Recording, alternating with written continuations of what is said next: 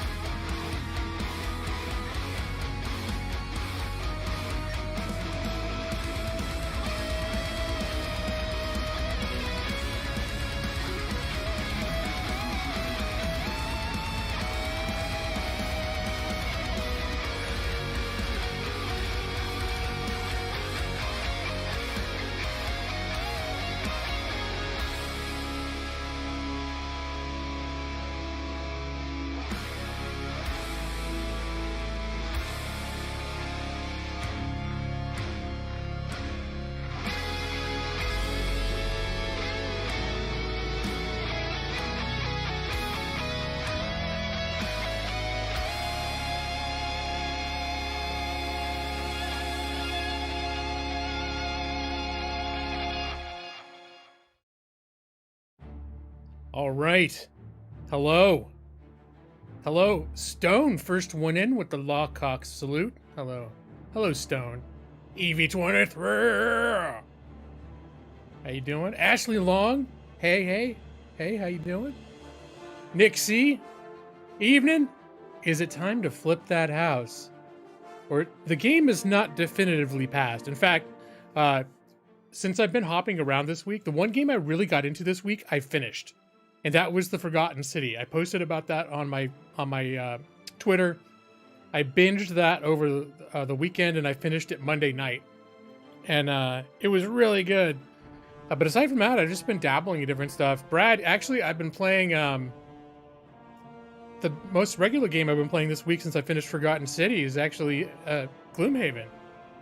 I've been playing about an hour and a half of Gloomhaven a night, just to practice and wrap my head around it. It's a hard game, and Nick was actually asking maybe for me to just show Gloomhaven, so I might do that a little later. I don't think Gloomhaven is the type of game that I'd be good at streaming because I have to sit there and think real hard.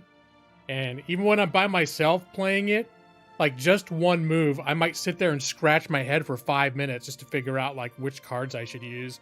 That I would be absolutely useless doing that on a stream, at least until if I got better at it, where things became a little more intuitive. But I don't know, I probably put about 10 hours in that so far, and I'm definitely learning some of the pitfalls. Like the first mission you go on, you're like, oh, this is cool card, and then all of a sudden you realize decisions you made at 45 minutes ago totally screwed you, and you can't finish the scenario and you lose.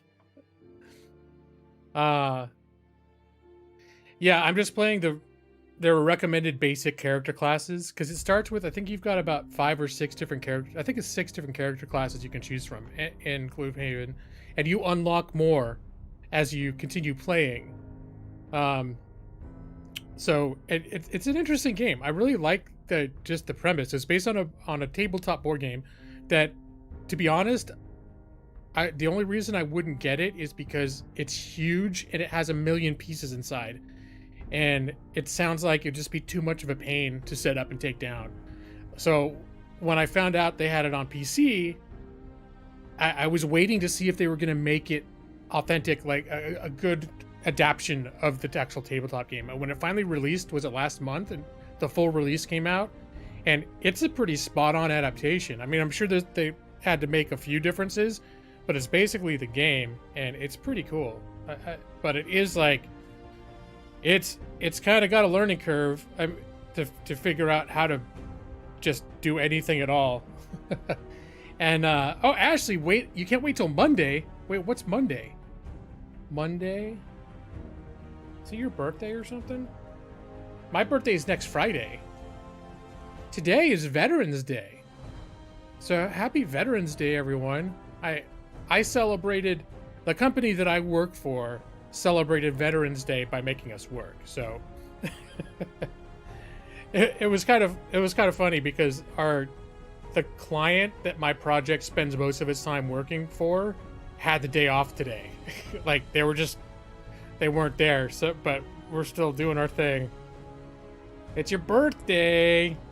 All right. Well, that means actually maybe I should sing. We got a couple choices because I'll probably stream on my birthday next week. So I could sing you happy birthday on my birthday, or I could sing you happy birthday tonight because your birthday falls between this stream and that stream. So gotta decide. But yeah, House Flippers, that came in this month's Humble Monthly, and I unlocked it early because I was interested to play it. Because how like kind of weird, this is like a job game, it's like American Truck Simulator, and this is a little more like Viscera Cleanup Detail, which I've played a couple times on my channel, except a little bit more focused. There's a little more gameplay and progression involved, but I was having a lot of fun with that, and that also caused me to brush off Thief Simulator, which is by the same publisher, because they made a reference to Thief Simulator in House Flipper. Like I was cleaning up a house, and apparently I clicked on something that I wasn't supposed to get rid of, and it counted as if I was attempting to sell it, and a thing popped up saying, no, you shouldn't sell that. That's not an honest way to make money. That doesn't belong to you. You're not playing Thief Simulator. I was like, oh shit, I should play Thief Simulator again. So actually I played a little bit of Thief Simulator this week. I don't know if any of you guys have played that, but that's like, it's an indie, kind of a rough game, but it's kind of fun. It's got some rough edges though. I picked it up. Oh god, my camera's going nuts. Son of a bitch. I guess it wasn't stable. Here. Are we good now? No, that's not good. All right, now I need to make some adjustments. I didn't realize it was just my new monitor doesn't have a really convenient place for it to grip. So when I have it up there, it's kind of like, it's really hard to get it stable. I think I can just use the digital pan. Oh.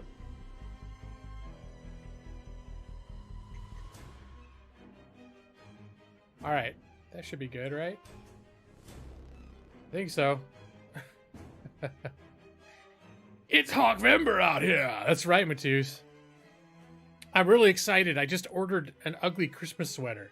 And it's a Lord of the... Facebook, oh my god, I swear Facebook is so... Their like covert ad data gathering is so on target. And I'm a person that doesn't really... I don't care about if the internet's collecting data to connect me with advertisers. Because if they didn't, then I wouldn't have this lovely Lord of the Rings sweater, Christmas sweater, that I ordered this evening after work. It's like got the Eye of Sauron in the middle and rings all across, and like mountains and the Fellowship walking underneath, and it's all like knit. It's pretty sweet. So that's something I'm pretty excited about, and that's coming out of October. I just brought up the idea of should I set up the Christmas tree, because one of my best friends posted a picture. They've already set up their Christmas tree. We've got like a fake, like a 5-footer. It's not big. And I think once we're thinking of moving probably the early part of next year, looking for another place. So hopefully we'll have a place where it'll make sense to have a bigger Christmas tree. But we have a nice little Christmas tree. And last year I didn't want to take it down. So that's where we're getting past October into Hawkvember. Already I'm kind of like, if we get the Christmas tree out. You have found that... Wait, you know this exact sweater I'm talking about, Matus? Yeah, it's pretty cool. In fact, let me see if I can find a picture of it. Now that I've ordered it.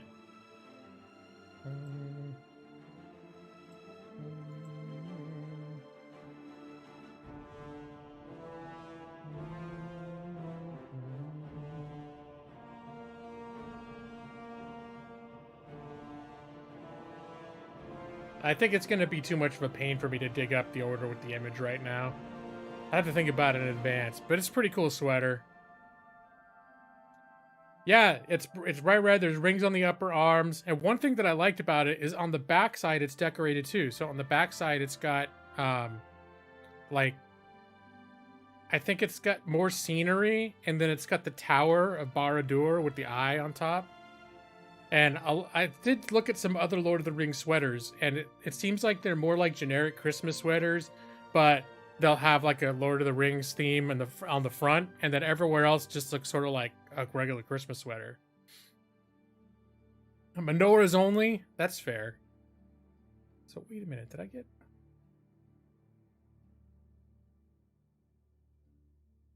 All right. How far can I push this before I see this? Okay, good.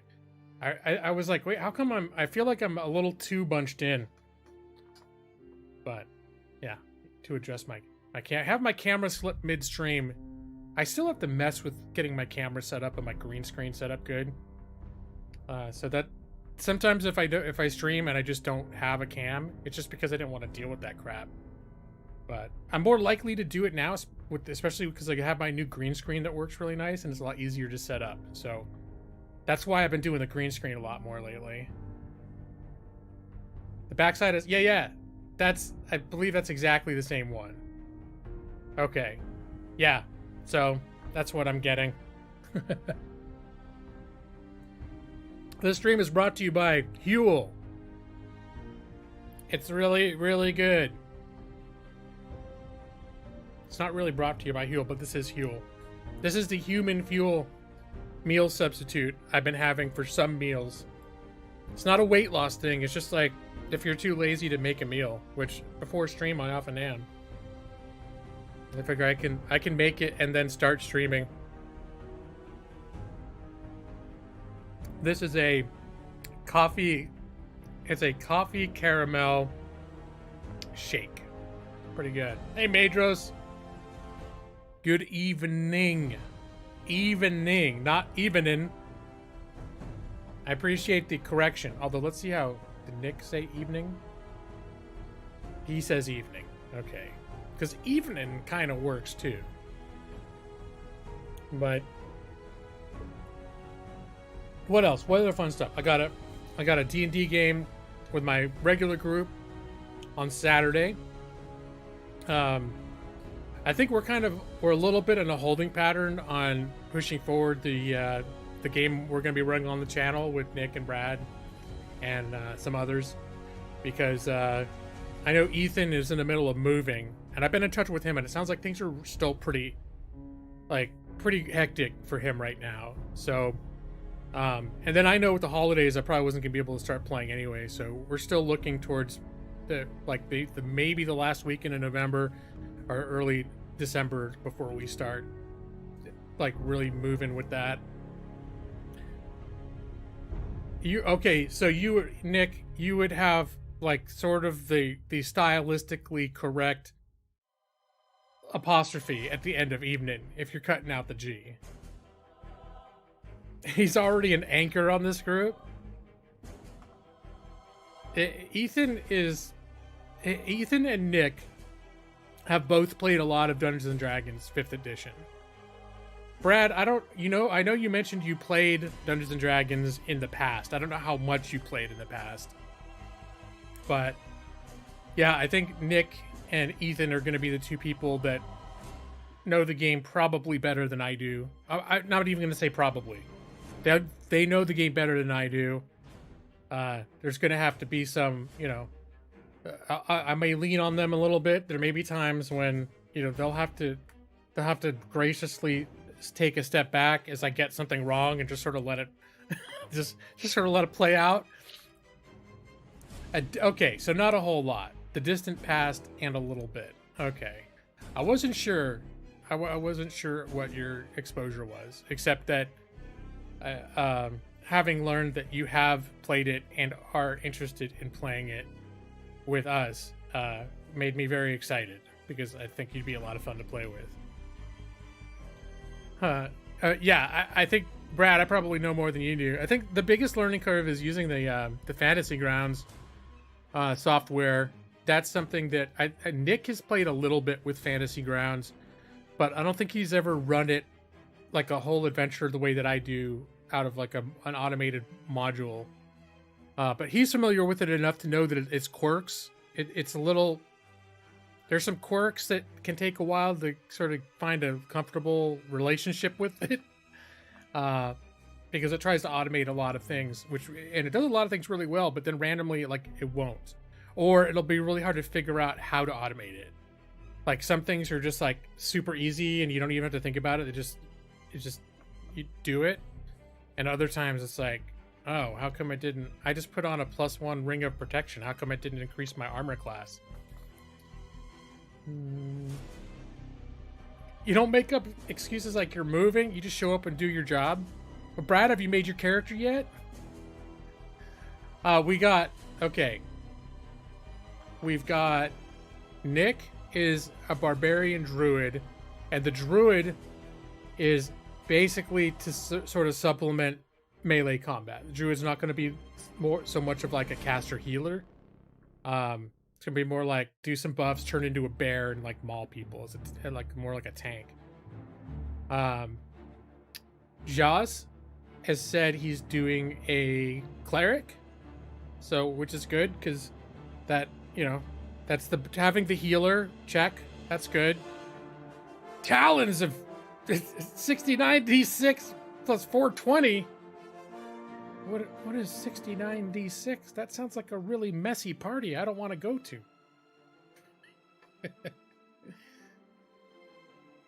Yeah, we're gonna do D&D, Ashley. We've been talking about it for a few weeks, 2 or 3 weeks now. It sort of came up because sometimes I have streams where at the end, where we're just hanging out in the thank you screen, I'll talk for another hour, and one of the topics people get me going off about is D&D, and it came up that like people would be interested in watching a D&D game if I streamed it. I know Keith knows about it because he was there that night.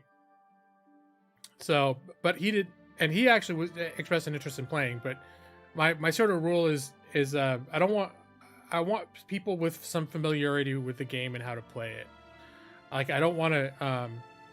Except my wife's gonna be playing, and she has some familiarity because we played like a session before, and I've told her how it works. She's probably gonna be the real greenhorn, but we're gonna make an exception because the whole reason I started playing D&D again is because I wanted to play with her. But then this other campaign suddenly happened with my old high school group, which is totally unexpected.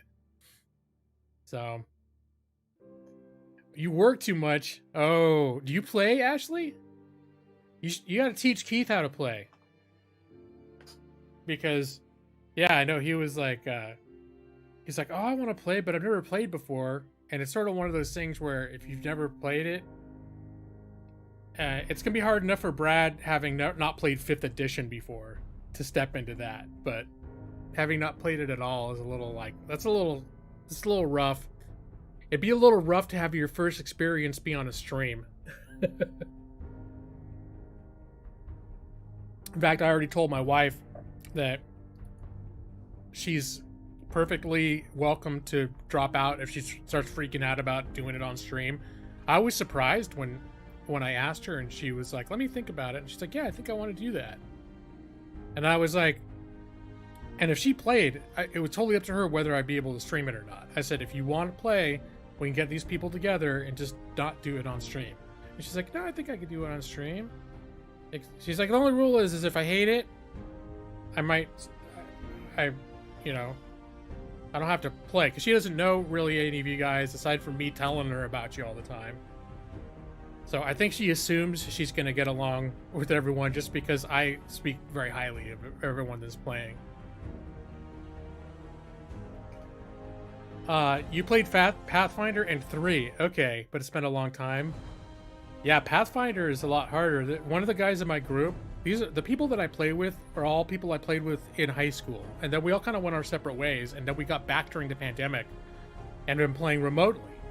And we've been having the best time. And a couple of them still played D&D, and one of them never stopped playing D&D. He's been DMing for ever since we got out of high school. He's been DMing for like 25 years.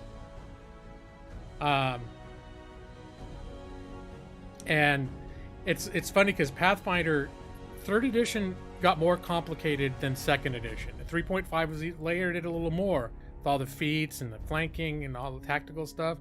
And then Pathfinder is like where 4th edition would have been if they'd stayed on that path. It's even more complicated. So I know my friend who's all into Pathfinder, he had quite an adjustment moving into 5th edition because 5th edition in a lot of ways boiled a lot of things down. They uncomplicated it quite a bit. They made a lot of stuff more like optional.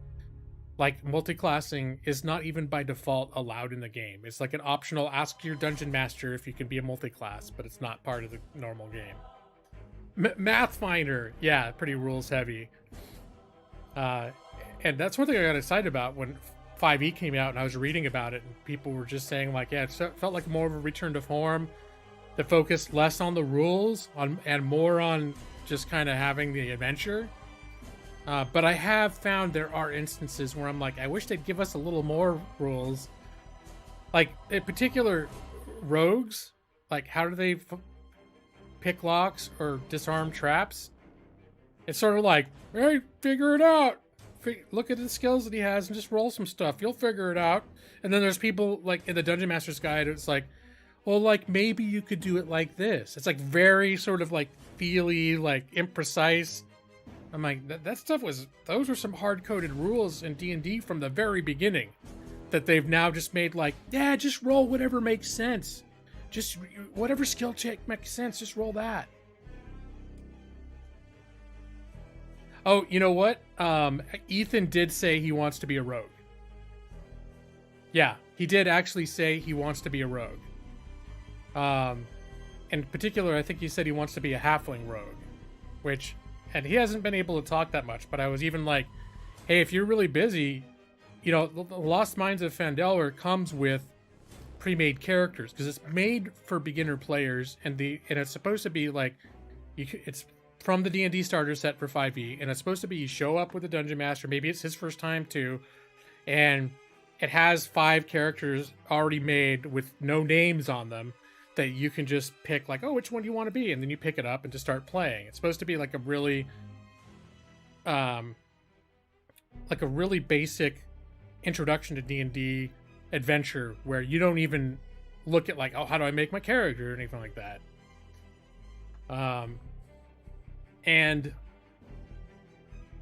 there's one in there, and these characters are all written with backgrounds already that tie very nicely into the adventure. Like their background details, they're already like, they know people who are in there. And for example, the halfling rogue, there is a halfling rogue that was made for the published adventure. And one of the things is like his aunt is a farmer in this town where we're going to, and he's got a little history in that town as a rogue. He'd been in some trouble, and he had like some time ago he was in like a little, or she, whatever it is, it doesn't say. You decide once you make it. Had a little trouble with some of the local like ruffians in the area and had to leave to let things cool off for a little while. So that's an example where I'm like, that would be for. If he's too busy to come up with a character, like just use that one. You can name it whatever you want and give it other personality traits, but like that would be kind of cool. Let's see, more so story based with 5e. And you've been looking into getting the books? Yeah, it just seems like they're trying to make it less rules focused. And I don't know. I think Nick might have I've heard this said many times, and I think Nick may have been one of them. That if you were looking for a game that's all about just RP, there are probably better games than Dungeons and Dragons system-wise. But I know D&D wanted to de-emphasize the complexity, so people aren't, for example, rolling their character. They're still min-maxers, but people are not rolling so much because they want to squeeze every last drop of efficiency. Although Nick has told me that him and his friends who've played forever, it does still turn into that for people to play a lot. After you've done it long enough, you learn like, oh, that's totally suboptimal. You're screwing yourself if you don't do X, Y, and Z building your character. But Yeah, Gloomhaven, I would recommend for the computer version waiting for a sale. Um, because I bought it because I just had my eye on the real game is like over $100, and I've had my eye on it for years, but I just never wanted to mess with setting it up and all I mean, supposedly people make whole hobbies out of just organizing their Gloomhaven box, all the stuff in it. Brad only cares about efficiency. Well, that's fine.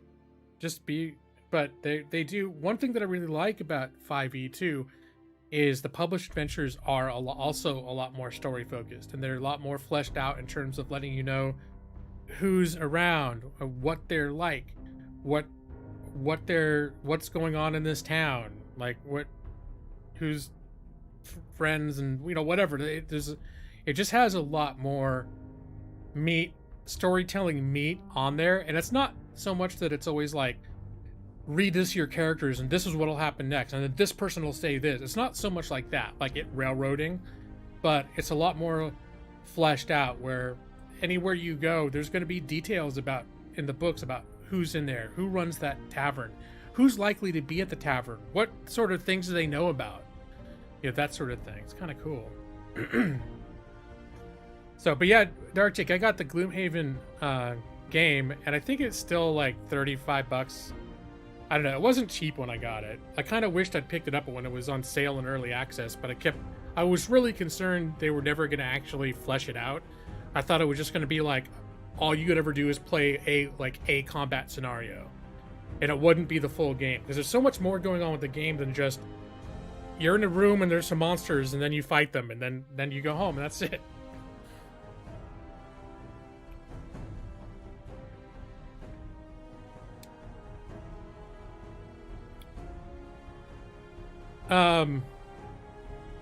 No, you could be a warlock.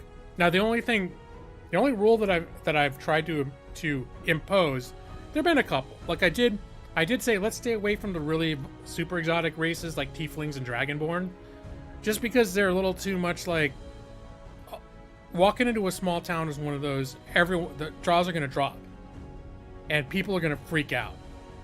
And realistically,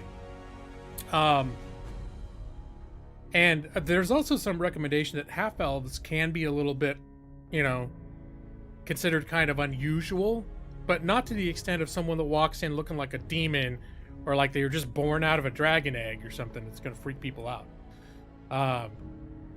A warlock is kind of like a shady class a little bit, but so is a rogue, The main rule when it comes to character concept is I want to make sure everybody's going to make a character that it's not going to be like pulling teeth to get them to participate in adventure. So if it's like, I had this rule before, and then the character, my one friend in our group now made a druid, and he's like, oh, she's a hermit and she hates people and civilization and she only cares about her forest and she doesn't want to have. And so then I'm like, well, damn, why is she ever going to leave her forest to go help the community of Red Larch? It became like this big challenge for me to try to figure out how can we explain that she left her forest, and why is she grouping with people? She hates people. And why is she going to care about Red Larch? She hates town. She thinks they should all be like reclaimed by nature.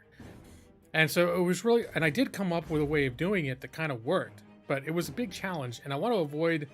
And then it became a little bit of an issue in game where every time the rest of the group's like, hey, well, these people need our help, we should do this, and she'd just be like, my character wouldn't care about that. She's only here because of the thing that she's pursuing. It's like, okay.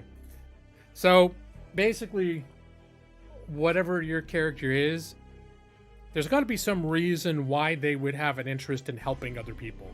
It doesn't have to be that they're super goody two-shoes. It could be selfish, but I don't want, I don't think an evil character would work. And it would have to be somebody that would, not be like a thorn in everyone else's side. Like, oh, I hate people and all I do is fight with other people. And whenever I'm in a group, like I sit in a corner and I brood and I hate them. And it's like the people make characters like that. It's like, no, we don't want to make a character that's going to be like you're going to role play as somebody unpleasant to play with, because at that point, role playing an unpleasant party member and just being an unpleasant party member start to meld together a little bit. All right, I'm probably missing a bunch of stuff. You're not going to be friends with Ethan's character? Why not? You get a legacy game? Oh, Space Base has, like, I have a Pandemic, one of the legacy ones. We'd still need to finish it, but we got that as a gift. I'm kind of the same way, where I'm like, that's kind of a lot of money for something you can only really play until it's done. They're dinosaurs. Although Nick said we can't. Nick said there is an adventure with the module. It's the only one he said he doesn't want to play, is the one with the dinosaurs in it. So Brad, if you really wanted to play with dinosaurs, talk to Nick. Because after we finish what we're playing, Lost Mines of Foundelver, is a shorter adventure. And afterwards, we're going to decide what to do next. Probably we may roll new characters and start a new adventure at level 1 and count what happened in that adventure as lore. Like, you could run into your old characters. But most of the big adventures, it's hard to pop in starting at 5th level without doing a lot of tailoring to them. Alley! Can you sit in a corner like a goblin? I don't know. As long as you're like a goblin that it's like a nice goblin. No, that's another thing too, that there's some supplements in D&D where you can actually, it tells you how to make characters that are normally monsters. You can make a goblin character and stuff, and that's another one of those things where it's like, I don't know if this is that kind of campaign where that's going to work out too well.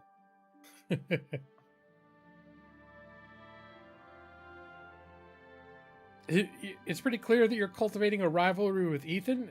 You're not sure why he's not here to get into it. Well, at a certain point, we're going to need to do a session 0. Especially because you all need to have some experience, an introduction to Fantasy Grounds before we play a real game. You need to know a little bit about how it works. So at some point before we actually play our first real game, I think we want to take an hour or two to just all get together, get into Fantasy Grounds for the first time. I might run like an unlisted test stream just to make sure that all my OBS stuff that I have set up for D&D is working right, that sort of thing. A little bit of fine-tuning. And that'd be a great time for you to discuss fine-tuning things about your character. That's actually can be a really cool thing, is if you do figure out ways that you guys come into the adventure where your characters, some of them maybe already know each other, and maybe they are rivals, or maybe one of them saved the other person's life and now they're friends, or they're in factions, allied factions that have had contact with each other in the past, that sort of thing. So yeah, I'm looking forward to it. But let me just make sure oh, Dark Jake.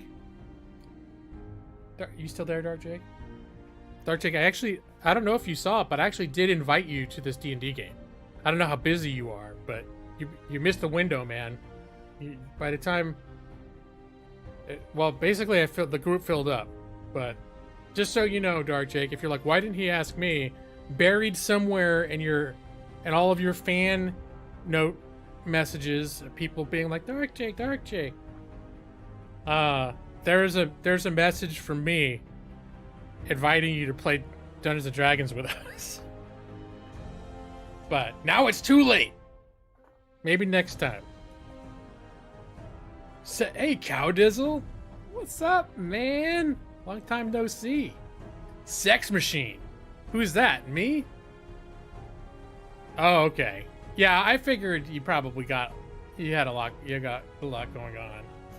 So that's also why I didn't want to make it like, I don't want to pressure anybody, because it should definitely be like, if you're gonna play, it should be because you super duper want to play, and I don't want anyone to feel like I'm like, will you please play with me? I'm trying, whatever. It's very much like, I know there's people who are interested, but there are people that I wanted to make sure knew I was doing it and give them an opportunity that if they wanted in, they could be in.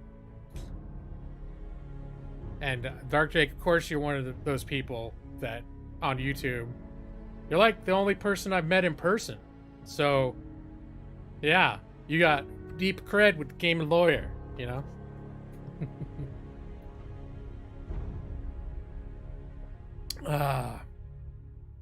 So, now the question is, what game should we play first? You guys want to see me do some house flipping?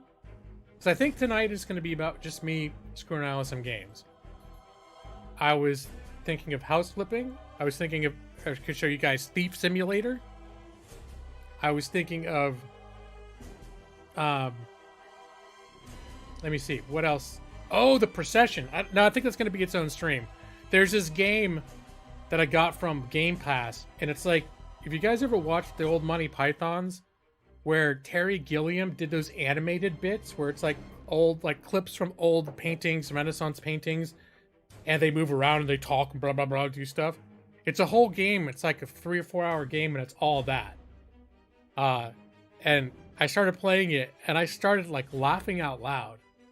And then I thought, okay, I'm going to save this and play it on stream some point. No, we're going to flip some houses. Flip some Monopoly boards.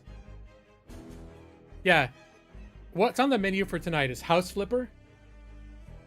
Possibly Thief Simulator, because that's kind of funny in its own way. If there was an interest, because I loved Forgotten City so much, I could show a little bit of that, but I wouldn't want to show too much, because it's really like, I don't want to spoil it for anybody.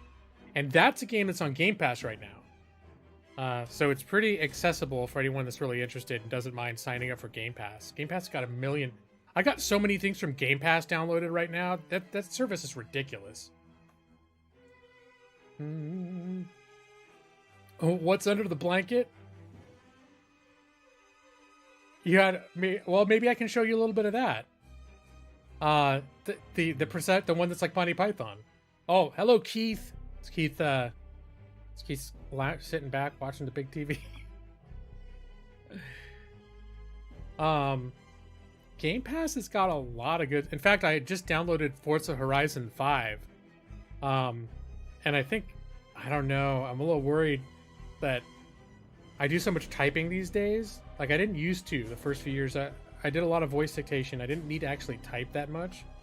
And now my job now is like I'm actually typing more. And when I started playing with the controller, and I was racing last night, I played for about an hour, hour and a half, and I was having fun, but my hand, maybe it's just it needs adjustment.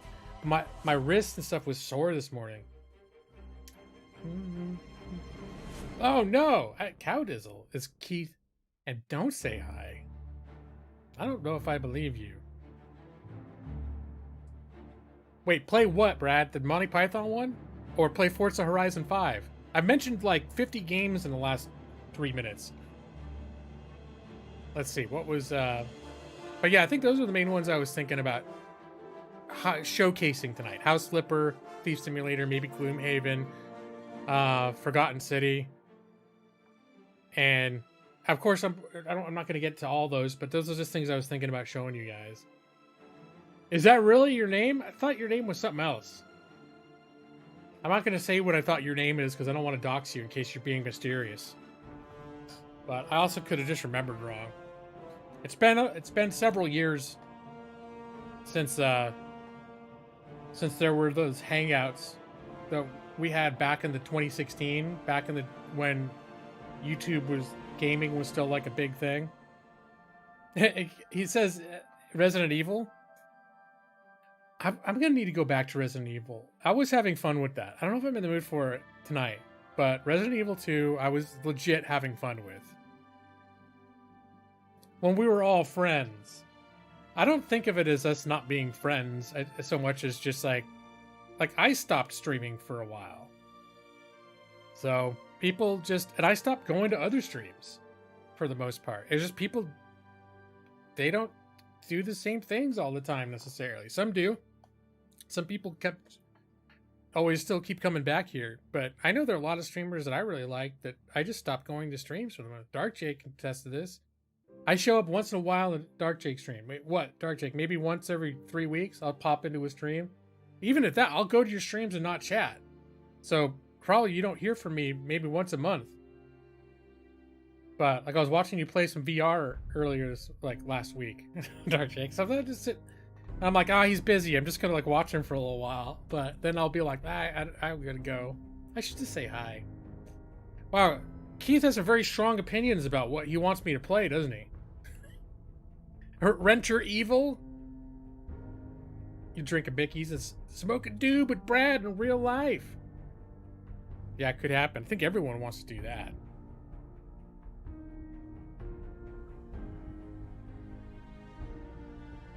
It's time to get serious about finishing up this Huel.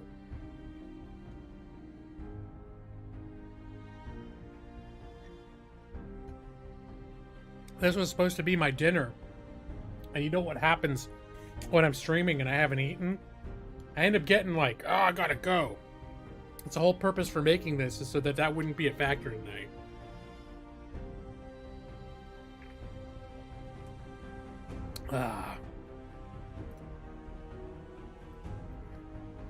Well, Keith is being a real backseat streamer, isn't he?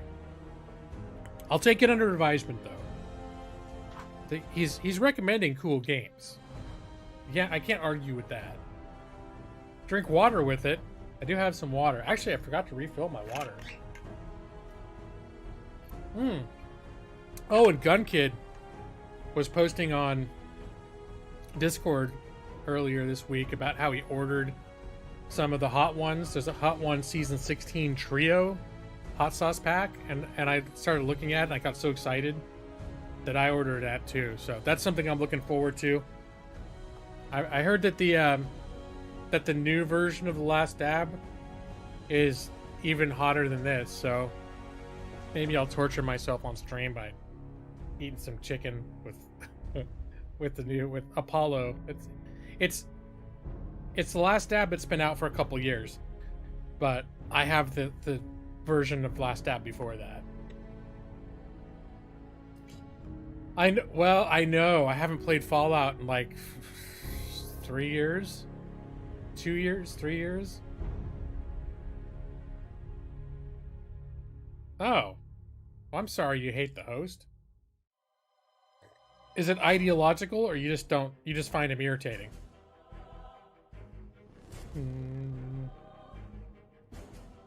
It went full circle. Me eating. Wait, what burrito did I eat? I don't remember the burrito. Did I eat a burrito on stream, or did I just talk about a burrito? I did eat a burrito on stream, didn't I? Was that Taco Bell? I had like a leftover Taco Bell burrito. Oh, Evie, you photographed your parents and brother last Saturday? They came into your new place and had you do like the pro photos? Oh, that's cool. How's that going, Evie? Is that still going good for you? It's been a few weeks now. The last I heard, it sounded like you were like really doing it on your own for the first time, which is really cool. He's the Ethan of interviewers. You don't find him engaging. Oh, I haven't heard anything. Well, I don't dig that deep. I don't dig that deep into people, but I would be disappointed to learn that he's an asshole in real life, because he seems like a really nice guy on the show. But you never know when like someone's, a performer. Streamers are a little different. You can have streamers that are like, pretty much just actually there are celebrities too that what you see is what you get, but not that. It's something that's a more like regulated format. That's not always the case. Oh, they bought a full digital album. Ooh, that's cool. Yeah, I really enjoy Hot Ones, and I enjoy his interview style. I don't have a problem with him. That's one thing I don't do is I don't do a lot of digging into.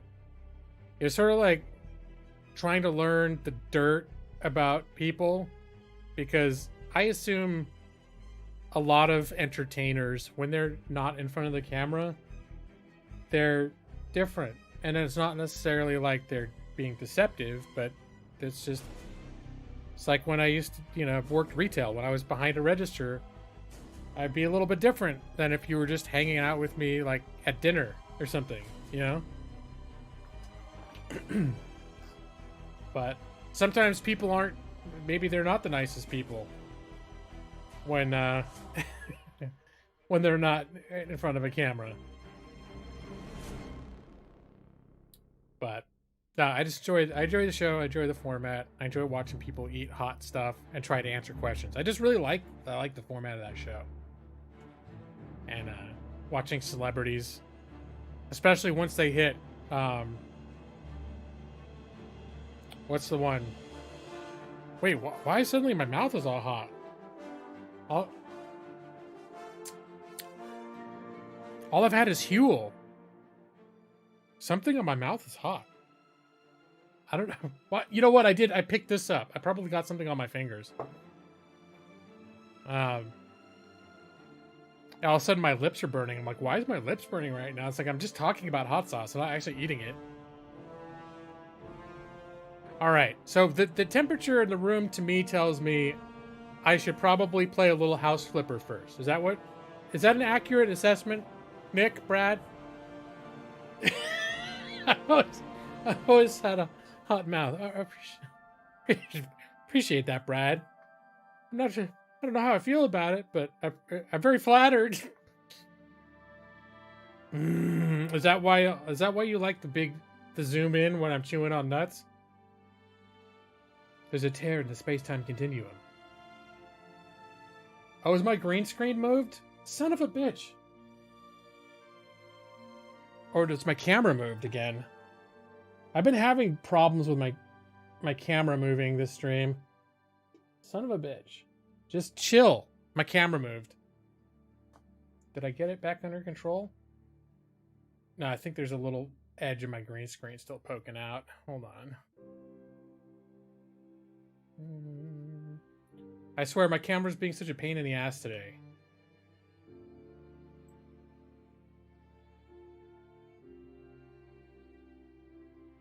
There. That should... Hopefully that takes care of it. Oh yeah, everything's different now. Oh, now I gotta move it again. Son of a bitch, why is it being such a pain in the ass?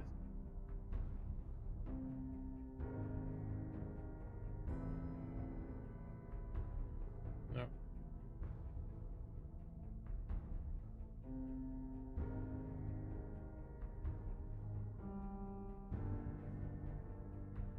All right.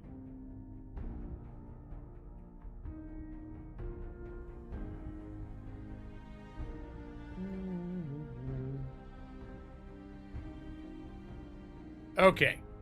We'll just leave it at that. Yeah, my camera is not secure on top of my monitor.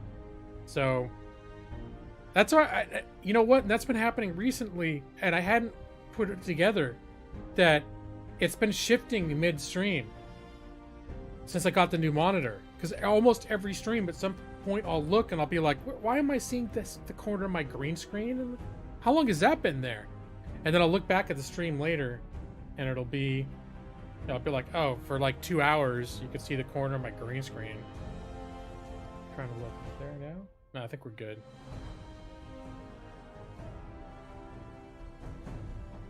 You think House Flipper will please many and displease few? What's Huel?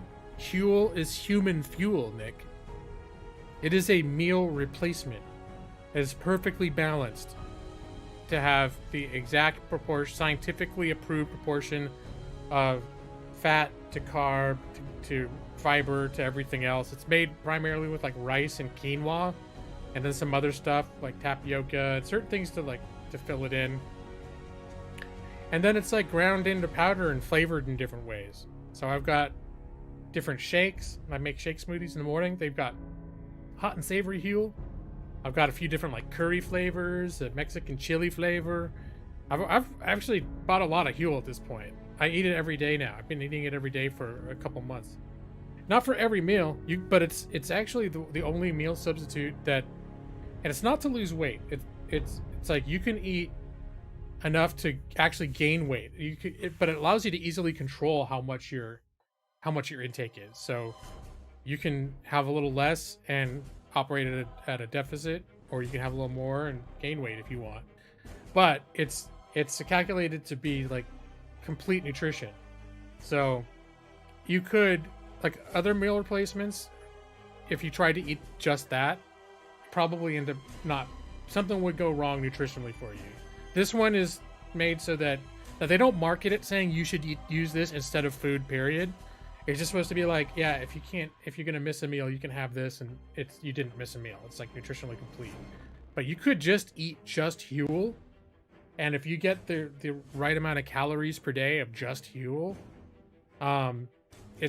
you could live off of it and be pretty healthy.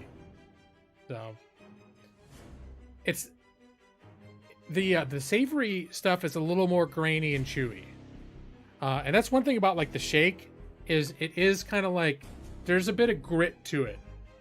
You can feel like the grains and stuff in there a little bit, but it's not like there's rice bits and stuff. But it's just like there's definitely like I don't know. You feel some texture in there, so it's not going to fool you.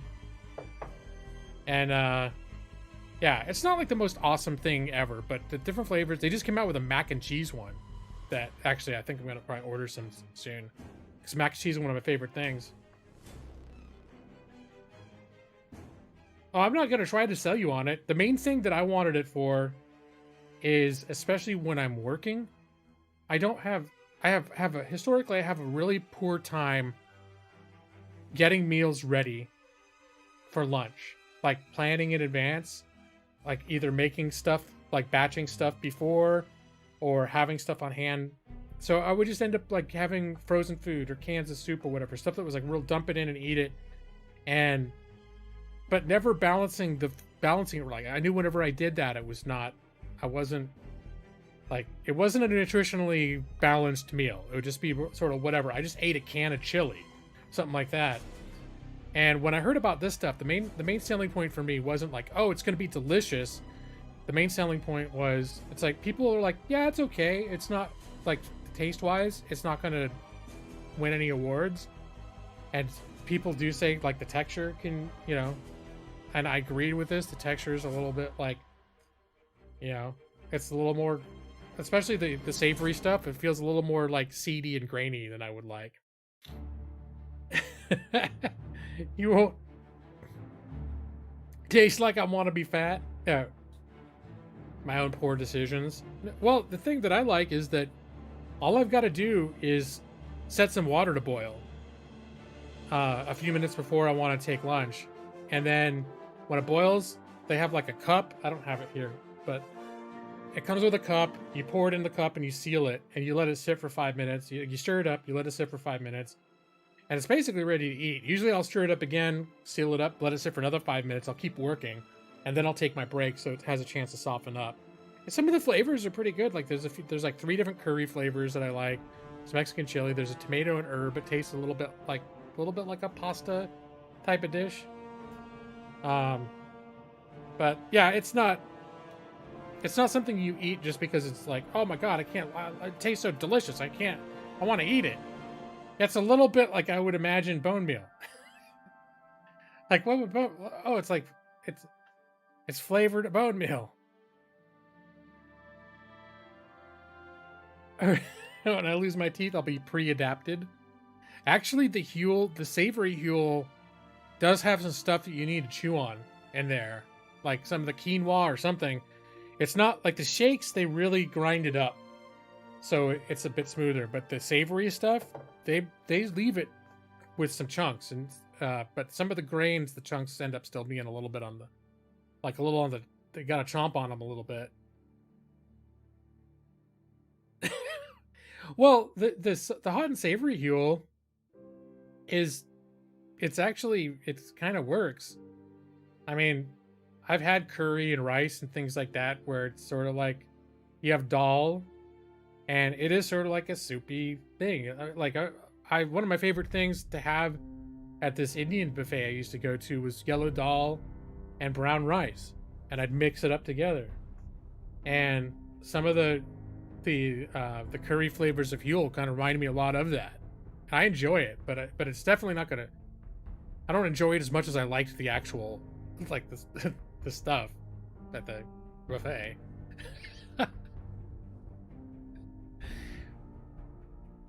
I'm making it worse and worse. Well, have you ever had brown rice where it's a little bit It's just got more chew to it. It's the same principle. I mean, all it is, that's what the main ingredient of Huel is, quinoa and brown rice. So the chunks that you're getting, that's what it is. There's nothing, it's not like some mysterious, like, oh, what kind, and they'll throw other stuff in, like in some of the curries, they have little like pineapple chunks, and there's one of them's a coconut curry, so it has some coconut in it. And there's nothing weird, mysterious, and nefarious in the Huel. It's just because they're balancing it for nutrition above flavor, and it's all the same base stuff. No matter what you're eating, whatever flavor it is, it's the Huel is like basically the same underlying substance. It's just in different flavors. Fill up your tank with Huel. Is that a real thing that they say? That sounds like something that could be on their thing. I love dal, Brad. Well, maybe because we used to go to that Hare Krishna buffet in LA, and they only had, like 2 or 3 entrees. It was very limited, but it was $8. It was we really enjoyed it. They had a pretty robust salad bar, and then there'd usually be like a couple of main Indian entrees and rice, and yeah, we used to love that.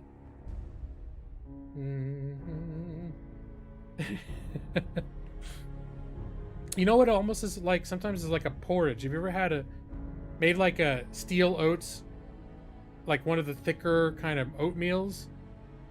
A lot of them are a little bit like if you made something out of one of those steel cut oatmeals, and just people do different types of oatmeals, like different porridges, and flavor it in all sorts of different ways. And that's actually what this reminds me of the most, because my wife is into the steel cut oatmeal, and she was into doing, she goes through phases where she'll do a different, like throw different things, different flavors into them. And Huel's, that's probably the closest to, like, what I remember of the stuff that she would make is a little bit what Huel, it's like to eat Huel, except Huel has a lot of different flavors, and it's a lot more, it's a lot more carefully calibrated exactly what's going into Huel nutritionally. You slather your body in Huel, it absorbs through your skin. Chicken tikka masala with naan bread. Yeah. Indian is literally your favorite kind of food, but dal isn't it? I never thought to have dal until I started going to that buffet where dal was often one of the 2 options. And I just called it the yellow stuff. We go in there, for a long time I didn't even remember what it was. I get 2 bowls, and I put some rice in each bowl. On one bowl I put a bunch of the yellow stuff, and the other bowl I put a bunch of the red stuff. And the red stuff, I don't even remember what that stuff was. But it was chunky and had lots of good flavor and tasted like there was chicken in it. It was all vegan, but it tasted like, I think it was dragon fruit in there, but it tasted like very tender chicken. And yeah, we fell in love with that place, and it was like, I don't know what that stuff is, but I want to eat more of it. Get me some more of the yellow stuff.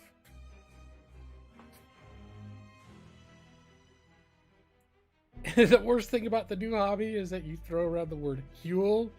Like, 1, it's a word, and like 2, like people know what it is. Well, whenever I brought up Huel, like usually when I bring up Huel, people do know what it is. Not that everyone does, but I've known quite a few people where I've asked, have you ever heard of Huel? And they're like, oh yeah, I've never tried it, but I've seen it. It's like, well, I've been eating Huel. It's a convenience. And it's a very healthy way to, if you're going to sub meals, if you don't want to think about what you're doing and just want a really easy way to prepare nutritionally complete meals, that's the main thing. It's like, it's what you eat when you don't want to have to think about what you're going to eat. And it's like, yeah, it tastes okay. And it gets the job done. And then you're full, and you just ate, what you ate, it was like really healthy. Okay. So there's another meal replacement company called Soylent. It's not Soylent Green, but it's supposed to be the same thing. It's called Soylent, except if you look into the nutrition on Soylent, it's really low calorie count. So it's if you tried to eat all of the tried to replace all your meals with recommended servings of Soylent, you would starve to death. It's like literally, if you're gonna, it's like have a V8. Like people would market like no time for a meal, have a V8. But if you're like, I'm just gonna have 3 cans of V8 a day as my sustenance, you're gonna be dead in about, I don't know, a month or 2. Well, vegetables aren't nutritionally complete unless you very carefully orchestrate which vegetables you're gonna eat. But it's probably healthier than what a lot of people have for lunch. You don't want to think about drinking. Well, okay, no, this is not curry. This feels like more like a protein shake. It's just got a little more grit to it than a regular protein shake because of the ingredients they use. But this didn't taste like curry. This tasted legit like a coffee salted caramel combo, and they've got a few different. Like in the mornings, I have vanilla, and I'll throw blueberries and a little bit of plain yogurt and banana, and some ice cubes and some water, and I grind it up, and it's actually really good. I enjoy. That's probably my favorite. Well, it varies because nutritionally it doesn't matter whether you're having the savory or the sweet. It's nutritionally it's all basically the same. It's sort of what you're in the mood for. So you've lived off whiskey and cigarettes, right. No, that's what I'm saying. Is you could do a lot worse than just having a bunch of vegetables for lunch. So, but I'm bad about that too. Because I don't know, they'll go bad, or I'll forget about them, or I'll just be like, I don't want vegetables. You know, Huel is very much like, you don't have to think about it. Just pour your hot water into it, and then 10 minutes later you eat it. And it's like, there you go. Perfectly nutritionally balanced. Oh man, why aren't more people turned on by the idea of gritty protein shake?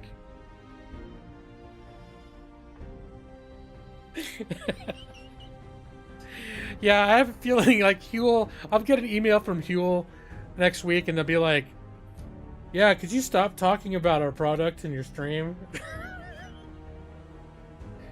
Like, if you just let us get to them through Facebook. That's how I found out about them, was through Facebook. And it turns out I really like it. It's not, I don't like it because it's delicious. I like it because overall it serves exactly like the function that I was looking for. But yeah, they're like, let us do the marketing. If anyone's interested, Facebook's awesome advertising data mining services will clue us into it, and we'll let them know. We don't want you telling all the screwed up gritty milkshakes. Don't stop talking about Huel.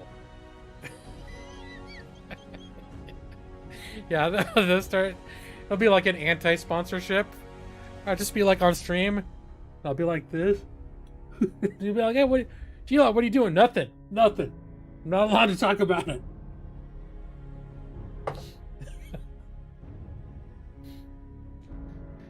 Alright. Let's do this.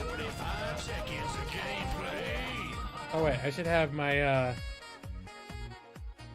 house flipper set up on my gamepad. And we're gonna do a little bit of house flipper-ish. Actually, I think I'm gonna show you the home base that I designed.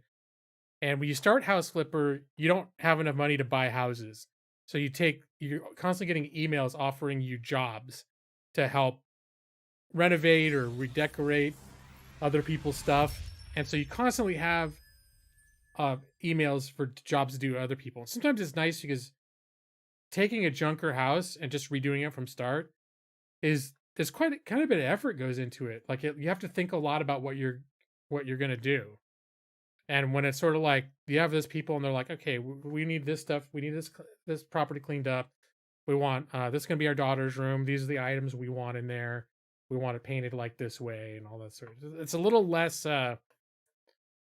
it's a little less like, especially for a stream, it's less for me to have to try to think about what I'm doing, which you know how I am.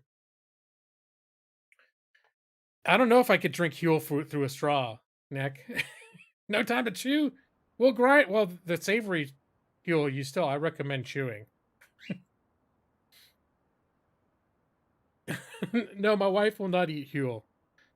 Although I've let her taste a couple of the things. Because the thing is, Huel is all completely vegan. Um, I've let her taste some of it, and she actually really liked this coffee caramel flavor, to the point where I was like, well, even though I got it for me, feel free to, if you're lunchtime, you want some, it's really easy to make. So, in fact, they have like a shake cup where you just put water and stuff in there and shake it, and it's got like a little strainer thing inside, so it gets mixed up. But really, I find the texture just doesn't. That's a little too grainy. Still, I have to put it through we put it through a blender. We've got like a Blend Tech. It's a pretty powerful blender. And I run it through there with some stuff to just smooth it out a little bit more. He was like, "Dear looking lawyer, please, we filed an injunction with the courts. Please stop talking about our product. You're not helping us." The Tank Mechanic Simulator has the same thing, same sort of email job system. Yeah, this would fit probably in the same genre. I don't know that it's the same studio, but it is vegan. Well, what a lot of shakes have is dairy. They'll have like whey protein powder or other dairy based. I don't know if some of them put egg, like dehydrated or powdered egg proteins or anything else, but that's usually, if you're gonna have something like that that's not vegan, it's because the protein they're using. Oh, yep, this is my house. You start with a little junker house. And in fact, I can show you the original house, but I made it up real nice. But this is and I actually bought the gardening there's a separate DLC for gardening to be able to do landscaping, so you can't by default have all these lovely garden decorations. One thing that's a little lame is, since they launched the garden DLC, if you don't own it, then every property you go to is just like the lawn. There's just out of control grass everywhere, and I'm like, how do I get rid of the grass? And it's like, oh, you have to buy the gardening DLC. And I'm like, well, I think I can live without the gardening DLC. And after I played it for a few days, I'm like, you know what? That gardening DLC is starting to sound like a pretty sweet deal. Yeah. All right, Brad, why don't we compromise? And I will fully grant that many people would probably think it's terrible. I don't. I find it tolerable for my purposes, and I enjoy it to an extent. But I'm not going to sit here and say like, "Oh yeah, it's so great." Except for, honestly, this stuff is not bad. I some of the shakes, like the sweeter shakes, if I got a little bit of sweet tooth, I actually kind of crave it. So yeah, so this is my house. That, oh, I didn't replace. That was the original dirty welcome mat that came with it. But this place was a real junker when I first came in here. I don't know. Huel's actually got a reputation for having a fanatical following of people that are just like total Huel heads, and they're totally like total fanboys. I'll fight you type of people, and it's just like, yeah. So this is my office, and you can upload stuff from your own hard drive. So that's actually my lady. This is one of my favorite pictures of her, or with her little antennas. Someone took a picture of her at work a few years ago, and so this is like now my favorite picture of my wife. And yeah, so I made this my little like my little streaming setup. I actually work in the living room on my work laptop, but I had to definitely make sure to have like my cool office with my giant Lord of the Rings map, my Indiana Jones poster. It's pretty cool. And yeah, so I picked out all like the paint, the color schemes, and everything else. And so this is the living room. Got a giant TV. This is where I actually do my when I'm looking up through my work emails. This is where I go. I posted up this is one of the pictures from our camping. We stayed at a cabin. About well, this is actually it was last December. That was almost a year ago. You were not prepared. This is a cool painting that was already in the house. It's one of the only things in the house that I didn't throw away. Mostly the house was just a bunch of trash and there were roaches everywhere and it was awful. This coffee table also was in the house already. The couch was garbage and that went, but I kept the coffee table and that painting. And just about everything else in here is stuff that I threw just about everything else out.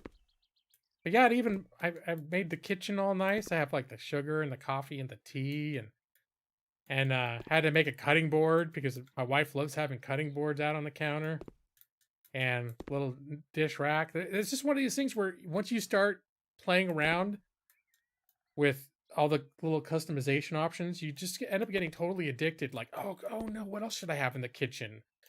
And all these things you fit together. And yeah, so it's just it's a lot of fun. There's my backyard.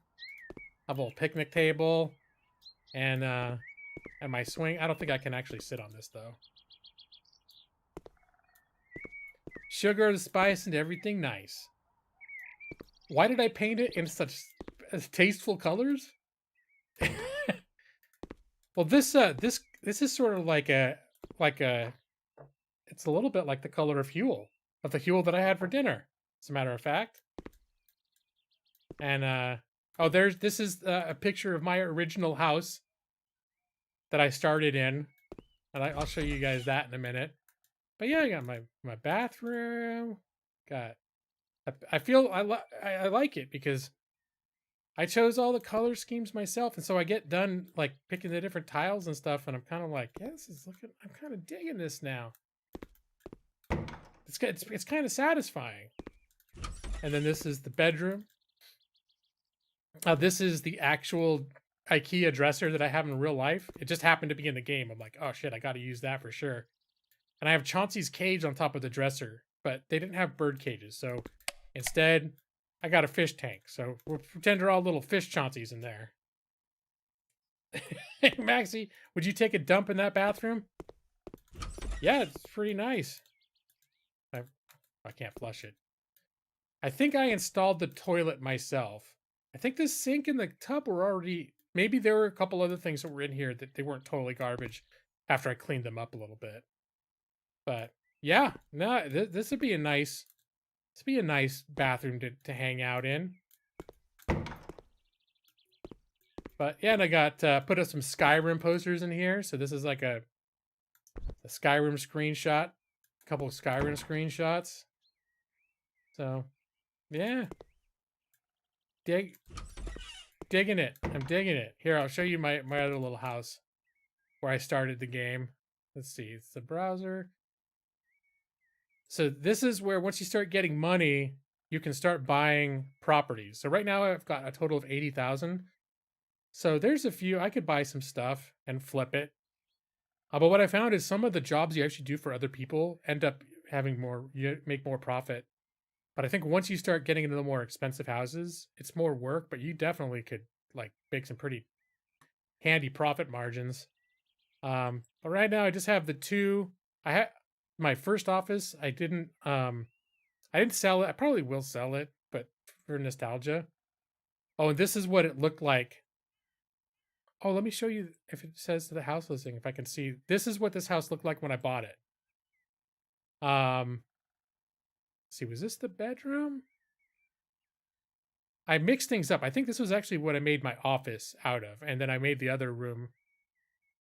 This was what's now the bedroom. I don't even know what this room was supposed to be. But that's the bedroom. That's the bathroom.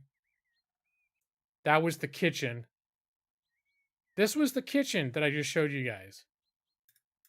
That's this. bedroom. This was the, yeah, you get the idea. You really get to see like how far it's come. In this one, you can have showers. And I've seen bathrooms in houses where they have both like a shower and a tub. I don't know if they have shower tub combos. But yeah, so you can go back and visit any of your old properties if you still own it. So this is what the house looked like before I bought it. Flushing is optional. So you can see right through the window. I have the picture of my wife and did a bigger one there. And this one I just did a little landscaping just for proof of concept. And mowed the lawn. It was making me nuts not being able to mow the lawns. This one's really bare bones. Like this fridge doesn't even, there wasn't even a fridge in here to begin with. And I was like, oh, how's it going to go without a fridge? So yeah, this is the whole, and here's the shower, stand-up shower here. But yeah, so this is my whole, it's Lost Mines of Phandelver cover art. Good stuff. But yeah. So we'll go back to the office.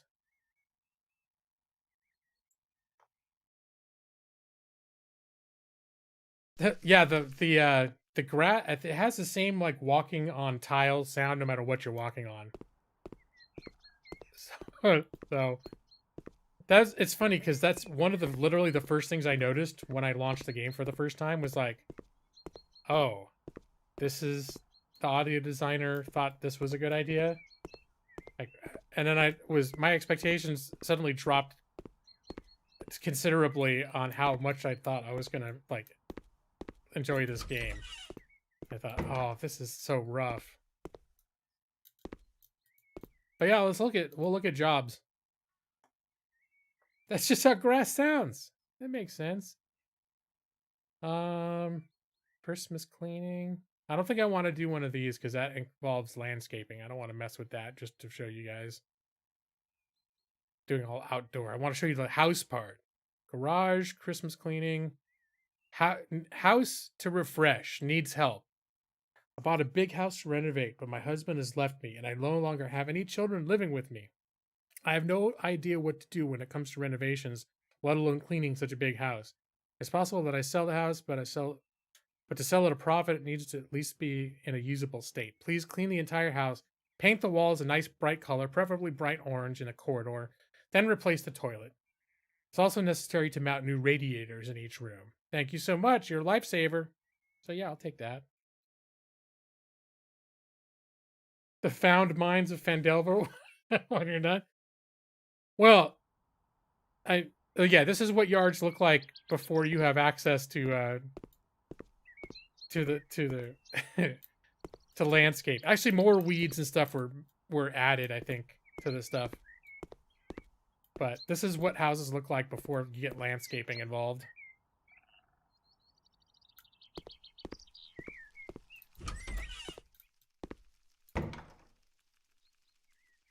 Your character traits: hates Ethan and his character, wishes a campaign world had a gritty, chunky meal replacement shake, and won't shut up about it. Are you going to work that right into your character concept? The fact that you've already integrated Huel into a D&D campaign means that their marketing is already working on you, Brad. Flash forward 6 months, you're just going to be a total Huel head. Like, I was just making fun of Game Lawyer. Now I can't stop eating Huel. So just get rid of the garbage. Now, unlike Visser cleanup detail, the garbage actually is a lot easier to pick up.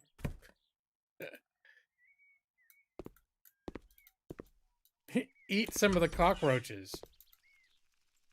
I can only pretend, because surprisingly, Brad, it's not a game mechanic. Although you have this game, so you've played this, right?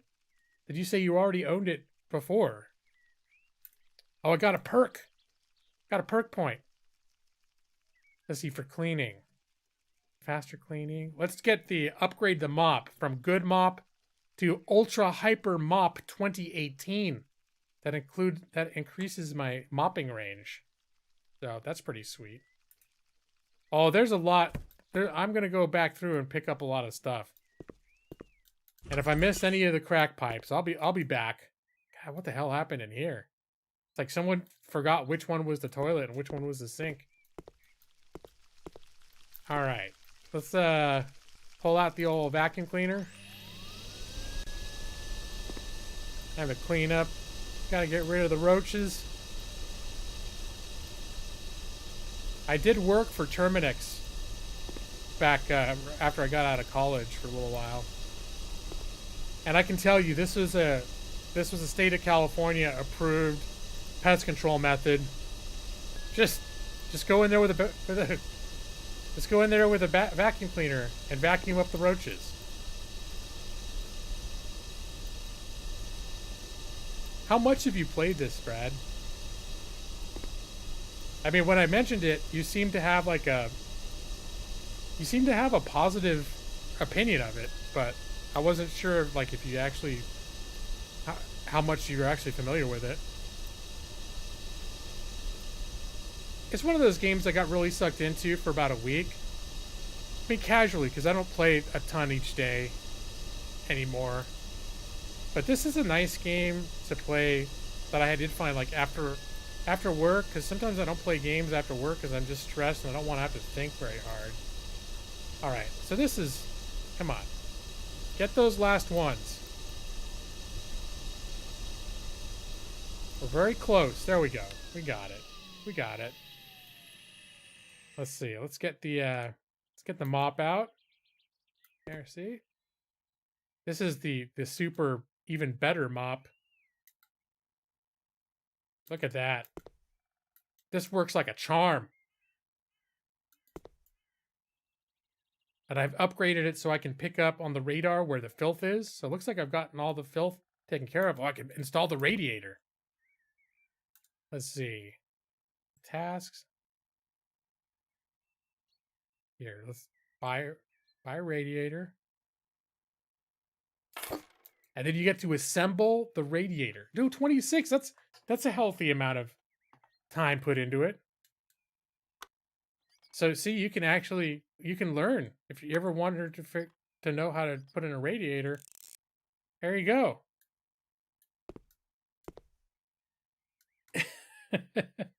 Yeah, mopping walls, it's great. Just remember, in real life, just get a really good mop, and you could just mop the hell out of everything.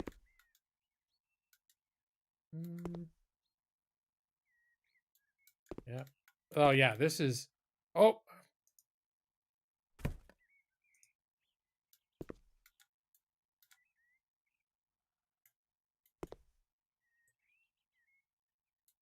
Where's the up here?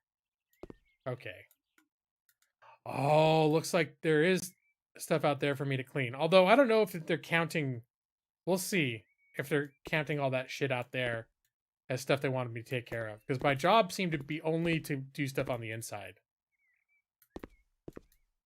Well, yeah, I guess when you upgrade and get the fancy one, it is a Swiffer. Mop is like, that's from the olden days. Swiffer is the future. All right, look at all the couch. Clean the couch.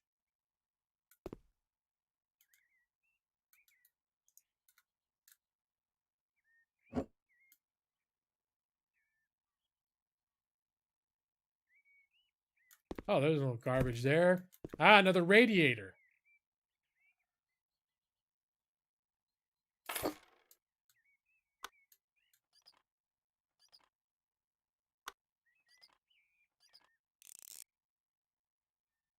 There we go.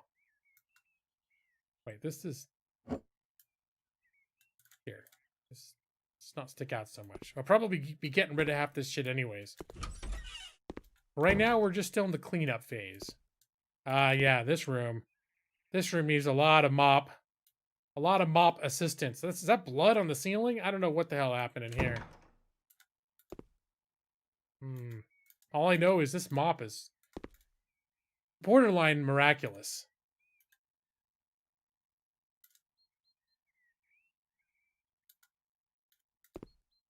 Oh, I think this toilet is done.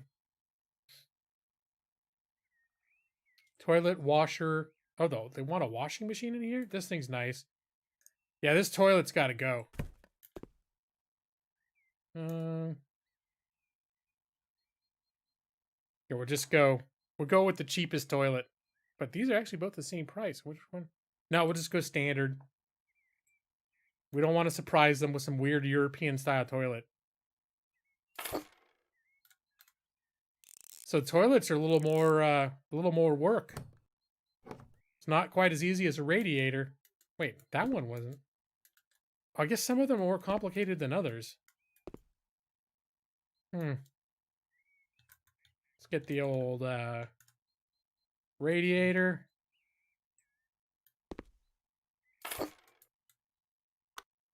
Yeah, some of the stuff is a lot more elaborate to set up. I'm gonna have to put a washing machine over here. Let's see, what's the cheap one? That's what we do.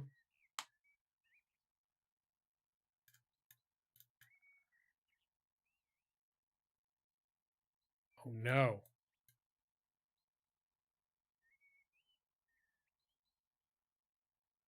Is it? Well, this is not working for me at all.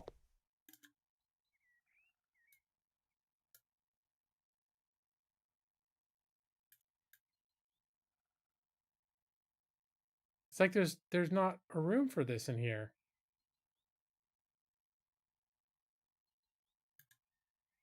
You can see right there where it wants to go in, but I think it's clipping into the radiator. Can we this is kind of unfortunate. Let's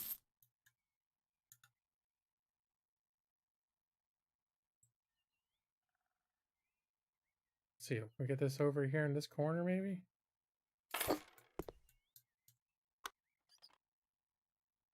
Ceiling Huel?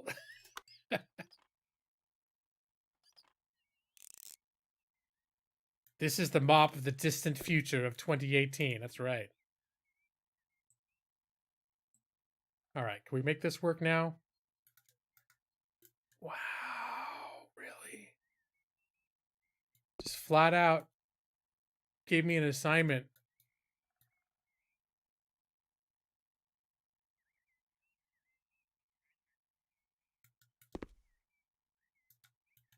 All right, I'm gonna have to. Oh, this is what it is. I have to have that open before I put it in there. Oh, silly me. I forgot about that. Now it should work.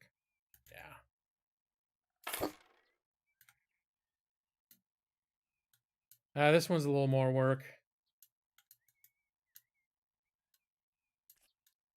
Watch a YouTube series about a family where the parents force the children to consume nothing but Huel. Well, I think you probably would enjoy that, because you've made it pretty clear you're not the biggest fan of kids. All right, where's that? There we go. That down.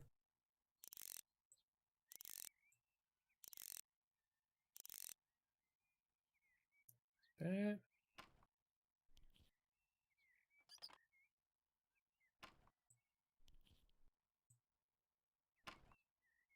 There we go. Actually, what else was he gonna clean the window? Oh yeah, the windows. Oh, I've got so good at this. This took practice.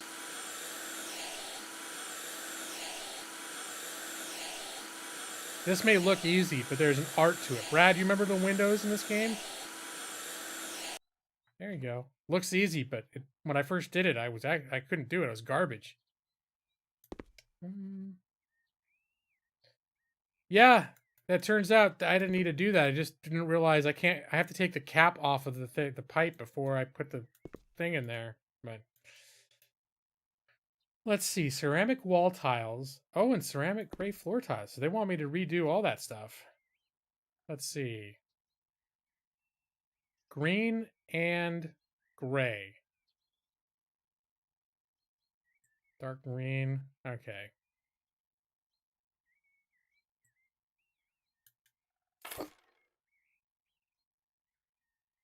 And let's get our... Wait, where's our... Here. The tiling. Here, I think I'll do green on these two walls and gray on those two walls.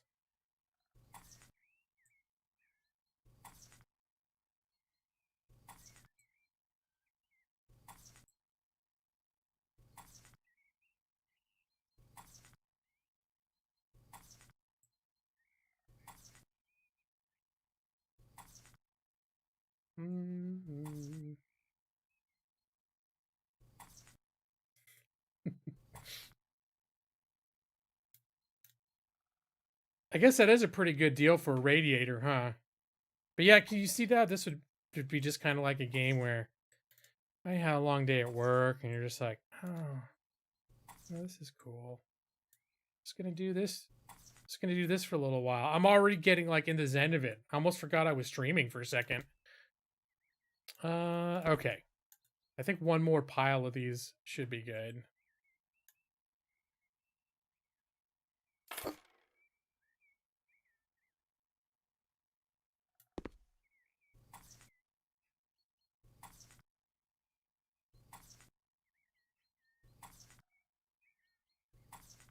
Oh, if I run out coming towards it, I think I'm gonna run out.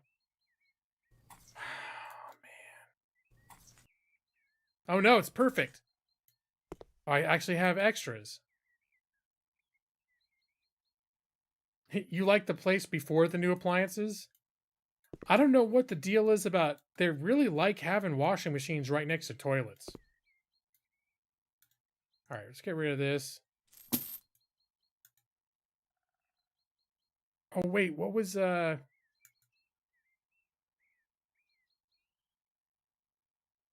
okay. Ceramic, so gray and green on the walls. And then gray on the floor? Oh, it's a different type of tile. Okay. Is that going to look weird, having the gray tiles on both places?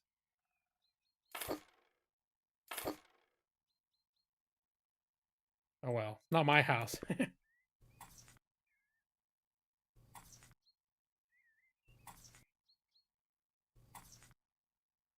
You know what? I don't remember what... I want to say that they're European.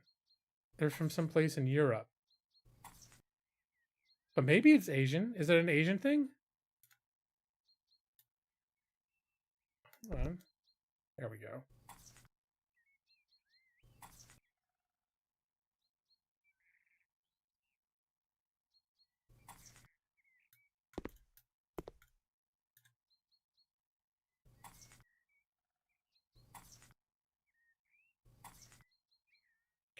Yeah, I don't think they have dryers. I think it's an all-in-one, you know? Watching me play is relaxing. Oh, you should wait. The painting. Oh my gosh, the painting is even more. I think the painting is one of my favorite parts of this game. All right, I guess so I didn't need that many tiles. Let's see. Let's get the let's see, they want us to use this for the floor. Oh, this is I think a little bit more automated. I can just do this. Nope. That's a little bit more like Sims. It's the only time they really let you cheese your way through something. Yeah, I'm thinking maybe green all the way around would have looked good, or at least, yeah. The gray feeding right into the gray. It's a little, I don't know. But they said they wanted gray and green on the walls, so I gave them what they wanted. I think the room is done. Yeah, everything's done in this room. Let's see. Paint with velvety peach. All right, let's do this room now. All right, let's do it. Let's do a bang-up job on this window. Here we go. Mad window cleaning skills. Oops, I missed a spot. Still mad skills. Look at that. Cleaning the shit out of these windows. I'm telling you. If it really paid the way these jobs pay for the amount of time you put in, I put in like 90 minutes into building up a house and I make 13 grand. I'm in a wrong line of work. Dryers are an exotic luxury. So they just do like clotheslines basically. They have a washer and then they do a clothesline. Just hang it up. All right, so got a little radiator going on in here. There we go with that. And oh, we got to repair the outlet. Where's the outlet at?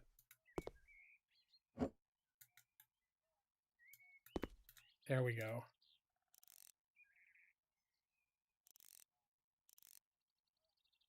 Get the new one in there.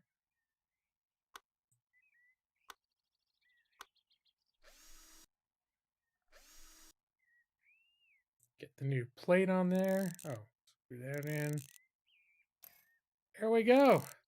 New outlet accomplished. Dryers are just like a US thing. Even like places like England and Australia, they don't do dryers.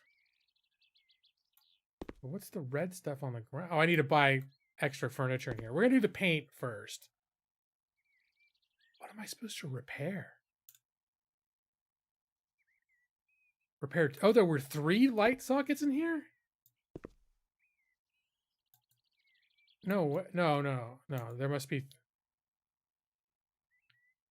Repair light bulb. Oh.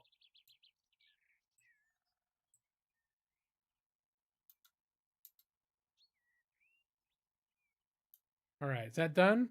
Okay, now... I don't think she wants furniture in here. Just going to be a room, a peach-colored room with a rocking chair. Let's just do a medium thing of velvety peach. Probably second. You know what? That might be enough, but 30. You know what? I think I'll do a medium, and if necessary, probably a small will be enough to grade. Not that it matters. I got 80 grand. I shouldn't be torturing myself over a few bucks, but you know, business. You know? Hey, Cecil, how you doing? Yeah, well, it's better now that I replaced the light bulbs. Let me see. But yeah, I don't know if it would be my first choice. Let's get the old roller. So the roller, you have to fill it up, and as you level up painting, you get better efficiency because it will deplete. You've got to keep dipping it back in here. And then also you can it's already bright enough in here. You can also start painting more. So at first you can only do 1 at a time like this, but then you upgrade, and now I can do 4 at a time. Oh, ran out of paint. Here we go. See, I don't know why this is so satisfying, but I'm like, oh, run out of paint.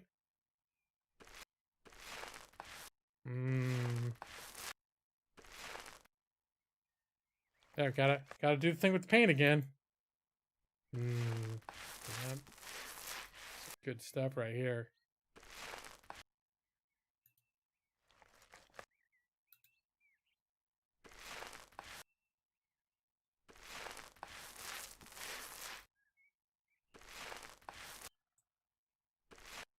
Oh.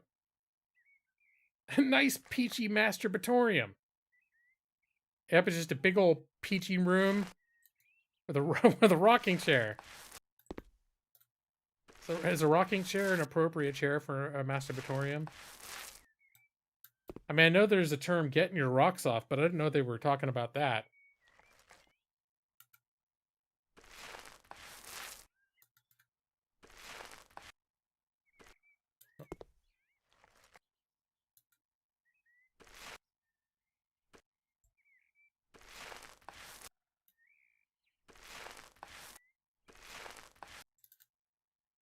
I need a refill. Okay. Well, I probably am gonna... I might get through the rest of this room. So am I gonna have to buy another like small thing of paint to finish this out? I think we're gonna finish it up without getting more paint. It's gonna be a little bit close though.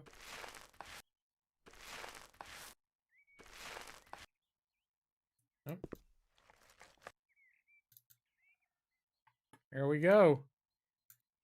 I don't think they're gonna make me use peach anywhere else. I hadn't even thought of that. Oh, sunny orange for this room. White. Coffee with milk. And moody cobalt. Okay, so none of the rooms are using the same color twice. So I'm just gonna get rid of that. Boop. Got 55 cents back worth of paint right there. Here, let's just there. You just sit. It's the whole room. You just come in here. Yeah, this room is really depressing. But, you know, it's what she wanted.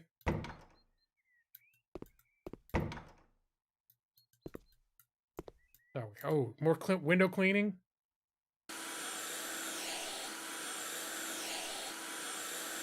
See, it's starting to get dark outside. I'll probably turn the lights on now. So in the other room, I think that light fixture had so many light bulbs, it was almost too much. Where's the light switch? All right. Oh, there's another window.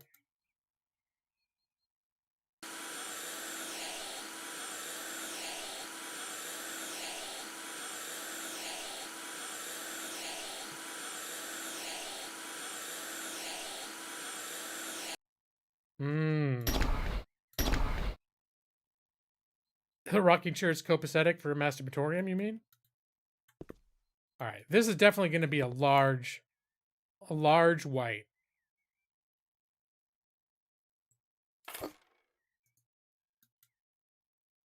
Now I can paint the wall. All right.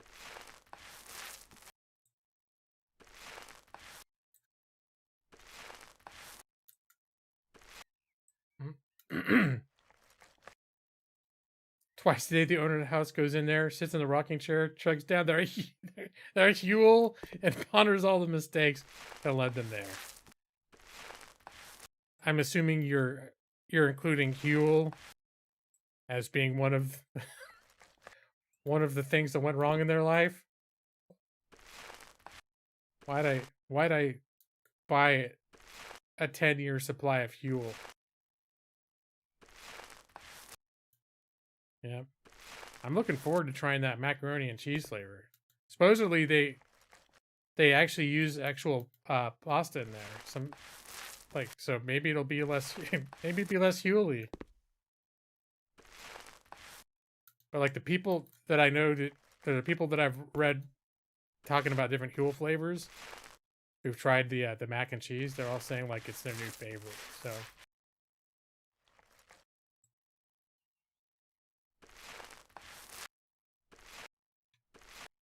yeah, that hood's a little high up, isn't it?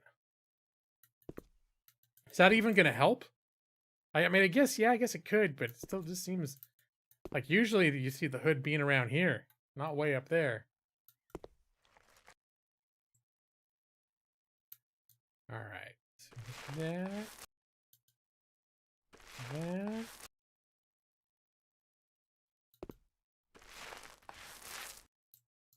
Reach the walls from here. Good.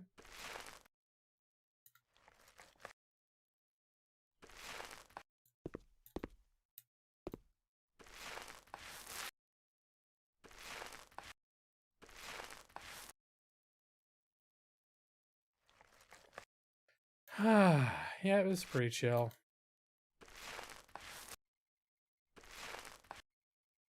So it's like it's not a game you could just play all day every day for then that's just like this is my hobby from now on, like people will play World of Warcraft or something. But it's definitely like a chill game, like just to play for an hour or two after work. Oh wait, that's it. I did it. This room's done. Although I do always like to in a room like this, kind of like the like to go with the white frames to make this area in here white.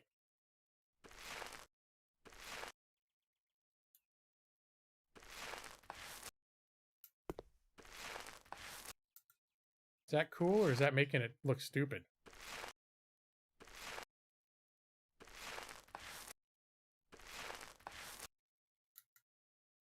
I realized there was still a little green part over there.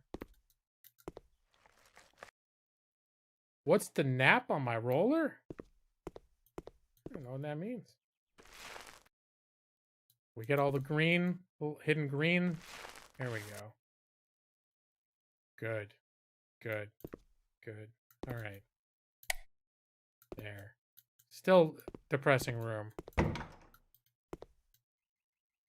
That's done. Let's see. There's still dirt in here. Oh, I haven't even cleaned up in here.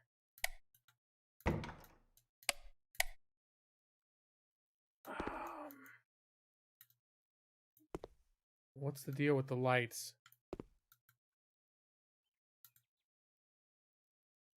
Oh, God, that's... Okay.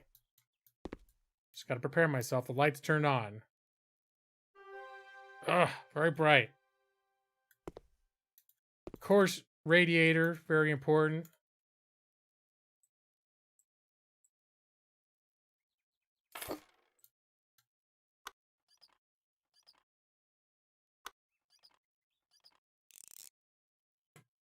Definitely some more. I forgot that there was still a room I hadn't gotten the dirt off of. Here, see, that couch doesn't look like it has feces all over it anymore. No one will ever know that that couch was just absolutely covered in fecal matter when I got in here. People are gonna have guests over. Guests are gonna be sitting on the couch, probably taking naps. They accidentally drop like some of their burrito on the couch, and they're like, "Oh, this couch is clean." They eat the burrito.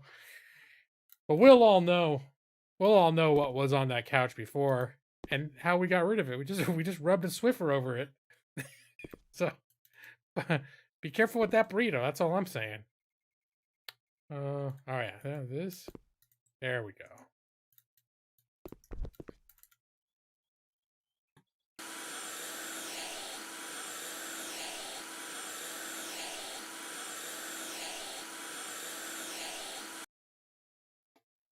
What if it made a game like this, but each house is haunted and you still have to renovate it? That'd be an extremely niche game, but I'd play it. I'm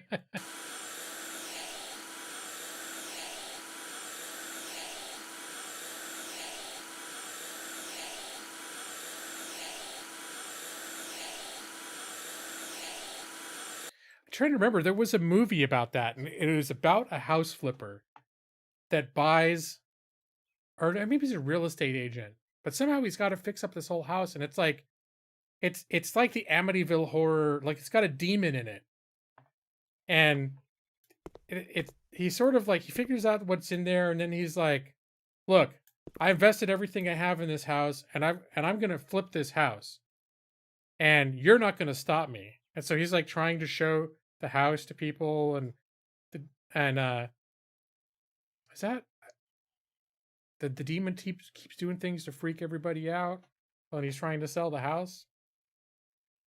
What was that movie? It was really funny, but I can't remember the title. It was on some streaming service. Okay, now it's time to paint coffee with milk. It's gonna be a large for sure.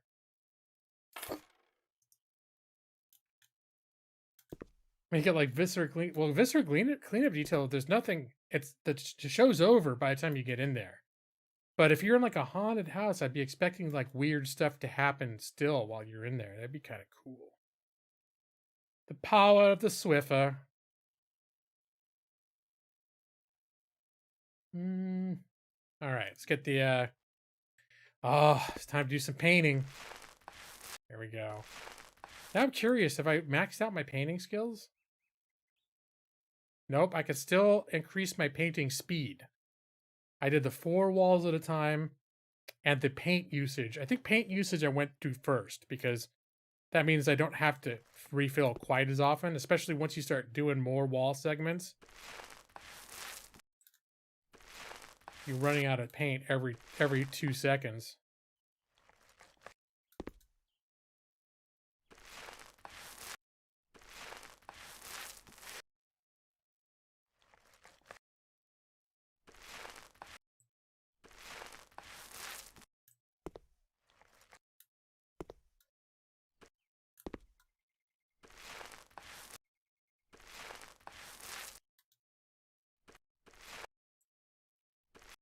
I think I'm going to use some more of that white paint over there. I like the white paint.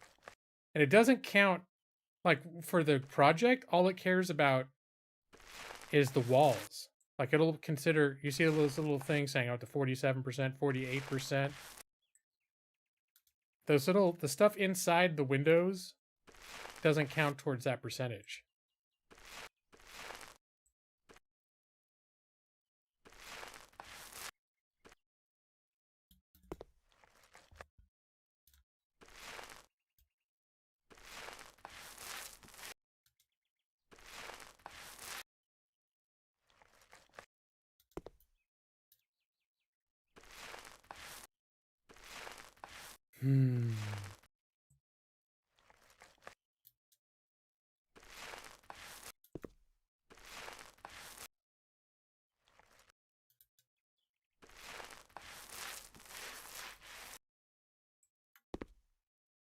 Oh, wait, what?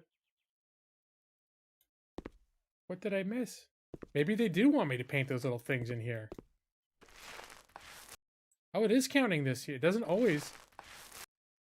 So I guess these are going to be... We're not going to paint these white in here.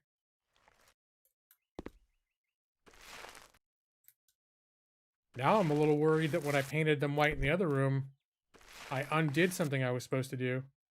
Nope. Right now the job is considered complete, I think. Everything is 100%. So yeah, we're done. Here, let's get this back. It's 13 bucks back in the pocket. Let's make sure we don't... Here, there's another 10 bucks back in the pocket. And apparently, taming their absolutely out of control yard, not my problem. They're not paying me to do it. Not gonna stress. So it's back to the office. Well, no. Oh, I wanted to complete the job. There we go. I've completed 80%. Oh, hold on. Oh, I needed to paint this room. I forgot about the hallway. Sunny orange. I think this should be good enough. I almost left with the job unfinished. After you get to a certain percentage, like 70 or 80%, it will let you complete the job. Like you can be like, all right, I'm done. But obviously you don't get paid as much. I don't think they have like reputational harm in this game. They're pretty hard if you didn't do all your jobs and the other people in the emails were like, yeah, we're gonna pay you a little less because we hear you're kind of an F up.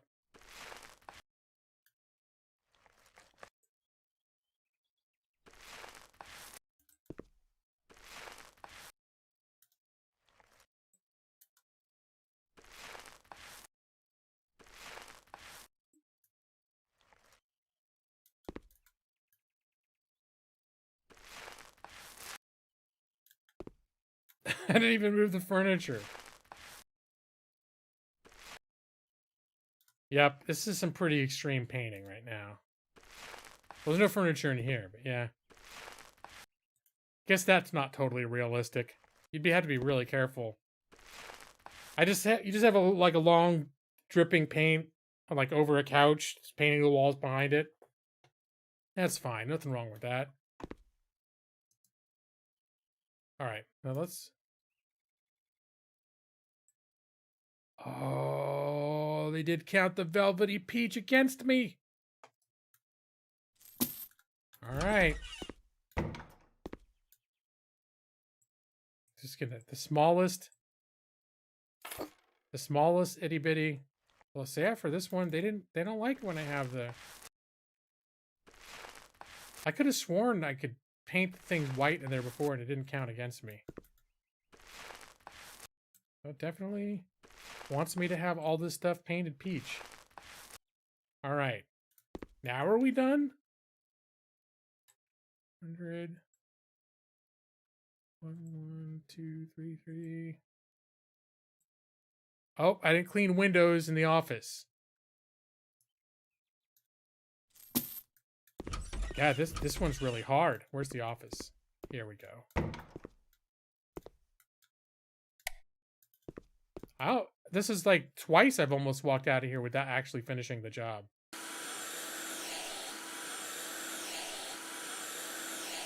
Oh, a little corner there. I got it.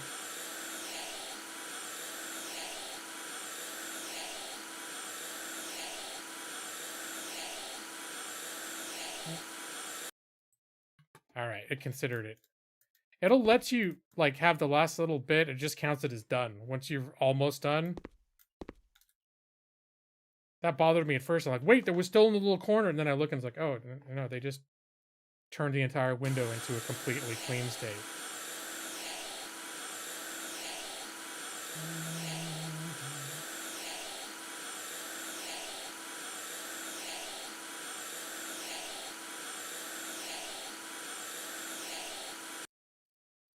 There we go. Yeah, you got to put it in the bucket, Maxie.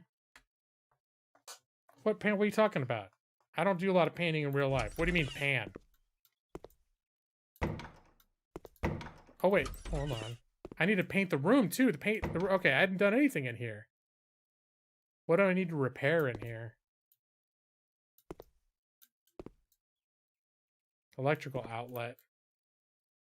Where's the electrical outlet? They're gonna make me work for it?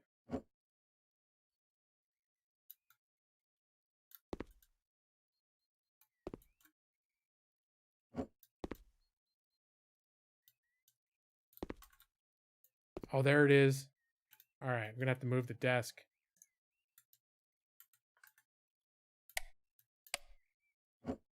Here, it's gonna have to move this out of the way.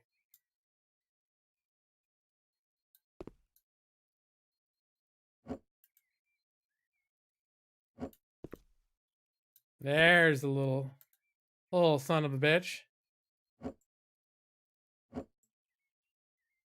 Oh, that was the... Wait, what am I supposed to repair? That's a cable thing. That's not a light. It's not an electrical outlet. I moved all this furniture for nothing. It was all for naught.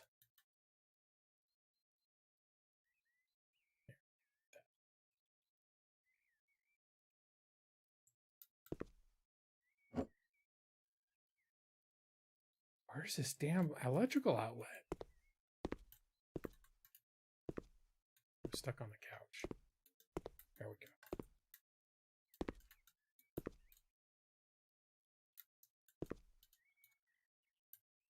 That looks like the only thing in this room that looks like an outlet is back there.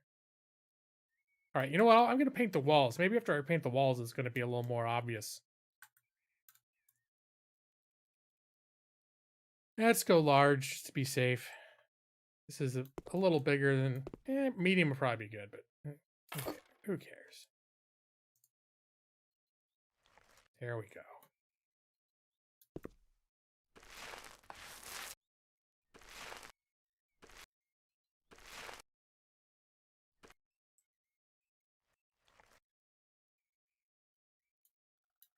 Do I have a theory on how every house is made of walls that look like this? What, like they've been, like this house was occupied during World War II, during a bombing raid?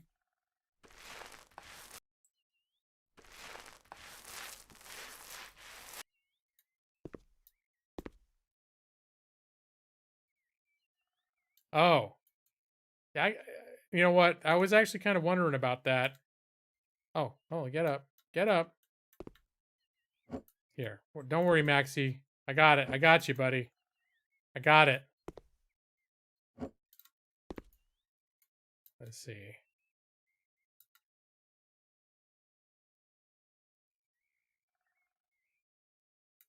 That look about... Hold on, stuck on. Nope, not quite. Just a smidge. think that's perfectly centered. I mean, it doesn't look good against this thing, but it is centered on that.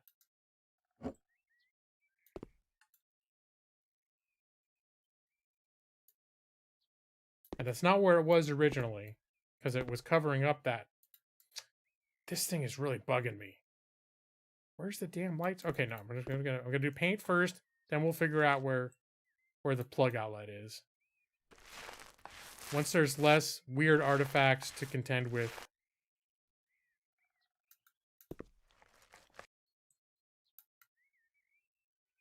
Yeah, well, now we can't open the...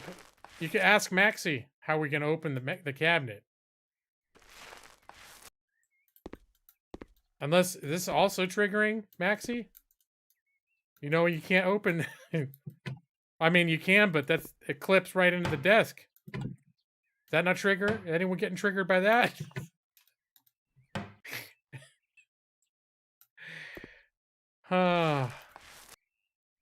Who knew how psychologically challenging and emotionally challenging it would be to redecorate a house? Put in the dining room. I wonder if they'd let me do that. Yeah, that definitely doesn't seem like it belongs in here. But if I move it to another room, are they going to be like, "Hey, that belongs in the office"?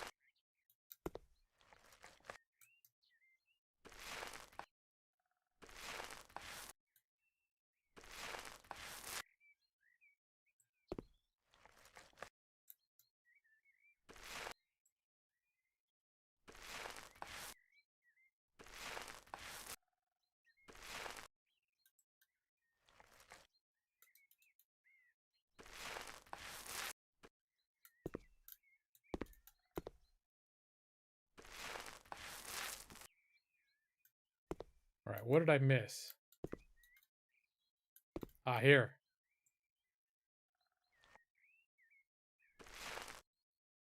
There we go.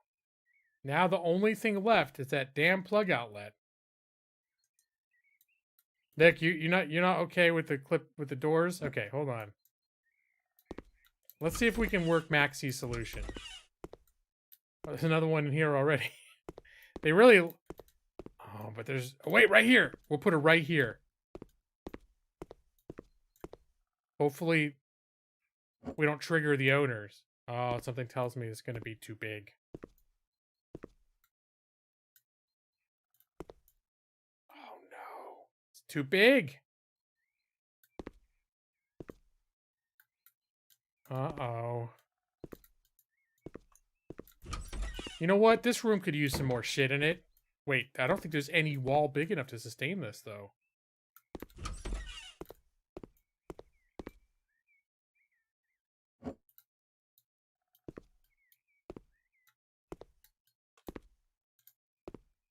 Ah, here we go. It's gonna live here. There. And she can put whatever, her knitting or her books in there. Oh, the electrical... Where's the electrical outlet? I'm really feeling like it should be this. What is this even doing down here?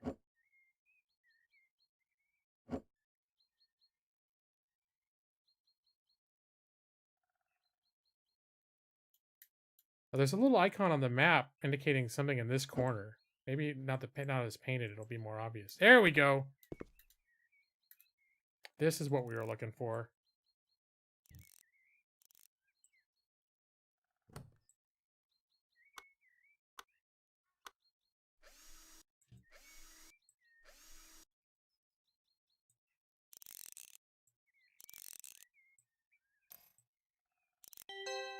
And now we're done.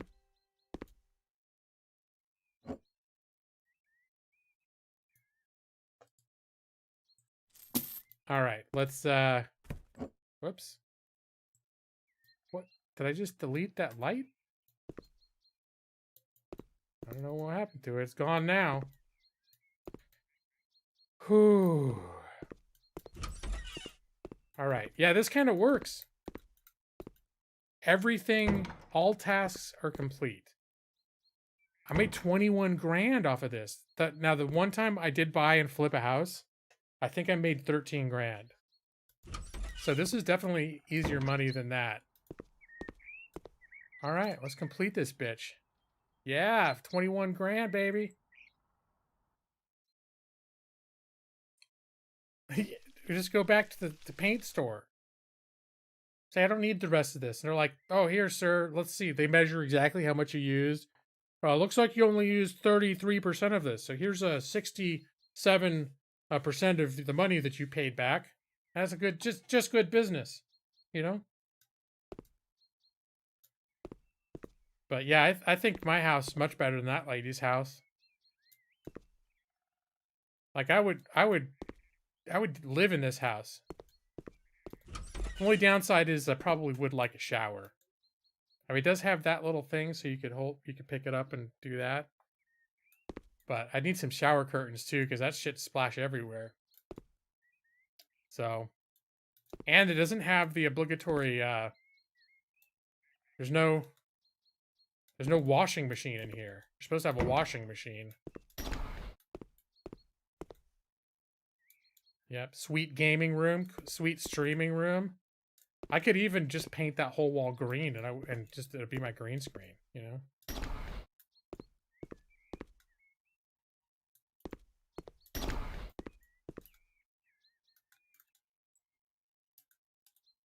Oh, I think this was a custom item. That's why I can't sit in it.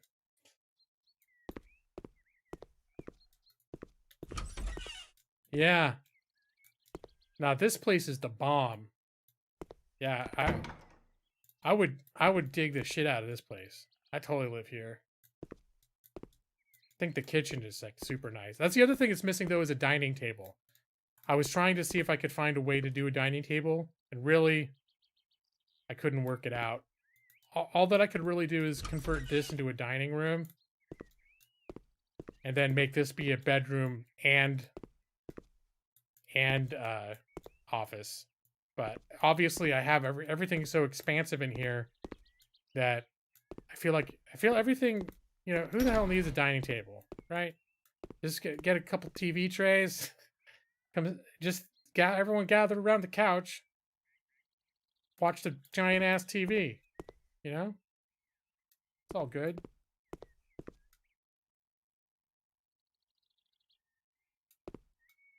Oh my god, yeah, where we play. I mean, in my own house, we actually have a huge coffee table. And that's where we play games. Like, people sit on the couch and we bring up other chairs. We don't have like a large dining size table in our current place.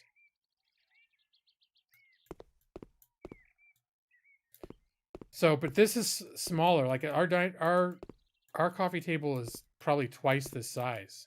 So you can really set up some big games on there. This one probably wouldn't work. So, yeah, well, it's not ideal. Someday, maybe I'll get an even bigger house. And I'll be able to fit all the stuff that I want. But, truth be told, like, if I had to make do, I could deal with this. This is pretty nice. This is classy. Come back here. Have a little iced tea. Sit in the swing. Have a little picnic. Hey, this is the dining room. Right? We just gonna have I have to get a canopy or something in case it rains. We can play our games right here on this table. So there's the solution.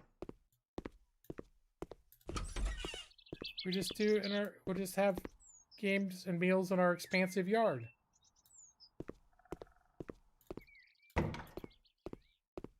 Yeah, this wouldn't work for D&D either. Actually, the table that we have is the table I had growing up, and in my family's house, the coffee table is like giant, and we used to play D&D around that.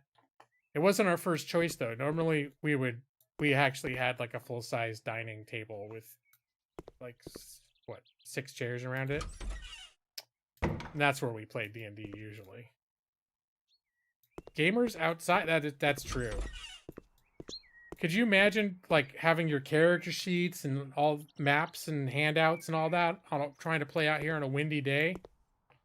You're right, Nick. It's a terrible idea. I think window covers are a little bit, they're finicky. I've tried using them once. Windows, curtains and blinds. Let me see. Maybe I could just do here. No, let's do just white.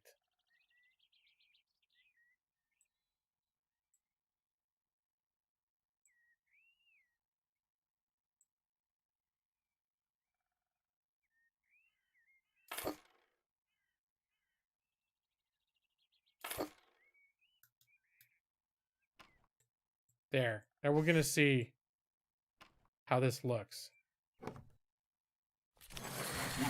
Ooh. There, see? That's nice. You want privacy? So you can keep, it still has a nice airy look.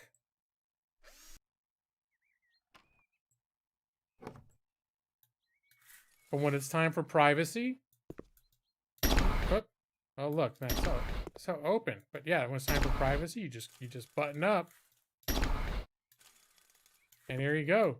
Total privacy. There. You feel better, Maxie? Is anything left in this house that's particularly triggering to anybody?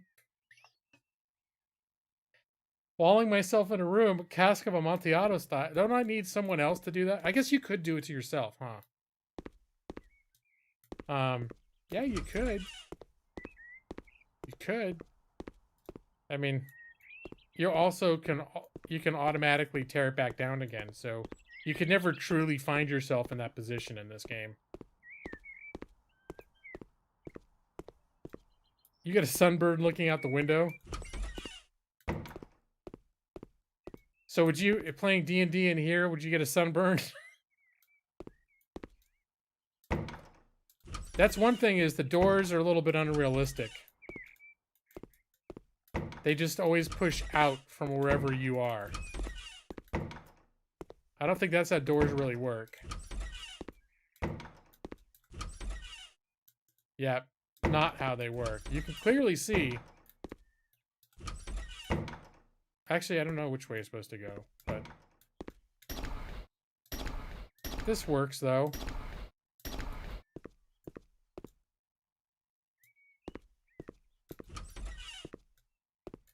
Yeah, I mean, we could get rid of the tub and put a shower in this corner. But I think the tub's got a nice look, though. What we would need is, what I would like is to have a shower as well. You know, this could still work. You could do your shower stuff in the tub, and then when you're done doing your soaking stuff, you get up and give yourself a good rinse off. It just would spray all over everything, but you know, who gives a shit, right? But all right. So I think I've given an adequate demonstration of House Flipper. Unless people are like, "Oh my god, I need to play more House." You need to just play House Flipper. This will be the new thing that Gaming Lawyer Channel is like, "Oh fuck, Thursday nights House Flipper time." I've installed some showers in this game. In fact, in my old office, I installed that shower in the bathroom there. Seems perfectly nice. This looks a lot classier, though.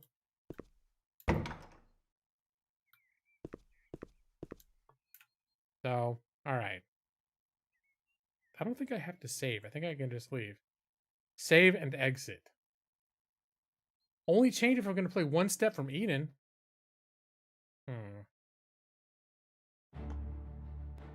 Oh, I also got Bigfoot. I don't know if I want to play that tonight. That looks stressful. But what was that? I think that was in a bundle. Not the Humble Monthly, but it was in another bundle that they had. Bigfoot and a few other games. It's as easy to watch as Viscera cleanup detail. Yeah, it's like, It's a game that I would stream sometimes. It's the sort of same as like American Truck Simulator or whatever, where it's like if you're in the mood for something mellow. In fact, it's more mellow than American Truck Simulator because I don't have to back up any damn trailers and anything. I'll play some Bigfoot. Sure, why the hell not? I've never played it. I've installed it, but I've never played it. So I'm gonna set up my gamepad profile, but I don't know what it's gonna need. Gonna create a Bigfoot. We'll play for a little bit.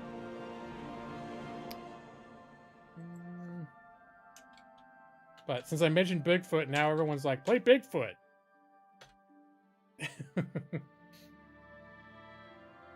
Yeah, this one's, I think, also designed to be multiplayer, and it's in early access, but they also recently, like in the last couple of months, they are actively developing it.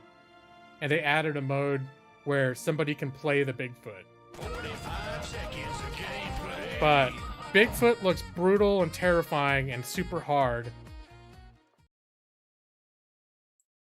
All right. This is not a chill game. Oh, everyone's like super jazzed about Bigfoot. All right, we're going to play some Bigfoot. But I'm just saying I might rage quit and then need to show you guys something else. I'll show you the Forgotten City. That's mellow. Oh no. Oh god. All right, my entire setup got screwed up. What the hell? Why do you want this resolution? That's a bullshit resolution. Dude, this is where I want to be. That's my resolution. Thank you very much. Okay, now can I fix all the windows so I can see things again?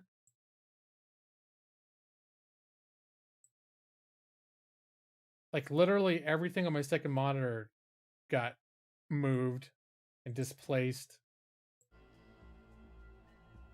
Hold on, where's my... Did it change the resolution on my second monitor? No, I think we're good.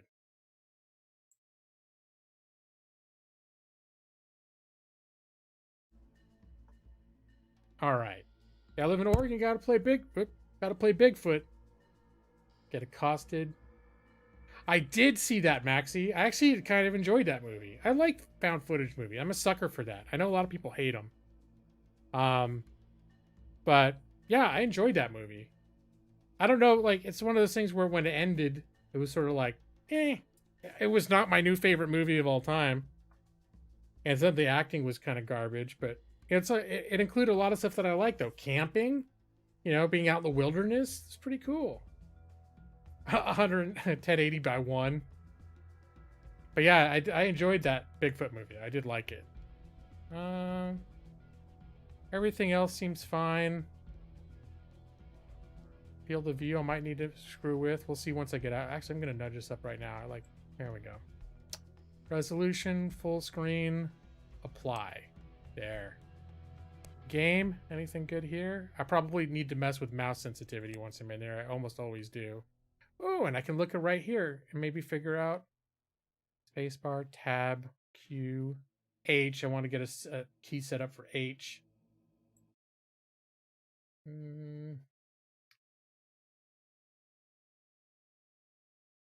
Hold on, what else? 1, 2, 3. Just 1, 2, 3? Primary, secondary, and melee. Alright, I'll put H where I normally have my 4th weapon slot.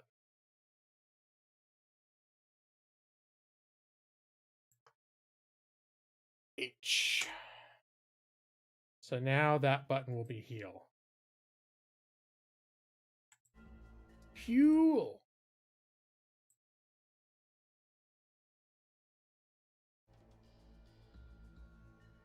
Switch it to the heal button.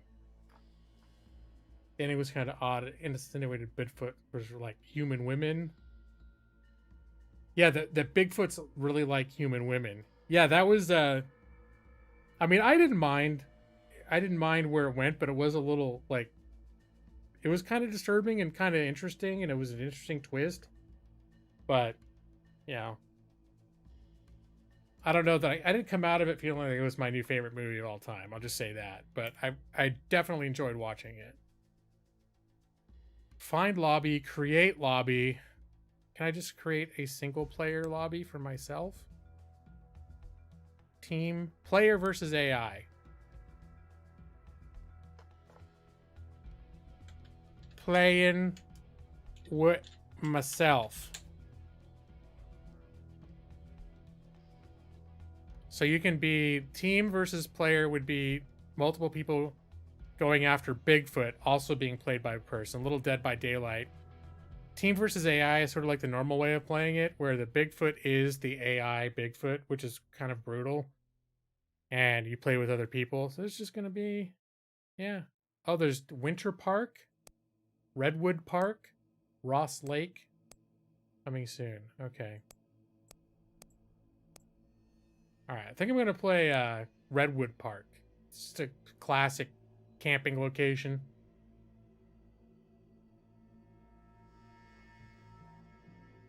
Oh, I think the reviews have improved. They've been doing some major updates, and I'm curious to look too. But it's a kind of a rough game. But it always, from early on, it was like, oh, it looks kind of interesting. Like, it seemed like something I might like. The reviews aren't terrible. Overall, the overall reviews are mostly positive, 78%. That's out of 8,000 views. And then the recent reviews are 86% positive. And it falls into the very positive category. So it's definitely, I think in August, there was like a huge update.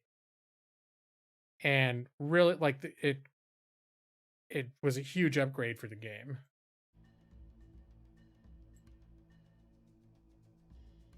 Well, and also the people playing it were kind of, the guy that I watched play it, I forget what his name is, but he's like goofy as shit. Like he's always doing like weird faces and. But yeah, there seems like there's one content creator that's kind of, he has a niche. It's not like PewDiePie or something where everyone knows him, but he's kind of a big channel, and he's streamed quite a bit or played quite a bit of Bigfoot. But yeah, it's an indie. Oh, I get to choose. Bigfoot health. How high can we go? Medium. Bigfoot damage, medium. Here, let's it's just me. It's just me against the Bigfoot. I don't have a team with me. We're gonna nerf Bigfoot just a little bit. I like Rick because he looks like Old Bill. Let me see what else we got. Jessica. We got Thomas. William. No, I think we got to go with Rick. I don't know. No, I wouldn't say it's supposed to be like Dead by Daylight or Friday the 13th. I think it's a lot more freeform than that. I mean, they do now have it. It was only added because this has been out for a couple years in early access. It's only like 2 months ago they even added where you can play as Bigfoot, like a player can play as Bigfoot. And I don't even know if it originally had multiplayer. It's a real pile of shit. All right, that sounds good. Different character. Oh, they have different perks too. I didn't realize that. He's got plus 10% firearm damage and plus 10% melee damage. She's got running speed and healing efficiency. God, running speed sounds like that might not be a bad idea. Vitality and explosives? Oh no, explosives seems too rare. Like something you're not going to use all the time. Plus 15 blind duration? You can shoot, I guess you can blind Bigfoot with flares. And reload speed.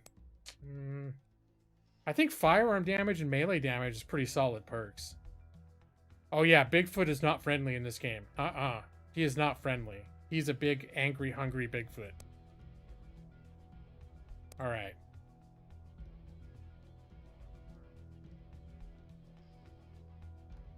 Wow, so you're seeing it live. My first time ever playing Bigfoot.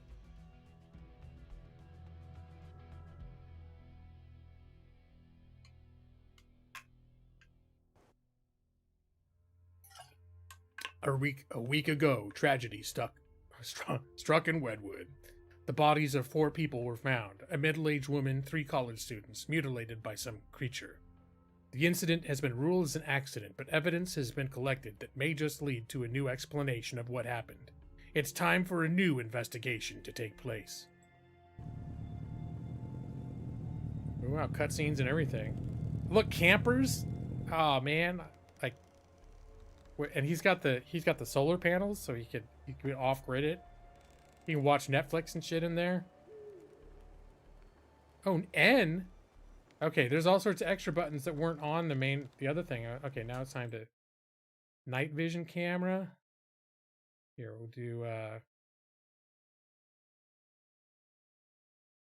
N up there. We'll do T over here. Map. I already have an M key. H, we've got night vision. 1, 2, 3. Oh, there is a 4. Okay. All right, hold on. Gonna go night.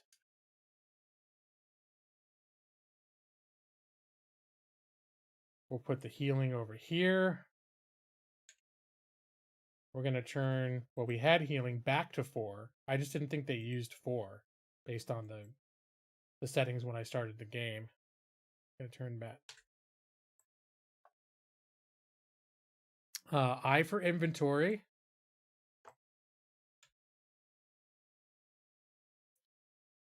Voice chat, I'm not that concerned about.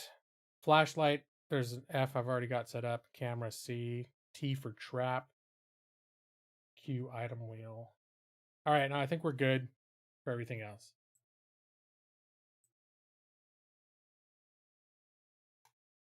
Time to shoot up Bigfoot. Oh.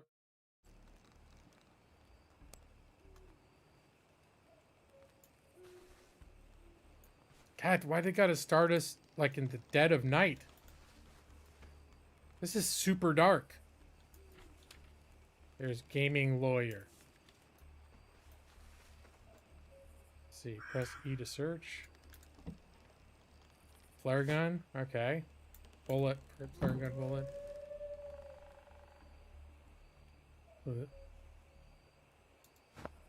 Tablet. Oh, this is where you can set up cameras. This is sort of like trying to replicate like you're doing an actual search for big... What's that? Where's my gun? That's not a gun! Okay.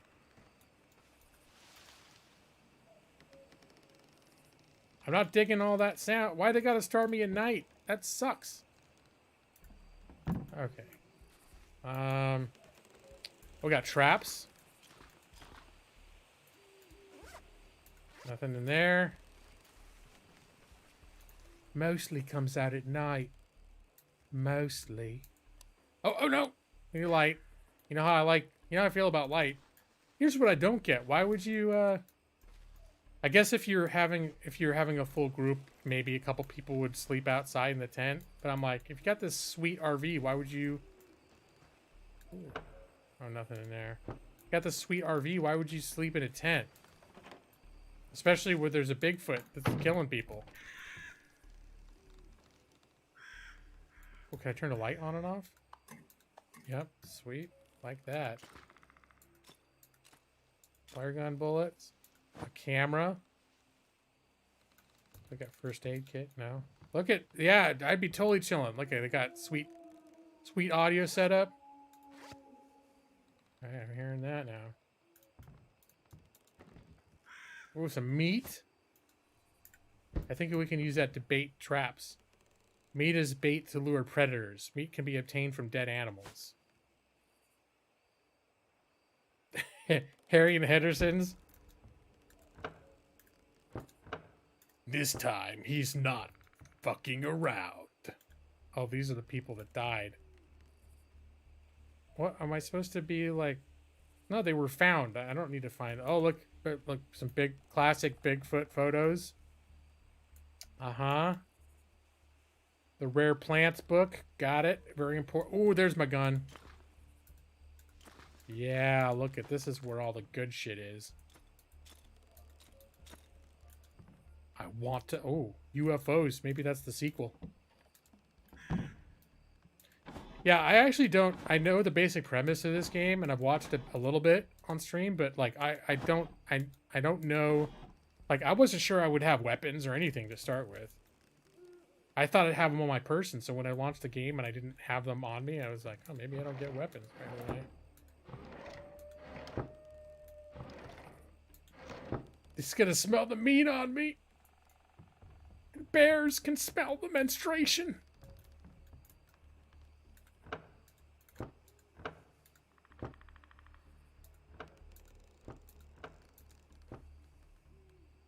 Oh, there's more meat.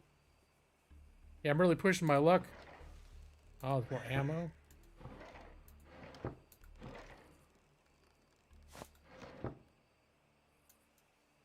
Some more signal flares. Oh, nope. Hell no.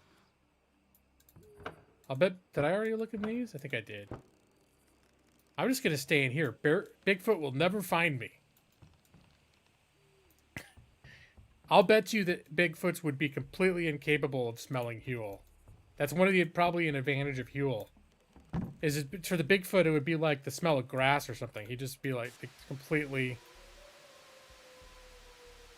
Alright, no, camera 1, camera 2, camera 3.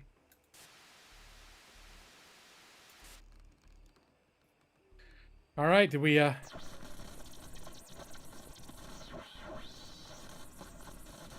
sure what the point of that is. Maybe it's, a noise to draw Bigfoot. Alright, so this is, number 1. Oh, okay. So that's not like a super sniper zoom. Number 2 is the flare gun. My wife can smell the Huel.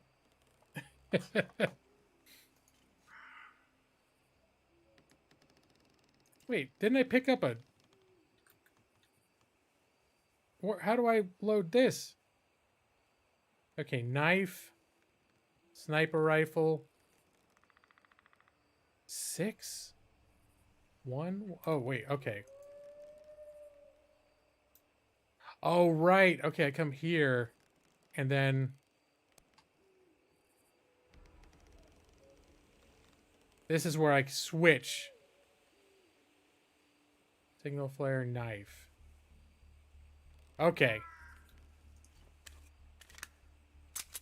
But I think the signal flare blinds Bigfoot.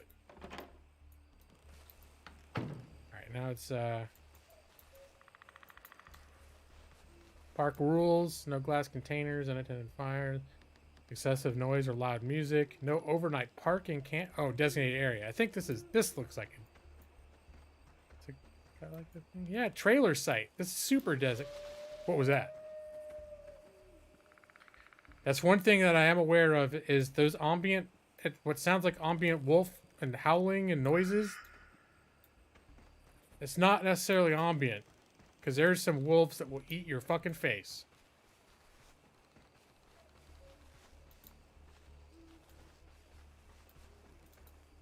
All right, look here. Okay. No Bigfoot hunting? Was that one? Was that one of the rules? I didn't look. Oh, camera? Okay. How many cameras did I have? I got 6. I do have all 6 cameras. Okay. No, it doesn't say no Bigfoot hunting. Pistols for me to use on myself. Based on the footage I've seen of Bigfoot, I'm not... I don't doubt that.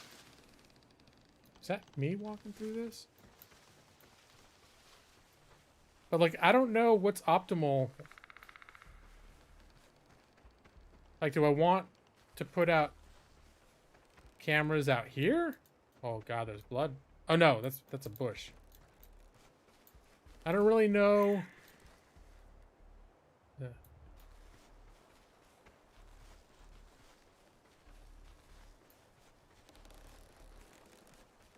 Like, do I want to put cameras close to my campsite? Or are there different, like, strategic places out in the world where a camera's a good idea? Hey, Justin, man. Well, I did turn Bigfoot difficulty a little bit down. Okay, that doesn't look good.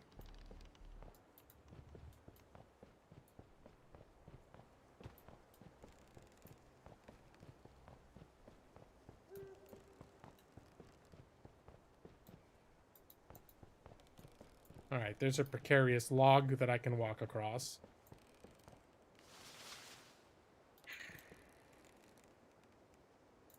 This game is really screwing with me.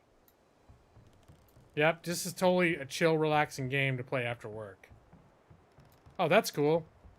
This thing is not even a real... There's no geometry to it. You just walk right through it. I was worried it was going to get a little bit freaky trying to get around that thing. Alright.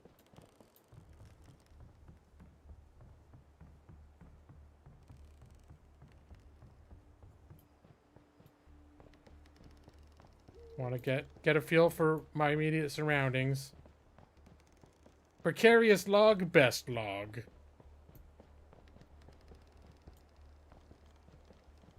Kind of reminds me of one of the walk-in sites we looked at once.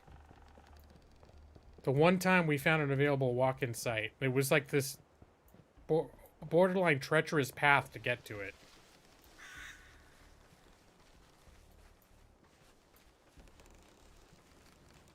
All right, so this is like the main road. Park entrance, Grant Grove Village, Shelter 2. This just looks like a main road. Where's the park entrance? Unless they mean right here, but don't they usually have a kiosk where you leave your parking fee? After the stream, I need to go roll around the woods behind my apartment. The only thing that kind of sucks is, because I'm not in the wilderness, but there are areas nearby that are forested, like natural preserved park type things, within walking distance, but they're considered parks that close at sundown. So that would be a real adventure. I'd be paranoid as hell. Like some ranger was going to find me and be like, "It's after sundown. Get out of these woods." Probably all sorts of creepy hobos in there and stuff too. If it's easy for me to sneak in there, it'd be easy for a bunch of weird, creepy hobos to sneak in there too.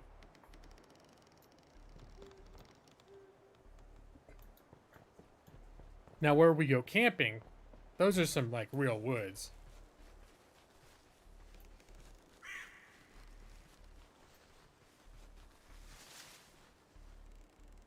That.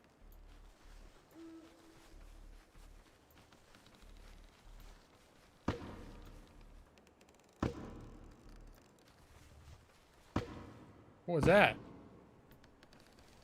Okay. I think that was Bigfoot.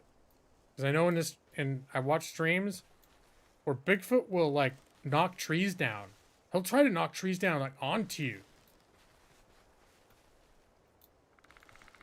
Oh, there are definitely redwood forests on the Pacific coast. Up near like north of San Francisco, up the one PCH. I'm gonna drop him with my pistol.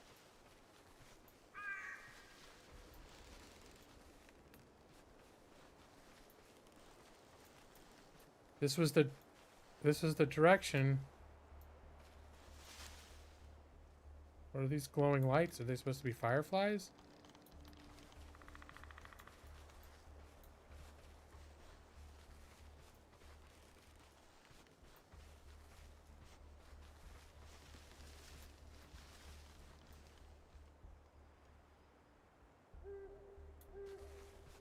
On the map, it shows that I'm getting near. Whoa, what was that?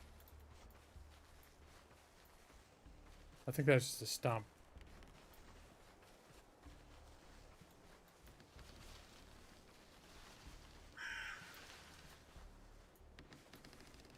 It'd be good if I could. Well, I could set traps and shit with like meat and stuff on it. I just haven't done any of that yet. I just sort of want to get a look around first.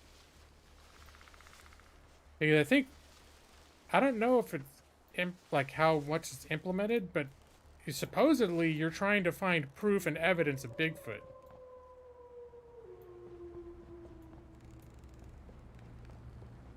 But as implemented, it could just be you just run around and try to shoot Bigfoot's face off, and that's it.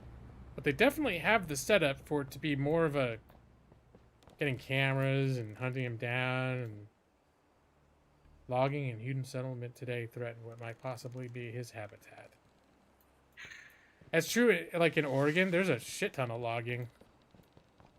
You can't necessarily always tell when you're just driving down Forest High.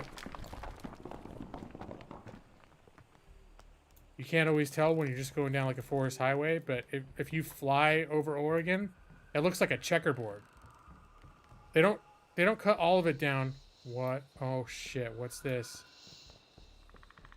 No, it's getting fucking dark. Time to go. I'm not coming out. I'm not being out here in the dark. Oh no.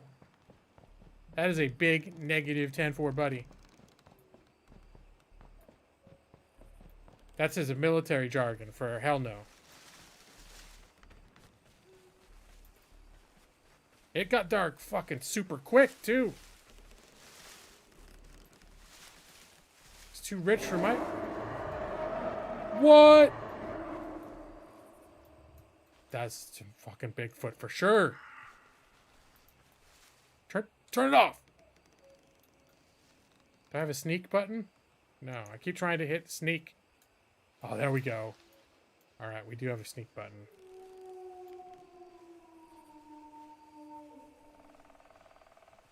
I just want to get back to my RV.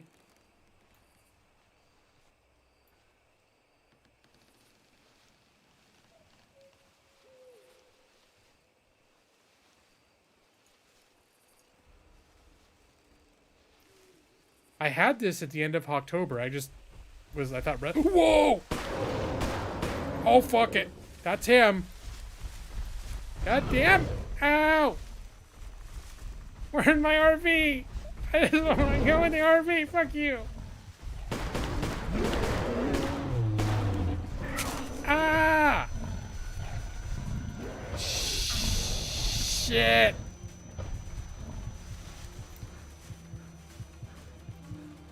Oh yeah, where's my heal button? Heal myself. Where there it is. No.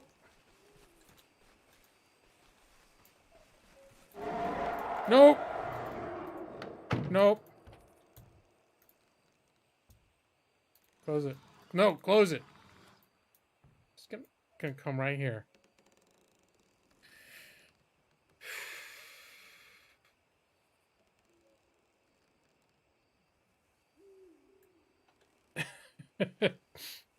I did stream Caves of Kud.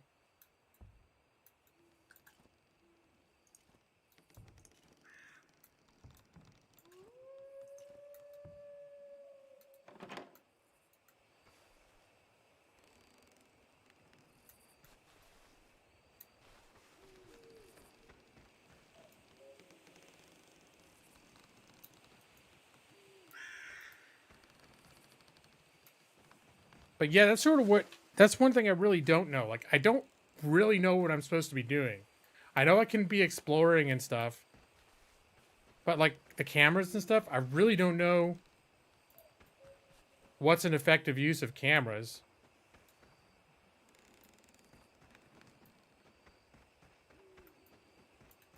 Here, like I'll put...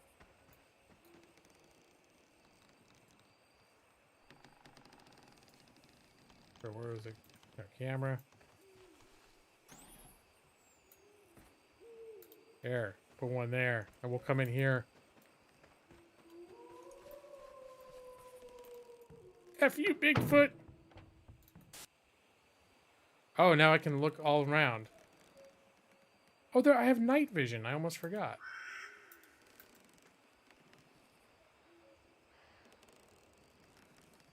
Okay. So this way I can tell if I step out and like Bigfoot's just waiting right around the corner, I'll know.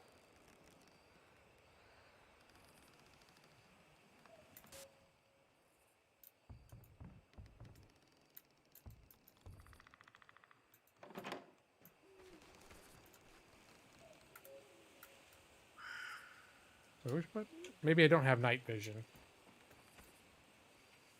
It's so dark.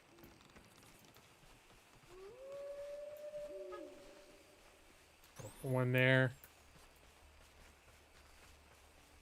One up here. Oh, fuck it. I don't know if I'm safe in here either. But I'm just going to pretend I am.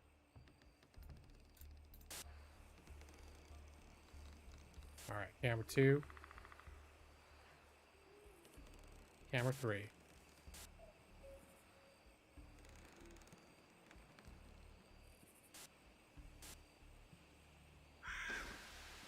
That was nice. I am brave Sir Robin.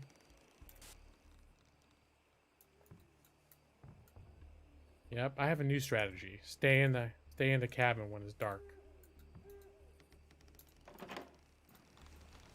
Okay, starting to get light.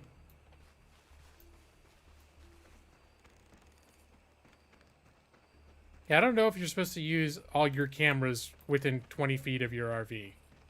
Something tells me that there's probably a more judicious use of your cameras. He bravely ran away. Yeah, I don't think his. Yeah, maybe I should just get the flare gun out because I'm so. Oh, I can check these anywhere. Ooh. All right, but if I get attacked by a wolf or something, I bet the wolf cares about the flare. Okay, I'll keep this out for the wolf. Oh. Oh. Okay, forget the fucking wolf. I've only got 3 flares though.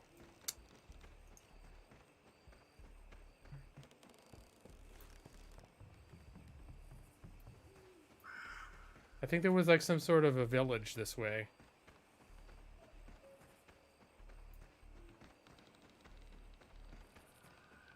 Yeah, this looks like cabins or... What is up with this shit? Totem, take... What does that mean? You can use a totem to revive your friend with Stonehenge? Oh, I thought it was like if you fuck with the totem, Bigfoot comes after you.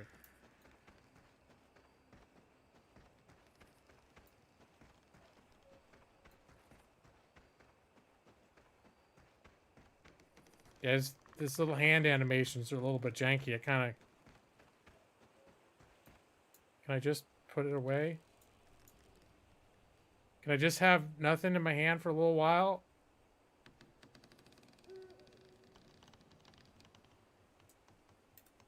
I want to put so I don't have anything in my hands again. Alright, on we go. Free hands, X. Okay. There we go. That's better.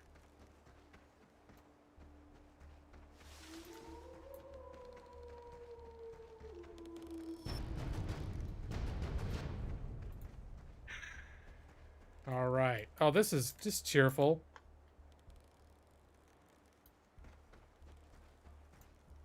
All right. So this is just like, hey kids, let's go camping in the cabins. Oh, every summer we used to love to come up to the cab. Oh, what's this? Why is there fucking dead people all over the cabins?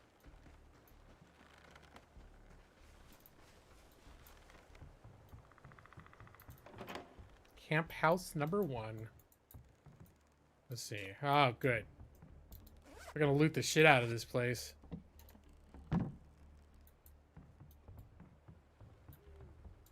That's some old school monitor right there. Oh yeah, a little privacy from Bigfoot. What was it? Yeah. I can't take them. Am I full? I have signal flares already.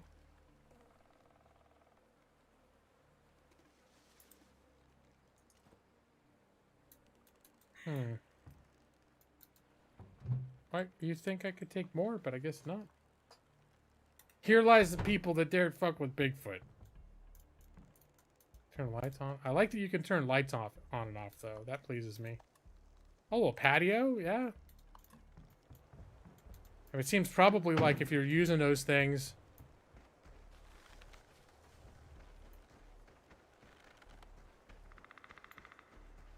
Here, let's set a camera up at the entrance to Spooky Campground.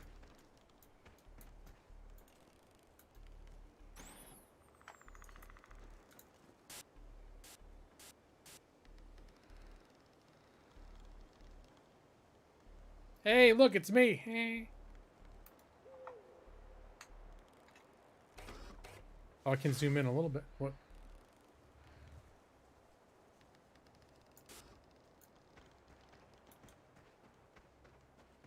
You're barely even... This is no house flipper. You're barely even seeing... Well, we did see some Bigfoot.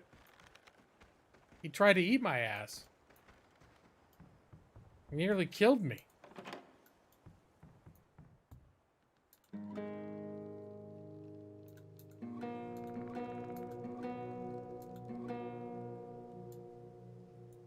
Is that all?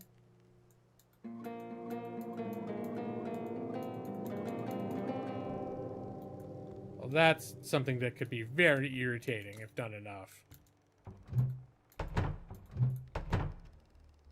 First aid kit.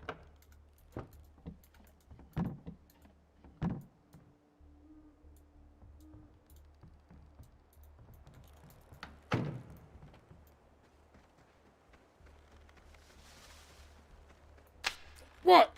What? The hell was that?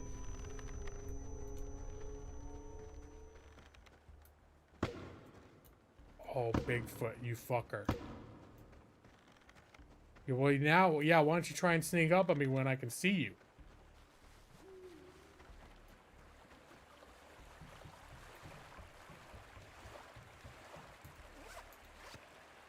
Bigfoot setting traps for me to step in? That's bullshit.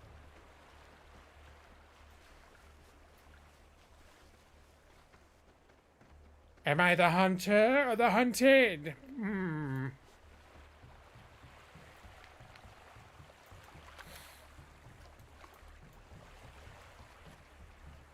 I don't know if the bundle's still available, but for those of you looking at this and thinking, damn, this looks like a sweet-ass game.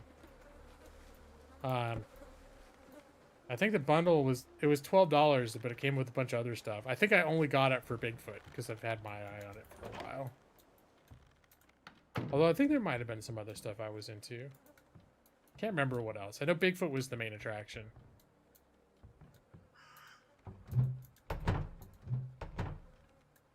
I get these little... Oops. Keep wanting to hit C to crouch. And C is actually...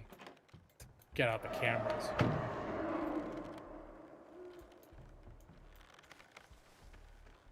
He's over there somewhere. What are you doing out there, Bigfoot?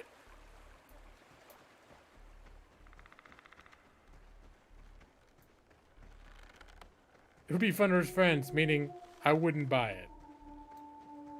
Oh god, it's the darkness. This is where... It just goes from like, hey, it's daytime to daytime. Oh, it's starting to get a little... It's pitch black. Ooh, a gas bottle.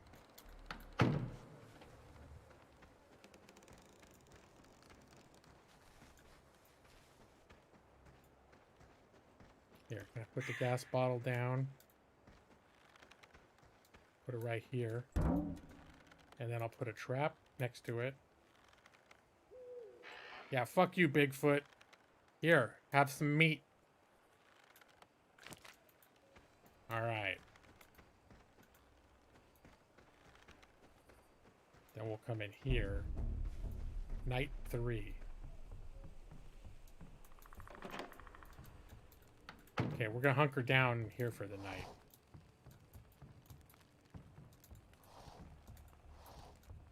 Bigfoot will never suspect. And we're just gonna spend the evening hunkered in here in terror.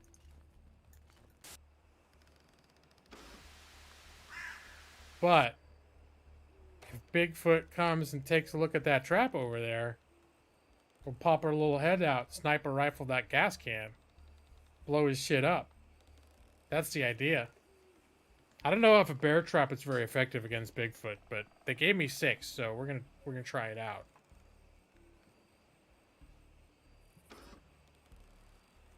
I probably should have put another camera out closer where I am, since I just closed all the windows. Dare I? Maybe he's... Well, I know he's in the neighborhood.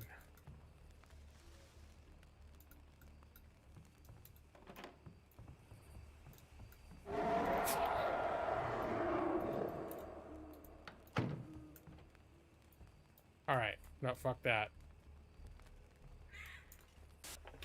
Gotta flip it and make some cash. A little sweet cashola. Now I'm really wishing I put more cameras outside this cabin. Because if he sneaks up in this cabin, I'm not gonna see shit. Come on, Bigfoot. Eat the meat. Go eat the meat.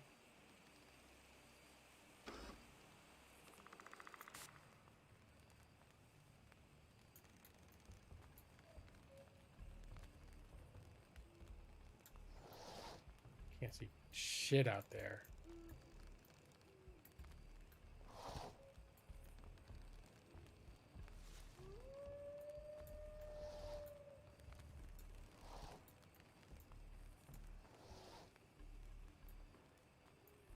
Those Bigfoot eyes. He has got those glowing eyes, but they're red.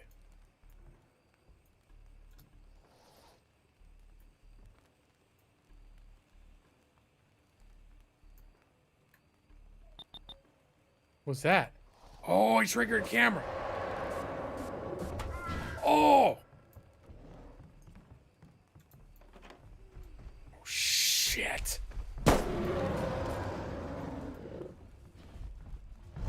I left the fucking door open.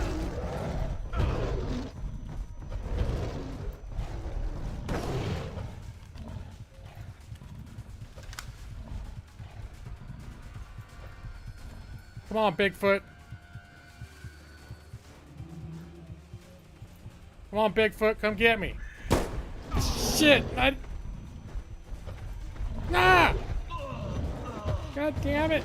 Ah, Bigfoot's making me his bitch.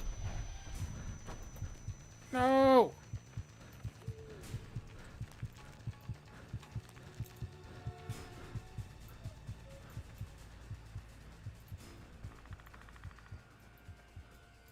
He'll just leave?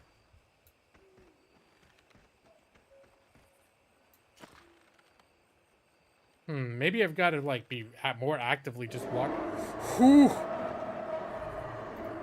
He sounds just absolutely terrifying when he roars. How am I doing on medkits, anyways? I just, like... Am I out? Tablet?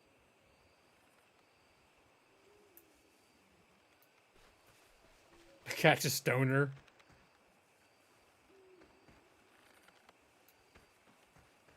Alright, maybe it's time I can put another camera over here now.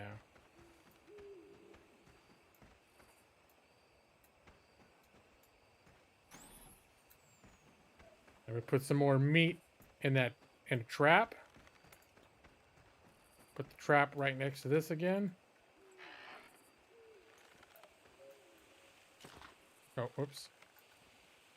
No. Then I was gonna put this away and put the meat. Okay, now let's see, is there a place I can hide inside with a good vantage point? Here, we'll go in here.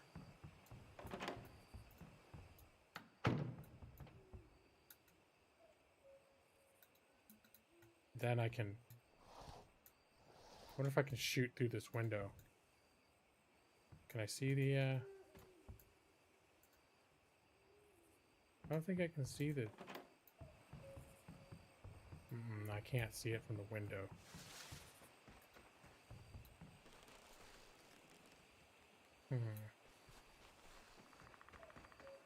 Oh, let's look inside. A drone battery. All right. Oh no, turn it off. Peter, I can't find you anywhere. I found Ruby's diary. Read it, but...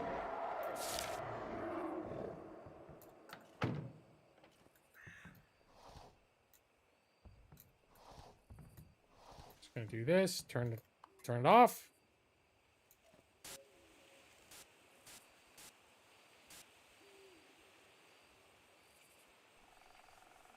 All right.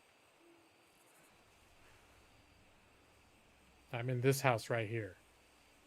Hey, Beck. It's this Bigfoot.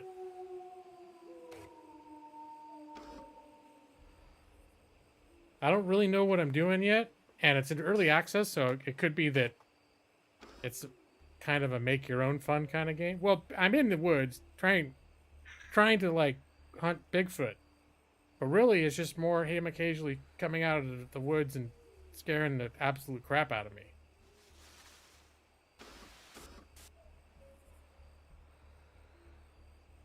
So far, Bigfoot's only come at me at night, though, hasn't he? So maybe I'm good. Maybe I don't need to be such a scaredy pants.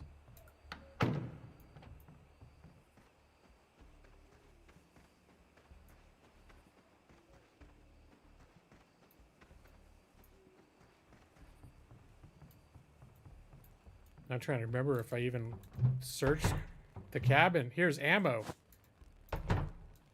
I don't think I even searched everything. I was just terrified. Car battery? Not sure what to use that for. Ooh, an axe. Hold on now. Does that mean I can switch out? Instead of a knife, I have a big axe. Big old effing axe. Okay, good. Ooh, what is this? Is that a shotgun?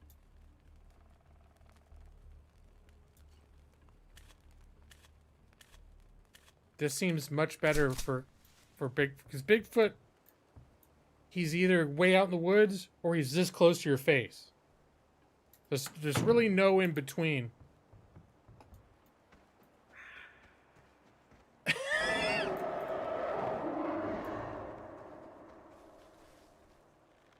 It's right up my alley. Nothing really happens. Kind of stinks. Gritty. Yeah, just like Huel.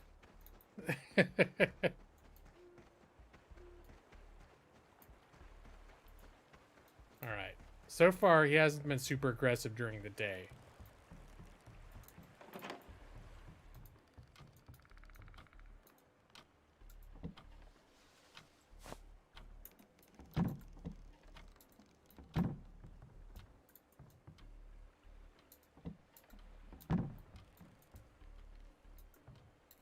Full bag. Ammo. I could use more shotgun bullets. Or shells, if you will. There we go.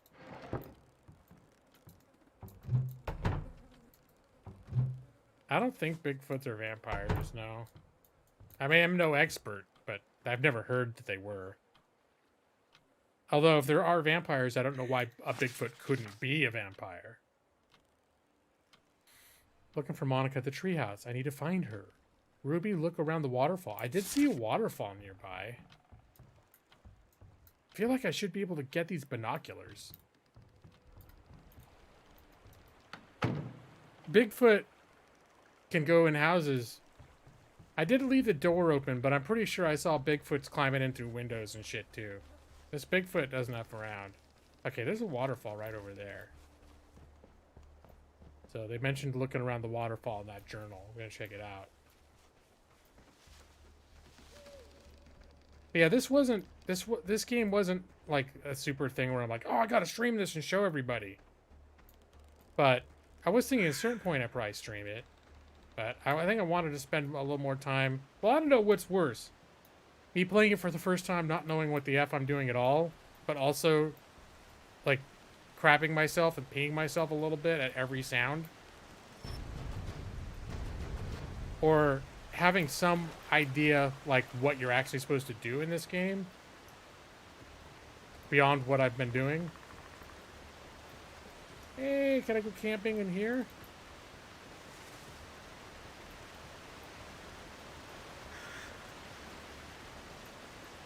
What is this? No technical rock climbing. Well, I don't think I can do that anyways. Any bullets?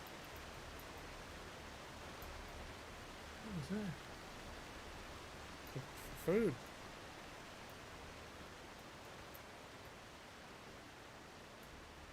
Okay, so you enjoy me shitting myself. So you prefer watching me play this for the first time right now on stream rather than we have scouted it out first. No hunting. Seems like I'm not paying attention to that rule. All right, so here's the waterfall.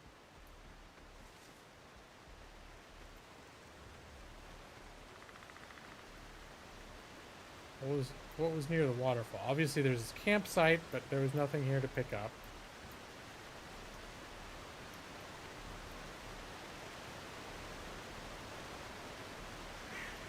Can I go in the water?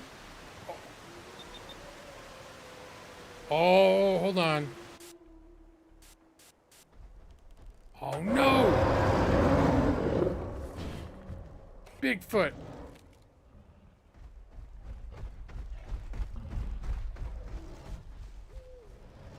Alright. He went the wrong way, so that's good. But that's another trap wasted. Well, the trap is not wasted, but the meat is wasted. So what was it I was supposed to find by the waterfall?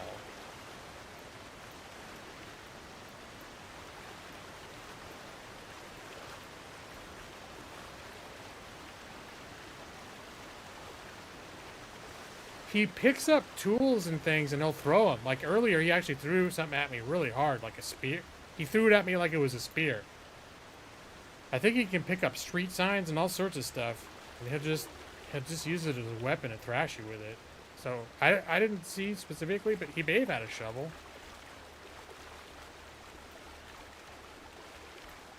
Maybe I should try to climb on top of the waterfall.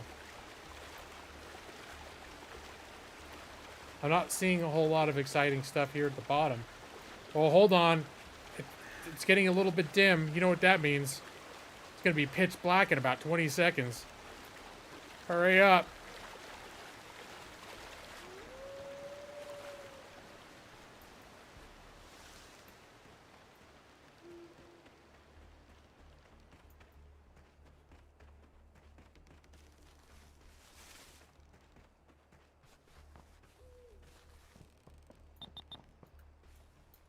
Shit, he's here.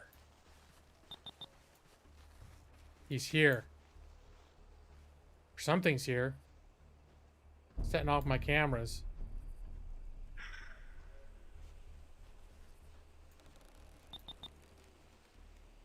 There he is at SOB. Get the sniper rifle out.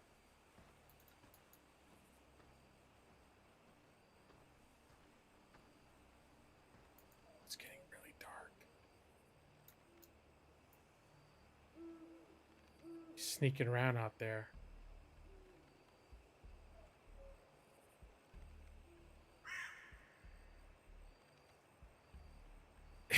He canonically wields a pipe in combat? I don't think I've heard that before.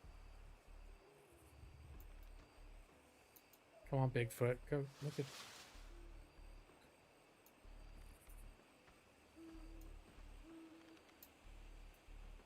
Alright. Let's try to refresh the trap here. Oh, it's fucking mangled this time. Alright. It's okay. I got more, but... I didn't realize... Oh... Okay...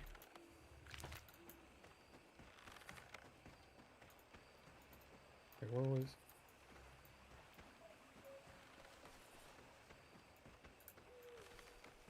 Okay, hold on.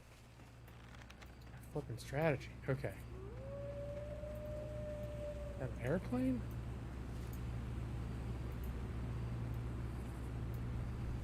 Oh, you went right by it! I headshotted his ass. He didn't give a shit.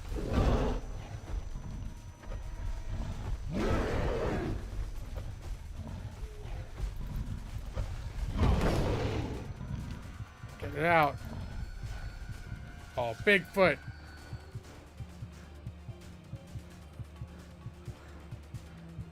He's right there.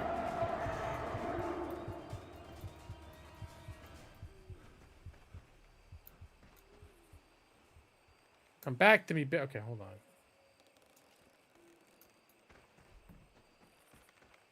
He's still... Okay, the trap is still there. Oh, shit, dude.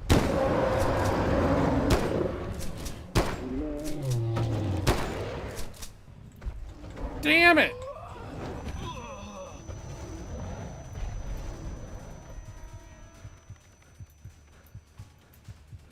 Well, that was my big plan, was to use the explosive on him.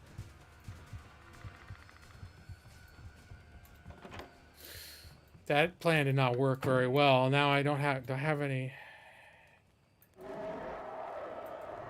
I don't have any more med kits either.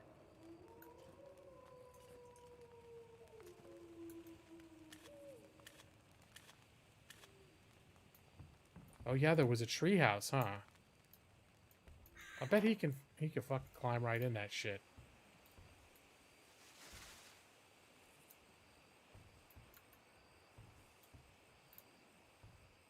He can be a sneaky son of a bitch too, because sometimes he roars his head off and it's terrifying. Other times he just sort of quietly creeps. He'll be rushing right at you at 20 miles an hour. If you don't see those red eyes glowing in the woods, you're gonna miss it. Okay, I'm trying to think, did I even look in this house yet? Nope, not using that.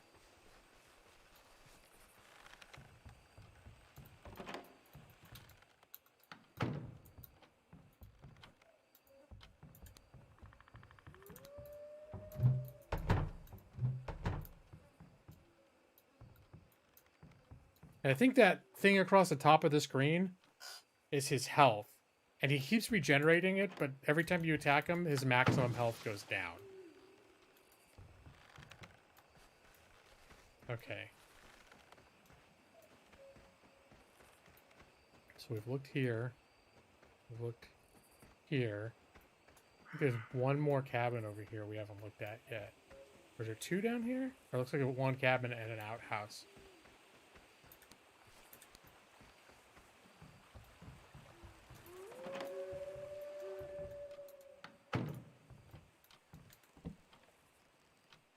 Alright, more pistol, ammo.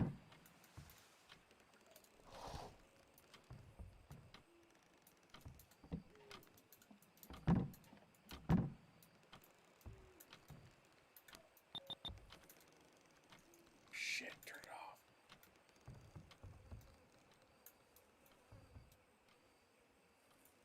It's down there. Set off a... Oh no, that was a camera. I think that was at my my RV. Yeah, that was one of my RV cameras. Okay, so he's not right here right now anyway. He could be here in 10 seconds, but that wasn't him being here right now. Alright, now he's here.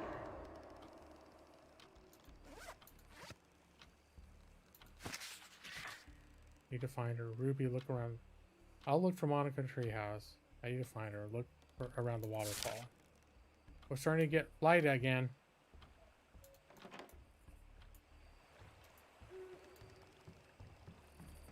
Right, wait, did I look at everything here? I feel like I barely found anything in here. Okay, here was this.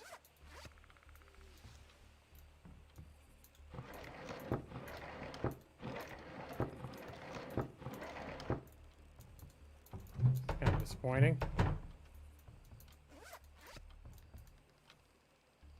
And flare, I can't take the flare.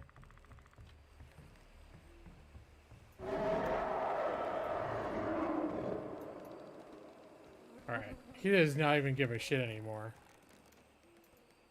Okay, so what? Yeah, I see there's a footprint, but does that mean I'm supposed to take a picture?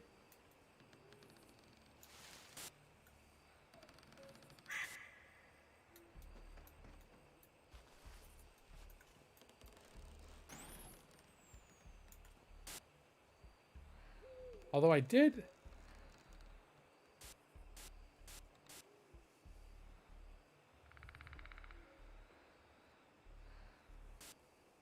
Here it is. Did I have an actual, like, I think I picked up an actual photograph gun. Whoops, hold on. Here it is.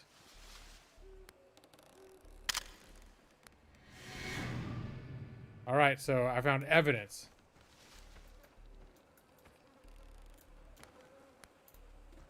I don't know what that means or how it helps me, but I found it. What I really need is some damn med kit. It is looking Ravenlofty out here.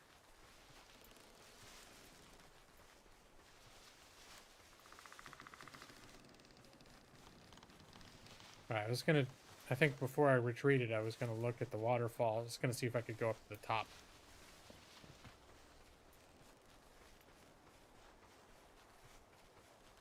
I'm not sure what, I think you might, I don't know if it's permadeath. I don't know what happens when you die. This is not a treehouse, but would someone who doesn't know stuff, oh, this is just a hunting tower, okay. So would someone be like, oh yeah, look at the treehouse. Like, it's not a treehouse. Look. I bet there's some bullets in a hunting tower. No, there's not. Okay. I mean, it's kind of cool that they had some shotgun shells up here.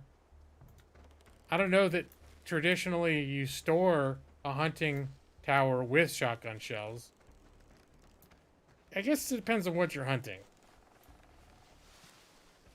I think hunting tower is more of a place where you go and snipe stuff.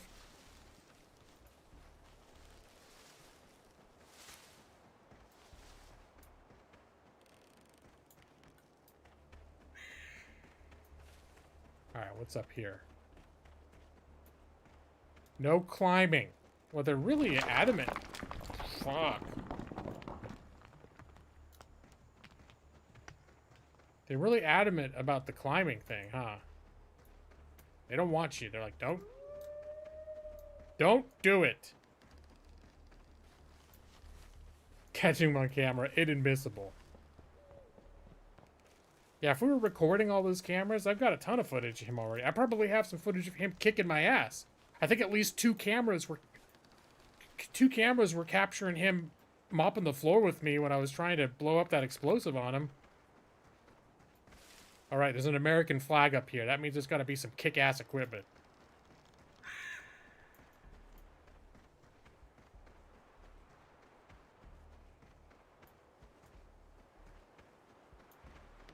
Ooh, can I go down this?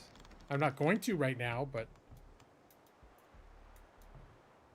Alright, I'm not gonna... That very clearly is meant to be used. I'm not gonna do it until I'm ready to go back down. But I think when I leave, I'm gonna go down that... Should see if I can do that zip line. Radio tower. Oh, I was expecting something a little more... military in nature. I'll bet you when they finish the game, this is actually gonna do something.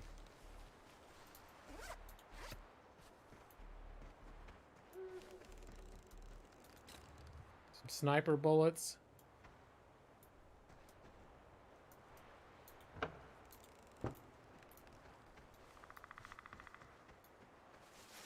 Yeah, I have to go up. Whoa! What the fuck?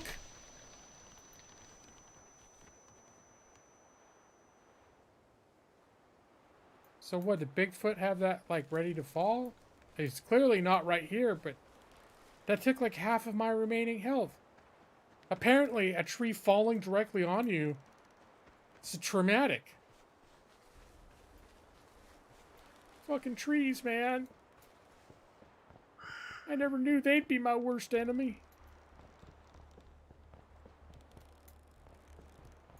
No super cool stuff up by the American flag.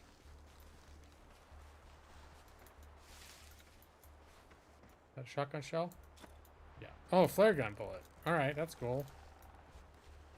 That was tree-matic. Yeah, that's right.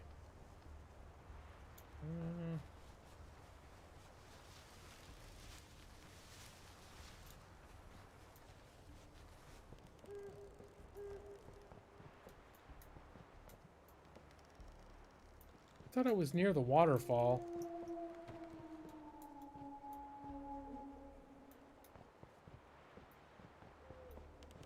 That.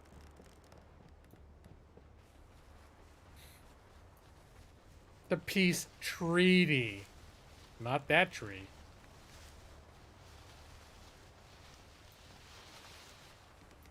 Alright. I think, I gotta think about winding the stream down.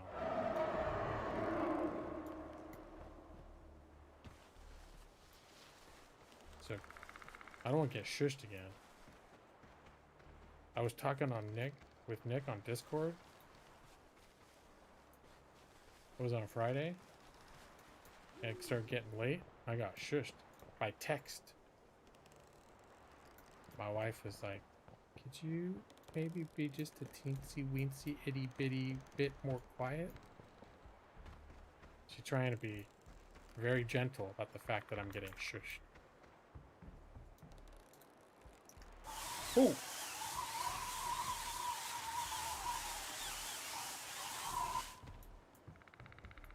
Where did this get me?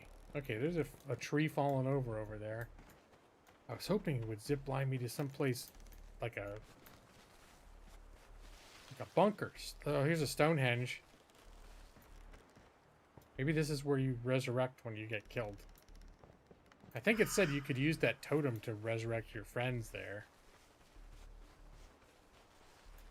Yeah, I gotta tell you.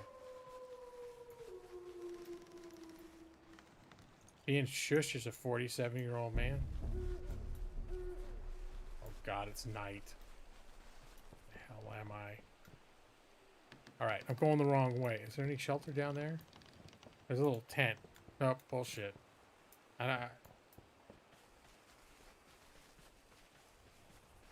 see if I can find my way back to the cabins.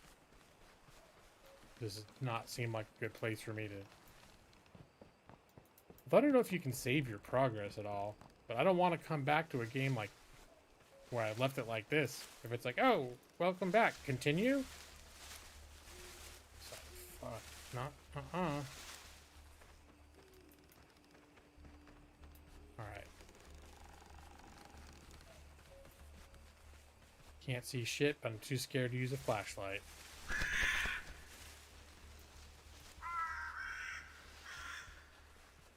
I bet all the times I make those birds make noises, Bigfoot hears it.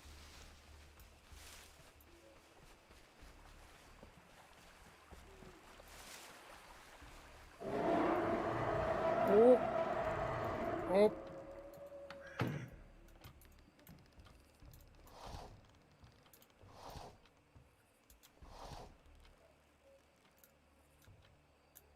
Right, just gonna chill right over here for a little while.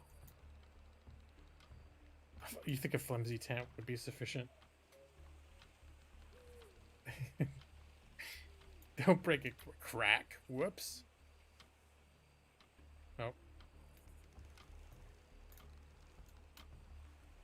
See, my speed of the game would be hit E to pass the evening. You go walk into the bed, it's like hit E to sleep. And you push the button and the sun's coming up.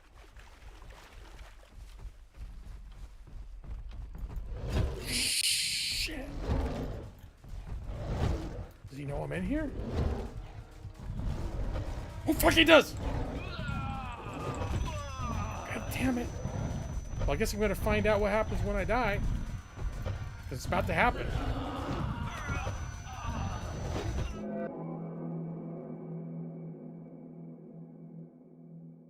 How do you know I was even in there? Oh no, it doesn't look like I'm coming back from that. He's like full on eating my insides.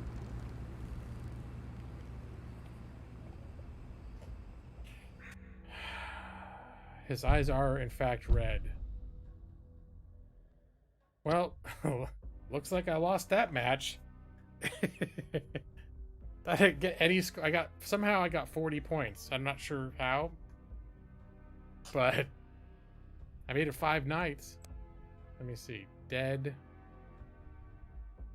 Score. I don't know how I scored. But yeah, they just recently updated this game so that it's multiplayer, but they updated it recently for the first time so one person can play as Bigfoot. So in that sense, it's a little Dead by Daylight-y, but mostly it's meant that the main game was designed for you to be either solo or with other people hunting Bigfoot down. That's sort of the premise of the game, and I think the idea of you playing as Bigfoot was just sort of like more like a bonus mode, and not sort of what they consider the central meat of the game. Maybe from photographing that footprint. I don't know. I did get a little bit of health out of him. Maybe I got some credit for that. I think I whittled down his max health by about 10%.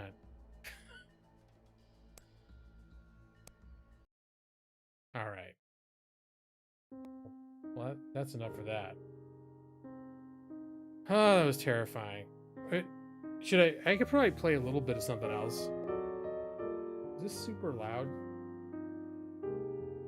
Or is it just appropriately soothing? It just sounds loud compared to Bigfoot. I could show you Gloomhaven for a minute.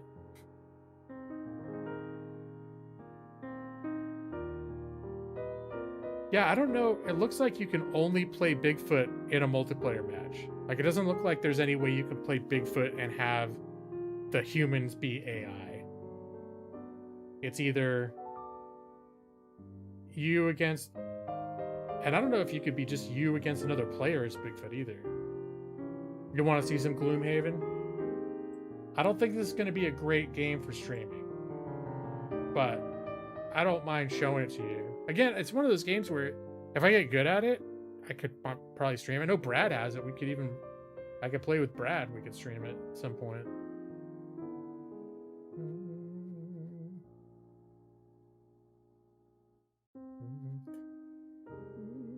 All right, where's my Gloomhaven thing? The only thing that kind of sucks is I'm starting in a dungeon, and it would have been cool to show you, because you start in a city and you know there's like a world map and stuff like that. So you're only going to see the combat part of the quests.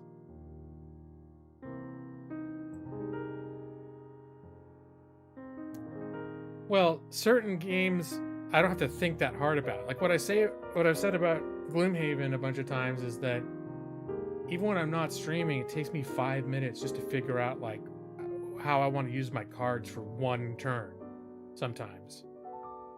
But that's something I'll probably get better at in time.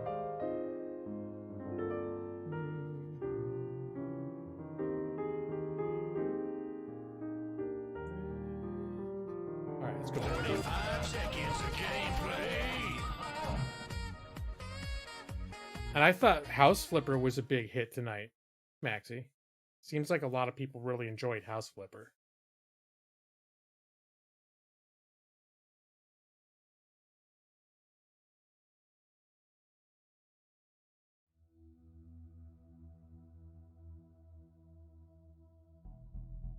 Yeah, I could see Gloomhaven. The only reason I want to get... Well, maybe it's even better playing with someone that knows it a little better. I was going to say the reason I want to mess around with it more is because I feel almost embarrassed playing with someone else, and they're like, are you ready to go yet? And I'm just like, I need 10 more minutes to choose which cards I want to use.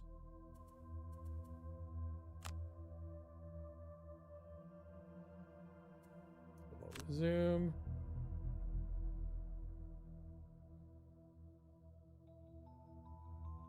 Okay, Matus knows. Yeah, the first time, my first combat scenario, I'm like, hey, cool, I'm using all these cards. I didn't realize all the good ones that get burned up when they're consumed. Oh, yeah.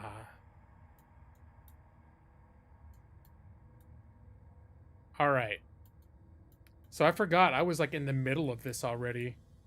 And there is like a story, each thing has like story and objectives. And in each one, you get a choice of each character can choose one of two things to be their special objective. Now, I can't remember what it is.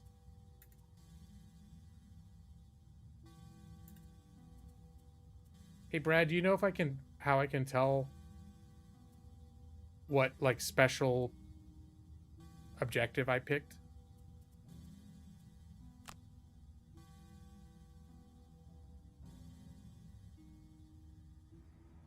It's hard to choose which card to burn and ones to play. I'm usually doing okay. So in this, what happens is you start with a certain number of cards. So like the brute starts with 10, the rogue here, scoundrel, starts with 9, and each time you use a card, it goes into a discard pile. When you run out of cards, then you can do a short or a long rest to get them back. But each time you do that, it will burn one of the cards from your deck, and those will not refresh when you rest. So every time you rest, you have one less from your pool to work with. And then certain cards, like Backstab. Okay, first off, there's like a top portion and a bottom portion. The top portion is usually the attack, bottom portion is movement. And you can also just, instead of using whatever its special ability is, the bottom can just be move 2 steps. I don't know why you'd use that here.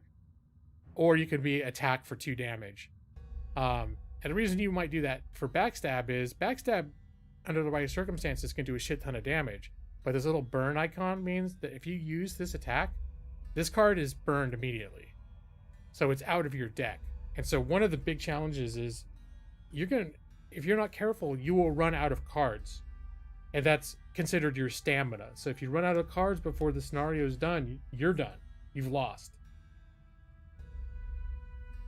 Let me see. What's going on? Are you not sure? Yeah, I feel like it would make sense if you could go back and...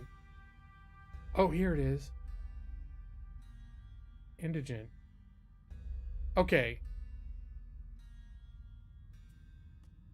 It says over here. Okay. So, for my brute, I have to loot a chest. Oh, and that sucks. Did I walk by a chest yet? No, I don't think I did. He has to loot a chest during the scenario to get, like, his objective, and he'll get a special perk point. And here is loot no gold or chests. Which is unfortunate because the scoundrel has all sorts of abilities to be able to loot. So you can't just pick up the stuff. In order to pick up the loot, you either have to end your turn standing on it, or you use an ability that, like, there's some area of effect, like you pick up all the treasure within 1 square. So you see right now, my scoundrel's only got 2 active cards. Both of them only have 2 active cards. Oh, so you can do a short rest or a long rest. A long rest takes the entire turn, but you get 2 health back, and you choose which card you're going to burn from your discard pile. If you do a short rest, you get that immediately before the turn starts, but it chooses the card for you that it's going to burn, and you don't get any health back. So doing a long rest while you're in the middle of a fight probably isn't the best idea if you can avoid it. The game of Tabletop Simulator takes care of a lot of the setup, but it's still too much. I believe it. So, and then the other things that happen is these little numbers here are initiative. 34, 54. Whoops. And then 6 and 64. So depending on what number whatever you choose first is your initiative. So like in this case, we'll do, these are the only 2 cards he has left. You choose 2 cards per turn, and whatever cards you choose, when you're in the turn, if you choose the top skill on one, you have to choose the bottom skill on the other card. So, like in this case, I could do Juggernaut and do the move 2 and attack 2 because that's in the top portion. But I couldn't also then use this attack. If I chose to do this here, I would have to use the bottom here. Or if I chose to do this here, I'd have to use the bottom here. So now his initiative is 34. You don't know what their initiative is going to be. But a lot of times, let me see. What does she got? Quick stab.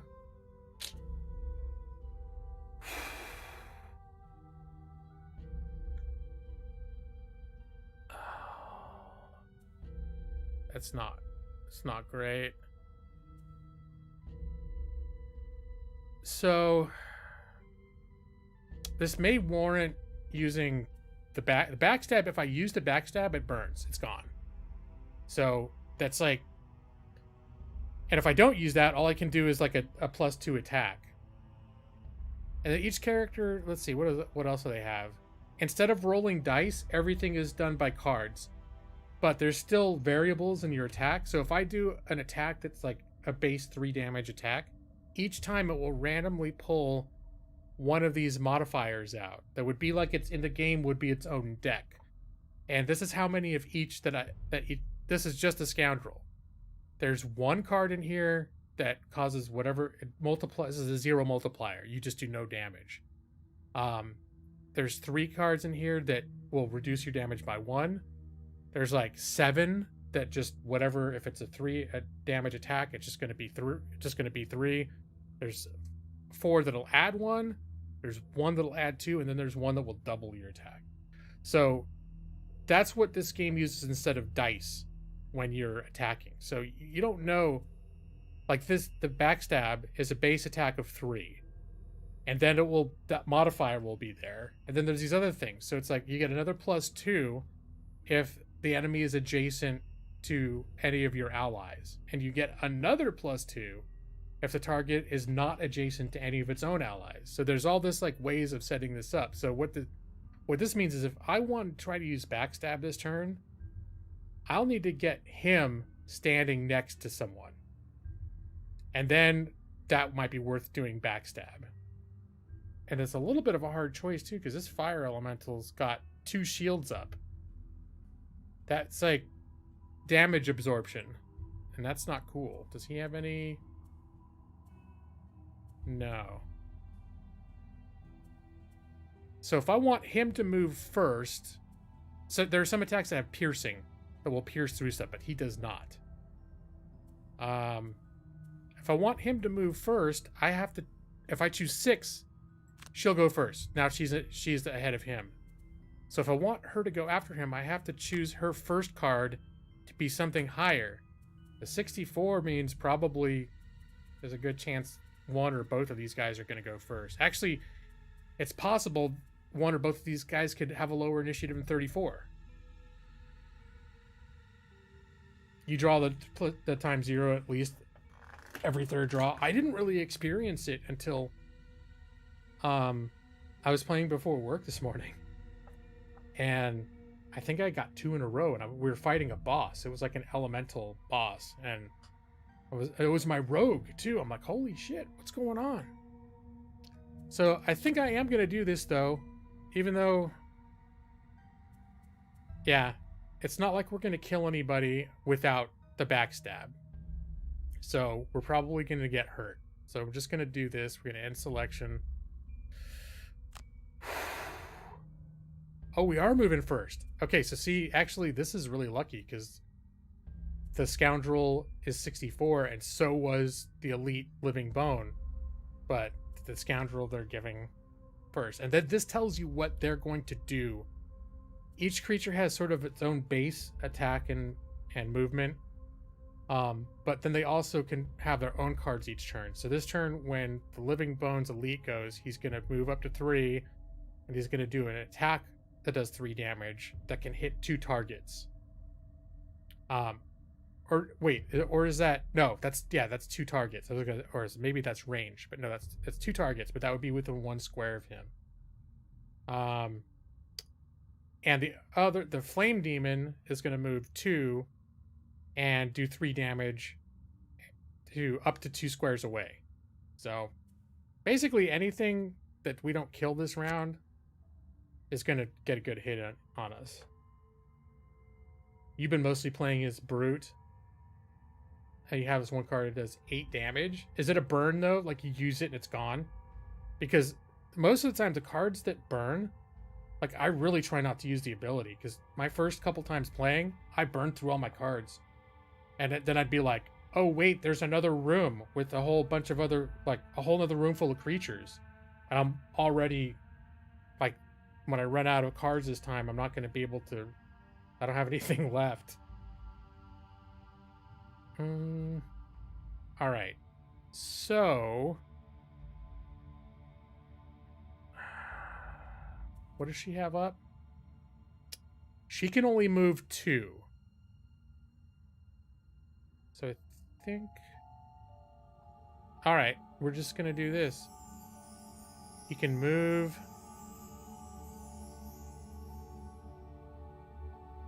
Huh. Move 2 and attack 2, and jump 3. Oh. Oh, no, she can move through him. Okay, so we're gonna move him up and then have him just do it. This can get up to 2 people, but he's just not gonna be able to use it. But it's the most damage he could do this turn. So, yeah, we're gonna... And this is a burner. I'm not gonna use that. I'm just gonna use this to get him to move 2 steps.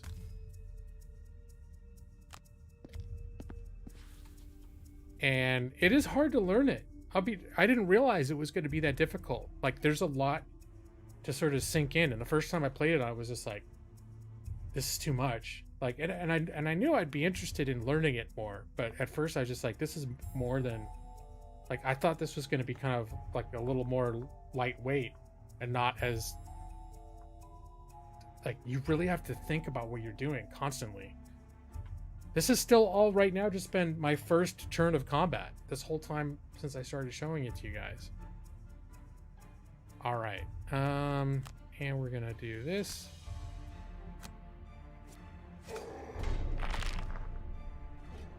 And that's the end of his turn. Okay, so now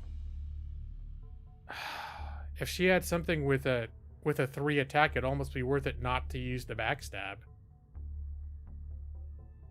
Maybe I just don't want to use the backstab. There's a possibility.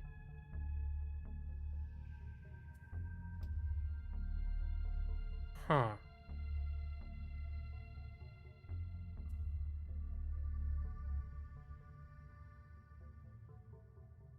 Do I want to say, because there's still a whole other room back here.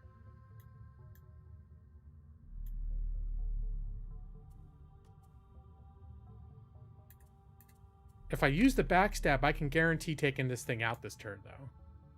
And this thing's going to do 3 damage to both of us. Alright, I think maybe it's worth burning the backstab just to get this guy, just to get him out. Because it's a real iffy proposition that my 2 damage attack is going to get a bonus to be able to kill him. And I don't know if I'm willing to accept that. Both of them taking 3 damage is a lot. Okay. Oh, well, she can't even get there anyways.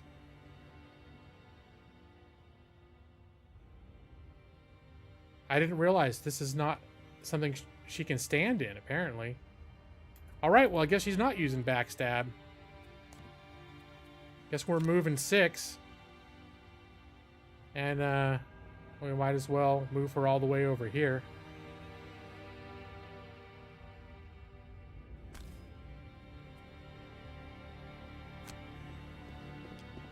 Well, let's hope we don't need to use the rest of that movement. Let's pray for a good draw. Oh, I don't need to move anymore. I forgot. You have to move first, then you attack. All right. Oh, come on. Oh, God, no. This is not good. Oh, hey, Gamesman. What's up, man? Oh, dude, I haven't seen you in forever. I don't go to streams anymore really that much. So unless people wander into here, I don't see most people anymore. How you doing? Back from the golden age of YouTube gaming. All right, that's the end of my turn. Things are gonna go ugly from here. Okay, good. He got a 0 multiplier on me. Ooh, 4 damage.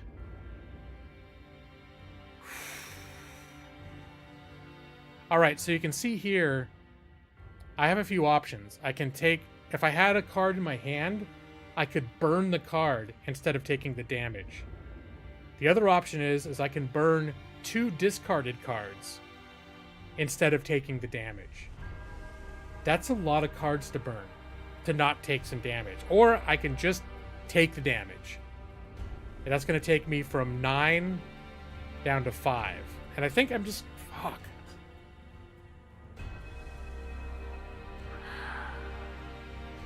I'm just going to take damage.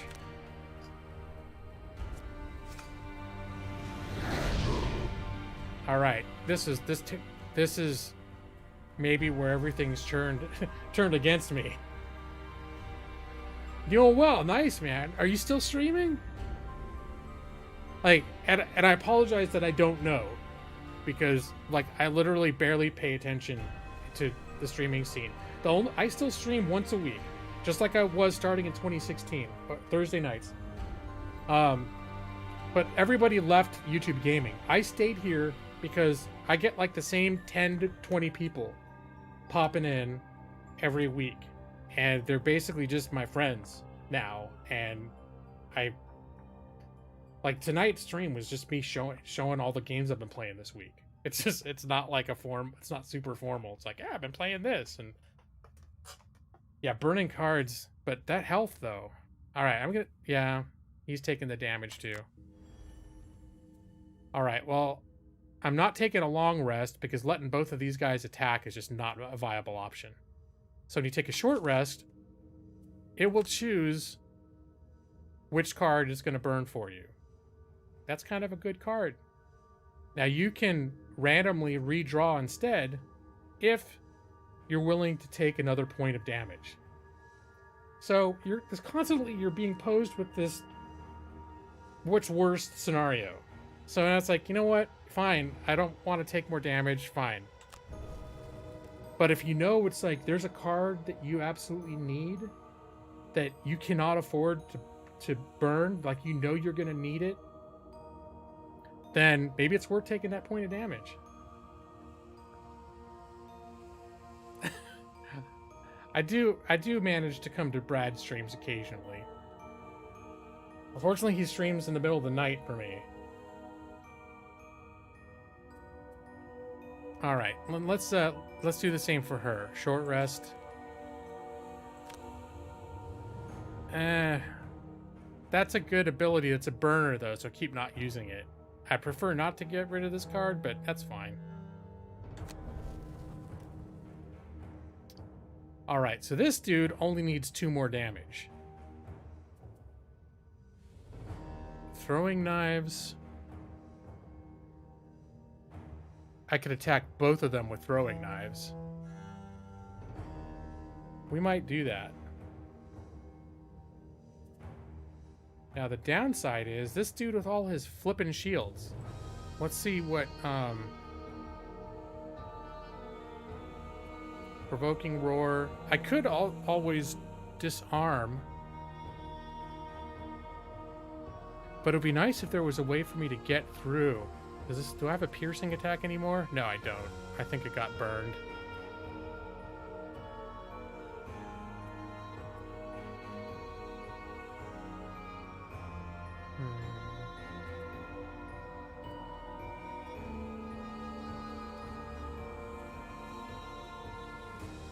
I could push him into a trap. That would hurt him a little bit.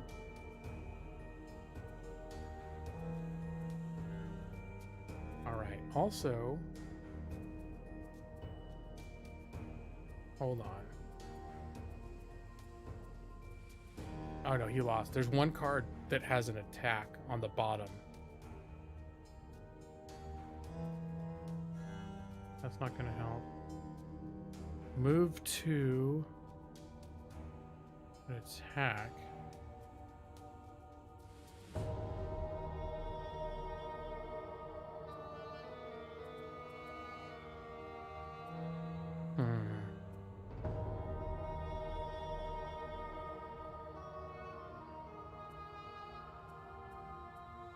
All right, we're gonna do this.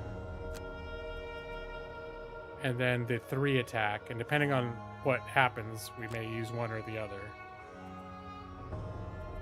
And then throwing knives.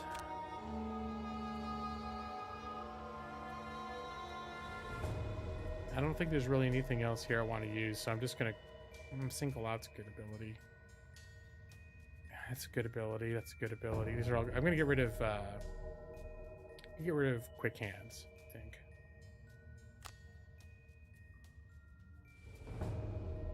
Or I'm gonna use quick hands. I was real close. That skeleton had a 12 initiative. Alright, so he's going to shield and self-heal. So this would be a good time to take him out of the equation.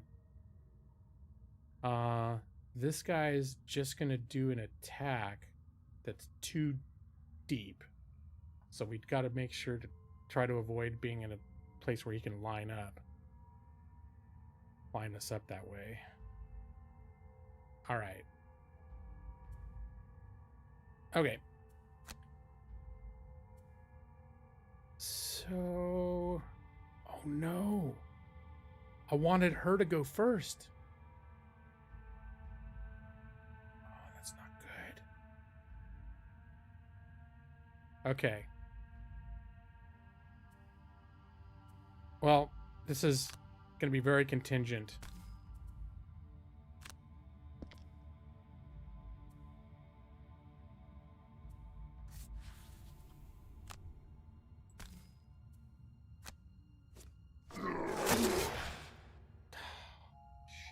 Didn't do jack shit. Alright, but I am... Can I push it? No, I can't even push it. I was going to try to push it into a trap, but I guess I have to push it away from me. Well, I'll push it far enough away that it's definitely not going to do one of its attacks to hit both of us. Alright, that did not work out. Oh no, but now it's too far away from my knives. Okay, no, I can move here. How far do the knives? Range 3. If I stand here, 1, 2, 3. No? Okay, no, I think this will work. We're gonna go here. Now we're gonna use the knives. One for you, and one for you. I don't think he'll be lucky if it penetrates this guy's defenses at all. But we may take out the skeleton this turn. Alright, good. Skeleton's down. No damage to the piece of crap. Oh, she's got a healing potion. Still, that does 5. Okay, she's okay. I think his healing potion's gone already. Alright, good. Good. You can buy items, and the healing potion, I think, is just one use per scenario. Alright, so we're... Did it not attack?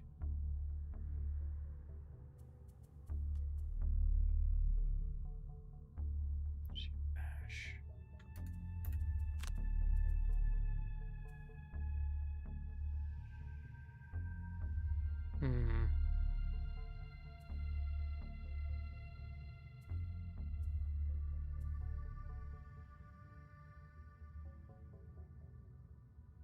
She have... Maybe it's time to use backstab. You know what? No. Flanking strike would be sufficient. But we need the brute to go first so he can get in position.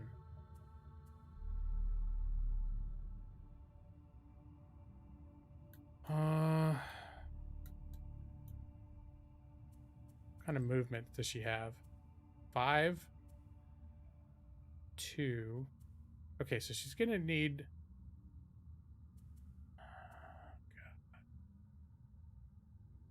Or she could use backstab to position. No, but he doesn't have anything. If he does... Okay, hold on. Single out. Attack 3 plus 2. That's gonna be a real tricky bitch. Alright, hold on. What is...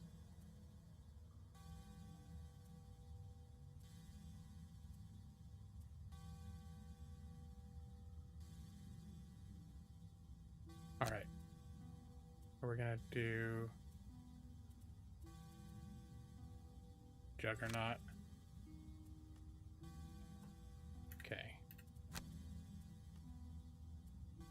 We need her to go after him.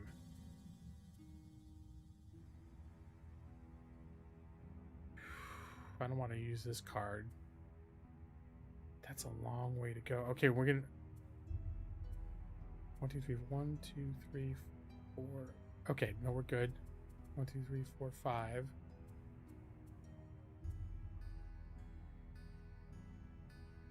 She's probably gonna go after the fire, dude. If I want this to work.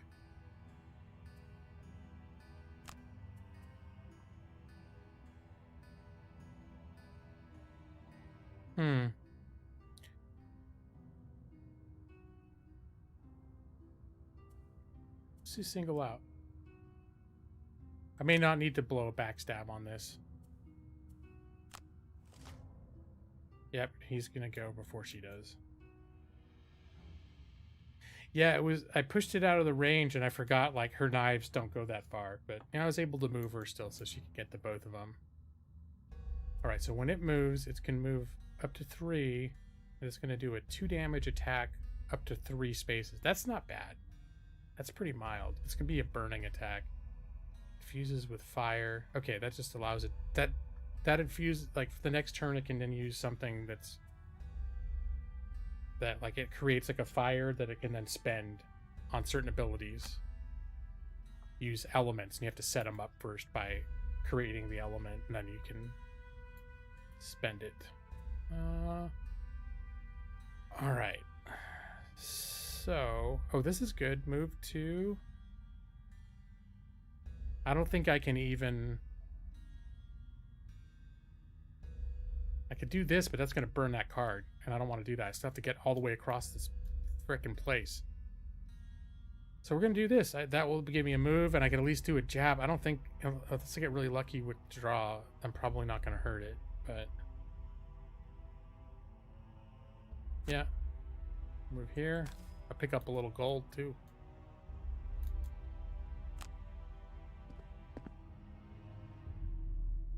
And we'll attack. Yep, nothing. And we'll shield ourselves. What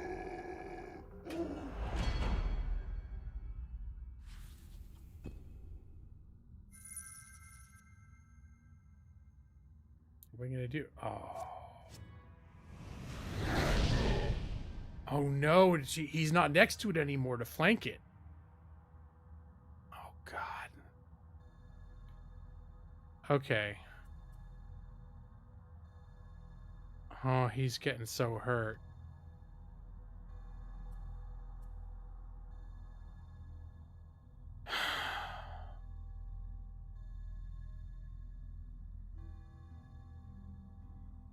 Do we receive the damage?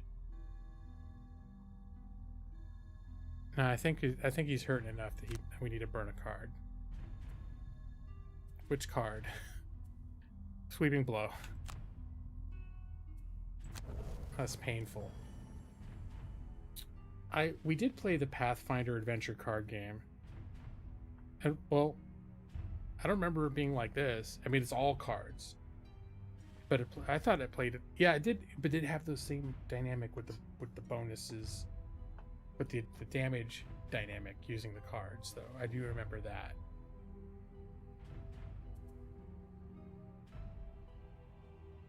Alright, so, well, there's no point using singled out at this point. Except that's the only way she can get to him.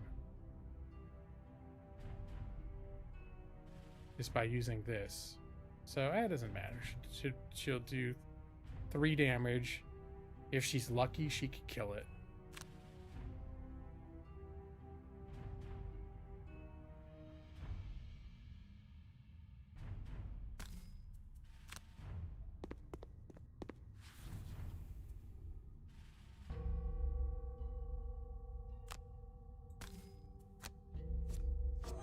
Oh no, she was not lucky. She didn't even get through the armor. Son of a bitch.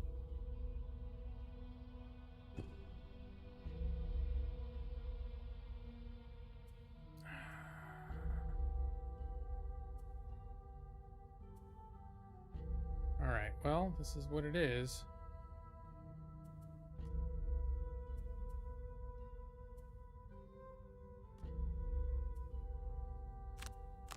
That's what he's got. If she can get in after him, she could get a backstab in. Which at this point, I've been trying to kill this thing way too long. Alright, we're gonna do it. Deck management dynamic seems similar. Decision to bury cards, which is like burning them. Except I don't think it has the same. The thing is, this game is set up like a countdown. So even if you don't choose not to burn cards, they're just going to burn. Every time you do a redraw, you have to burn. And I don't remember Pathfinder having that. The fact that every time you run out of your deck, you have to burn one to regenerate it, that adds that becomes a central feature. Like it's a central source of the game's tension, is that. And so in that sense, I agree that there's a similarity there, but the fact that it's a central mechanic for your failure state is, I don't recall that being the case in Pathfinder adventure card game. All right, so if this thing does get to attack, it's going to target all adjacent enemies and do 2 damage. So definitely with what I'm setting up, it would use it. All right, we're going to move him up to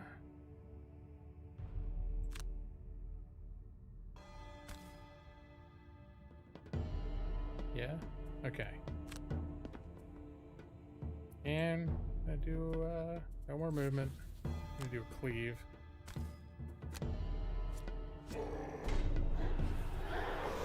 Oh, thank fuck. Okay, I didn't expect his attack to be the one to do it. Now, there's this chest here, which chests usually have good stuff, but I don't want to use the thief to do it because she's got that thing. If she doesn't do this, she gets a perk. And each character at the beginning of the game, you choose what their career goal is, and her career goal is to acquire 20 perks.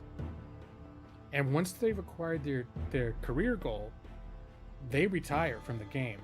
And you choose new characters. But when they retire, when they get their perk goal and retire, it'll like unlock a new character class. There will be some long-term benefit from them doing that. So you want to aim for them to do that. And it's hard to hit these objectives. So like right now I'm thinking, oh, I want to get this, but I don't think it's worth it. I think we're just going to start moving her in the direction of this other door. Oh, we don't want to walk through the trap. Alright, we're just going to have her going, but we may have the brute.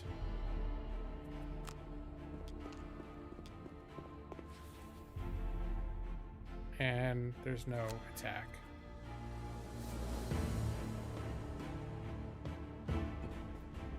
If they're both ready for a rest, I might do a long rest now. Yeah, they both need a rest, so let's do a long rest.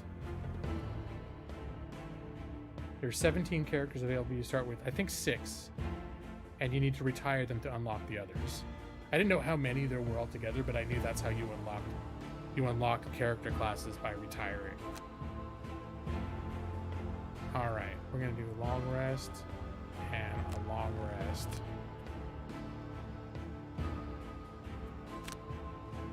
Perform long rest. So he just healed 2, so that's nice. And now I get to choose which one of these I want to get rid of.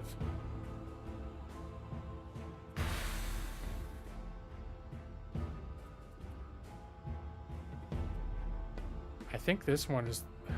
Yeah, Juggernaut. I don't want to get rid of any of them, but if we got to choose one...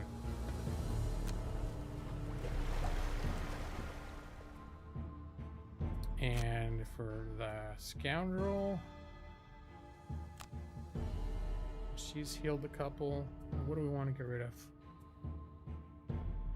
I think Quick Hands.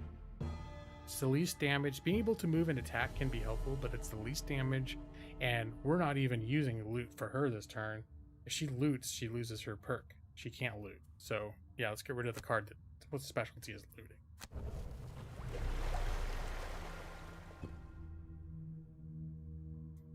Now it's just a question of trying to get back across the map as quick as we can. Everything is a two-step. He's going to spend all of his cards just trying to get across. He's going to be able to do 2 squares at a time. This is a case where I don't know if we're going to make it. But, well, let's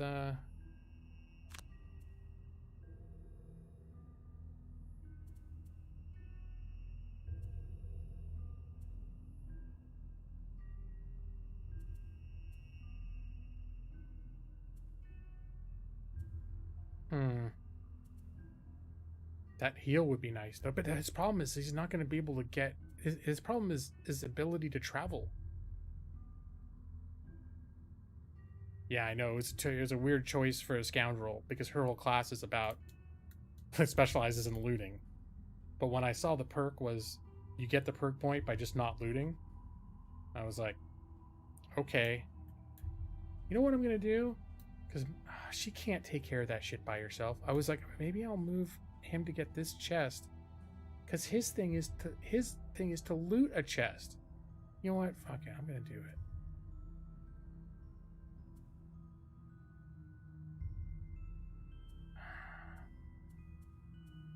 This is painful.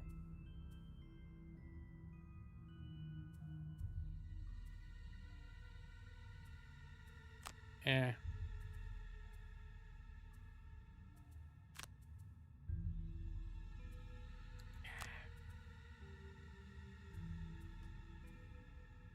And her, we're just gonna get her moving. We're gonna get her hauling some ass.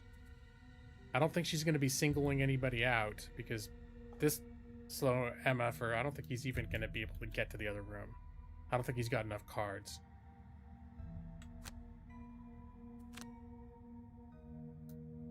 Scoundrel, we're just gonna haul ass.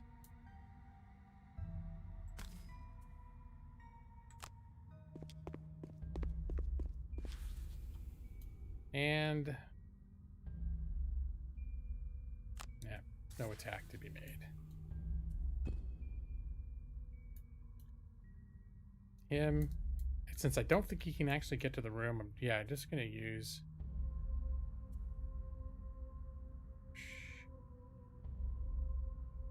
doesn't really matter.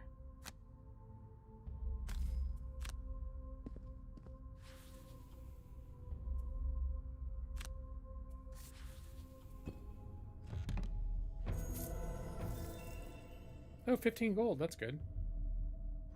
When gold piles are 2 gold at a time, gold is a pretty scarce resource. Alright. Well, since it really almost doesn't matter what the hell he's doing, we'll give him his, You know what? We'll save this, because this thing causes him... This little jump thing means he can jump over this trap when he gets there. So we're going to go 1, 2, 3, 4. This next turn, we're going to have him jump over the trap. Oh, wait, but he's going to have to rest anyways, so never mind.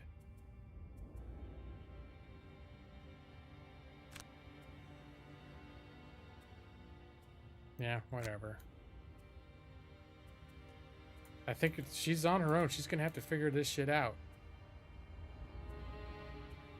Swift bow. So she's going to jump into this doorway and then shoot something with her swift bow. Venom Shiv. Loot 2. Attack 2 range. Okay, we want to keep that. Alright, yeah, we're just going to do this. And she's got these special things that I can use. I think it refreshes if you do a long rest. But if I use these shoes, I can make her movement a jump, which means I can get her over this trap. And we'll do Swift Bow. So he moves first. He's just gonna move 3. And he's gonna have the I'll go ahead and use these boots. The boots of striding. Can I use it? Oh, here I can use it.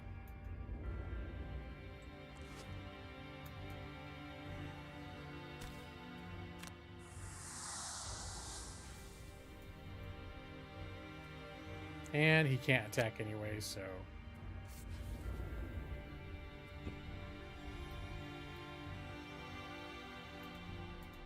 Alright, this is gonna be probably a painful experience. Okay, so we're gonna do move 5. We're gonna use her jumpy winged boots so she doesn't get hurt by the trap.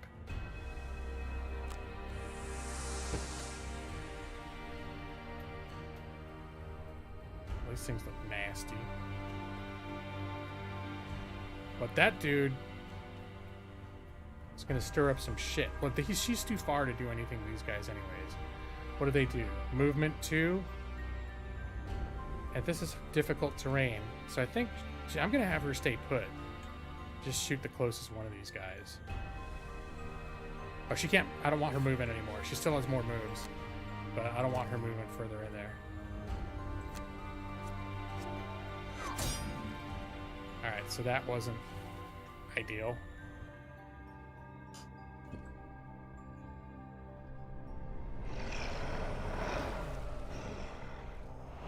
Oh god. It just armored up. I thought it could only move... Oh, that must have been a special ability.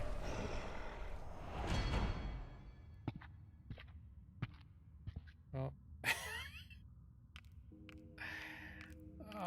no, this is not good. Okay, it rolled bad. So, homeboy here... If we want to keep him even conceivably in the game, he's not even going to make it over there. 3. Maybe I should have given him a long rest.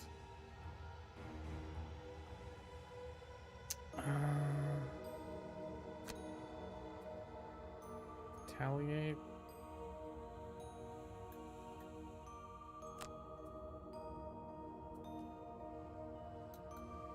Oh, shit. Flanking strike. I'm almost thinking it's worth it just to move her back. So we're gonna move her through a trap. But I think it's better than her just standing here getting wailed on. And then maybe moving back and drawing them out can actually get the brute back into play.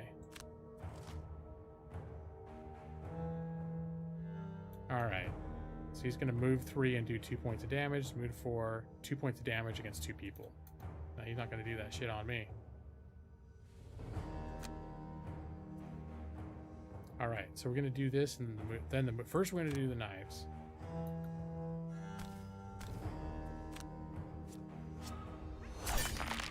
Oh, that's good. Alright. Well, it'd be nice if I actually took one of them out. And...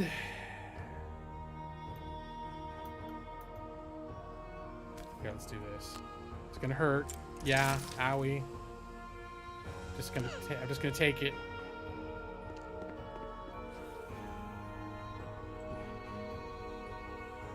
And now they're gonna be able to bypass the trap.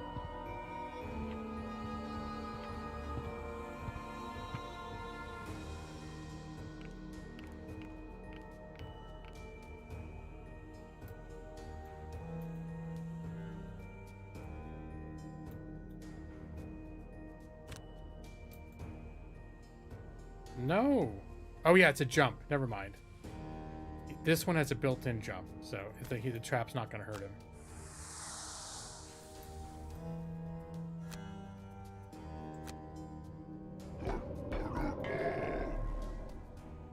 So he's got like a retaliate ability that's not going to come into play at all this turn.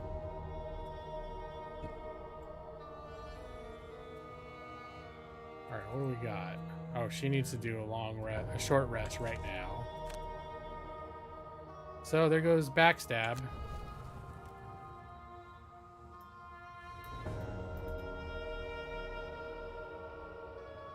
All right, I think what we're gonna do is throwing knives.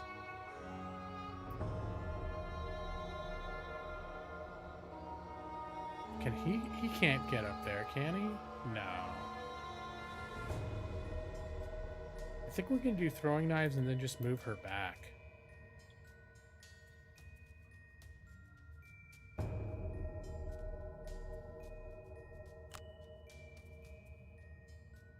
And I only need her to move a couple, so. Eesh. Shit. All these are. Everything's good right now. Alright, we'll do that.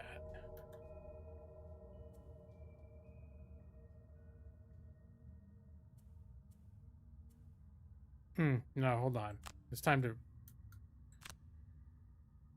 use some of these burner cards that we still have, so I want to preserve that. Alright. So she's gonna throw at them and then move back to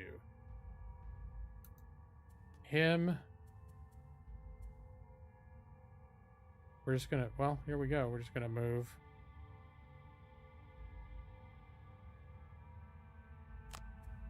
I want to give some chance for one of them to move first because I'd like them to move up and hit range for him to hit them. So, but I think I think we're both gonna beat them out for initiative.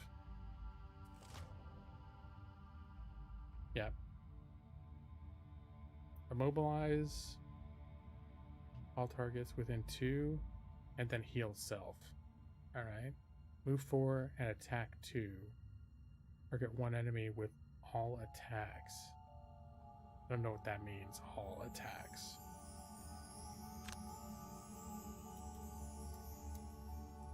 All right. I'm going to do the knives.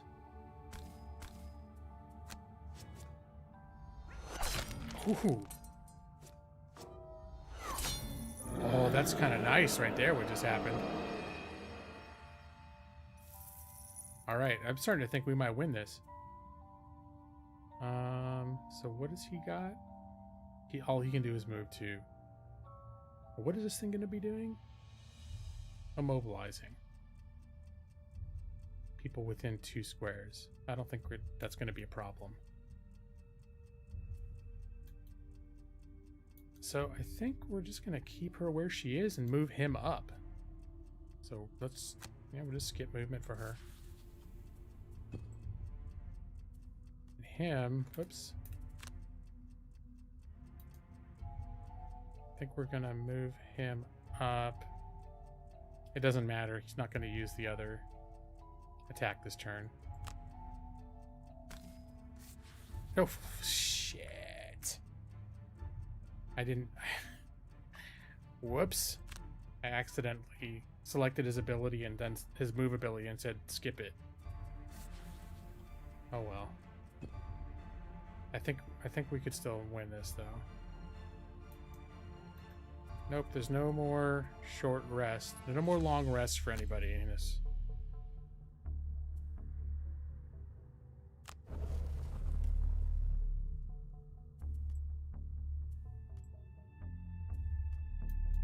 Flanking strike, swift bow.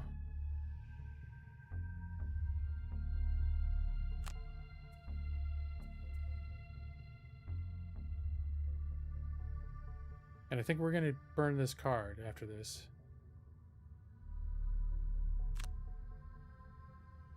Yeah. Roar.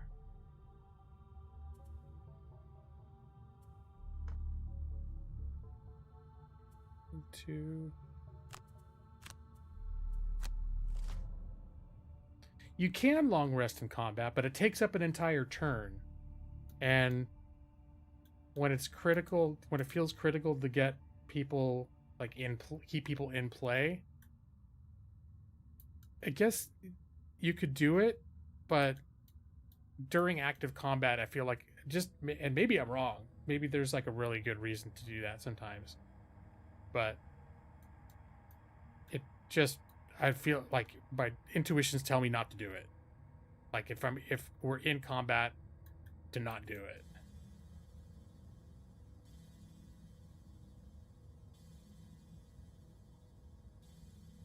So for me, it's more important to get him in position next to her, so that when this thing comes up, he can only move 2 per turn right now with the cards he's got left. All right, well, this is going to move 2 and attack 3, so they're not even going to get in range.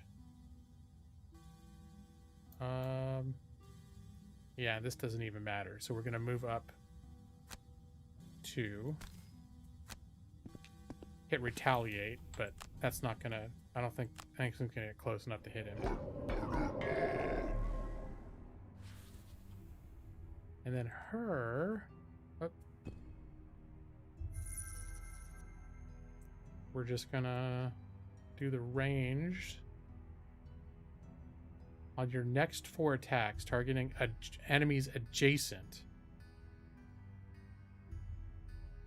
to none of their ally. Okay, so this is not going to help with this attack, but we're going to have this when the thing gets close enough. And God, if I'm lucky enough, this could be it. If she rolls well, if she does double damage or something. No, didn't quite seal the deal. All right, let's burn this. We're really playing it close here. In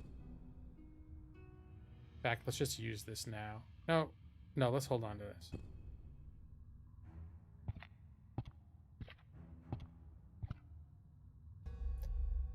All right, he's got to do a rest. And this is the last rest he's going to get. After this, if he rests, he's not going to have enough cards to draw from, I don't think, to refill his hand, because he has to be able to draw at least 2. Yeah, whatever.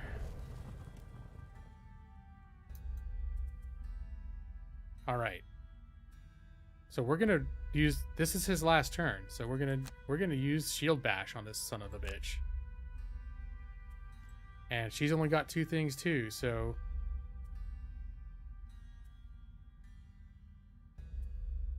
Oh, she can't. She needs to do short rest.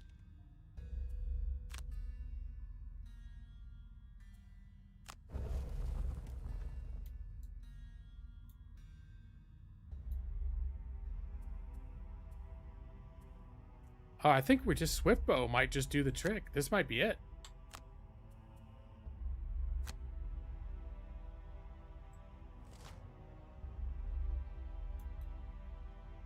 Okay. He's not gonna get. I think we're gonna beat this guy. So let's just get the old Swiftbow in on him. This is probably gonna do it. Unless I could roll badly and it wouldn't do it, but. That.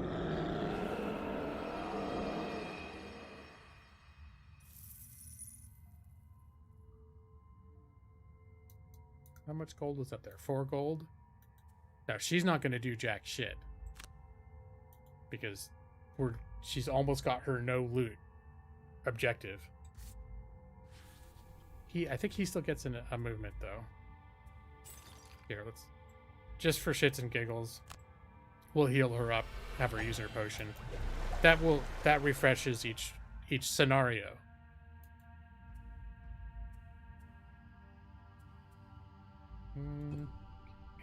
Brute. Any other big gold piles? Okay, we're just gonna move him up onto a gold pile. Pick up an extra couple gold on the way out the door, and then that's it.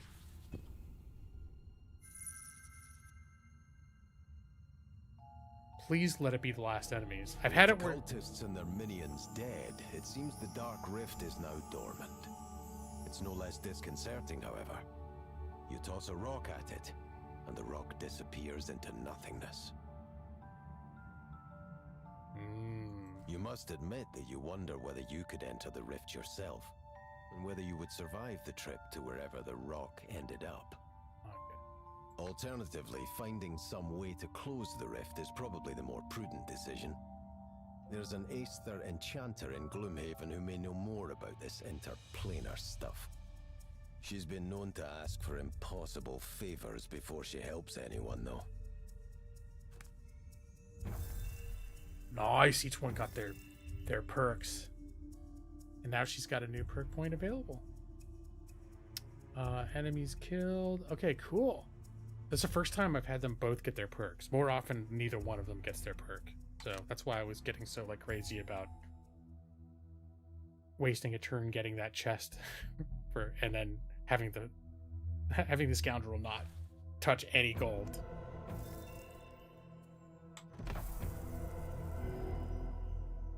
A new quest location. Is that a... No, I have to go back to town, I think. So as you quest, you learn about or unlock new quest location. When you first start, there's like nothing, and then one pops up and you go. Continue. Okay, so I have an option here. I can just continue straight here, or I can go back to town. 37 gold, 46 gold.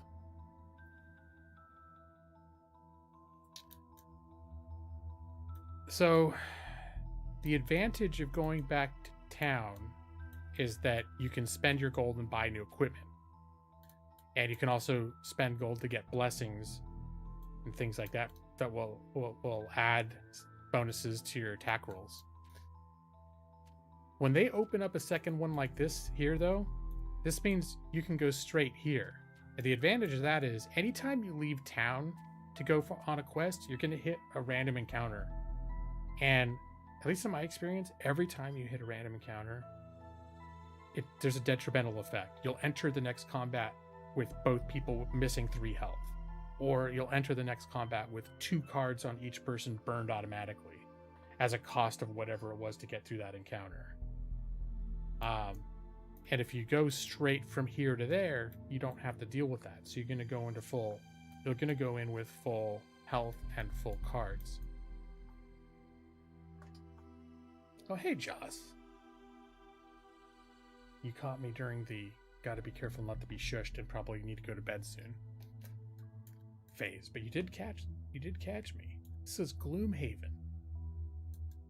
I was just showing it. I'm not to be rude, but I can't get into another combat now. Well, I can start it so you can see the intro to it. I think I am going to go straight on to the Plane of Power. Because... Oh, can I choose perks here, though? +3 card.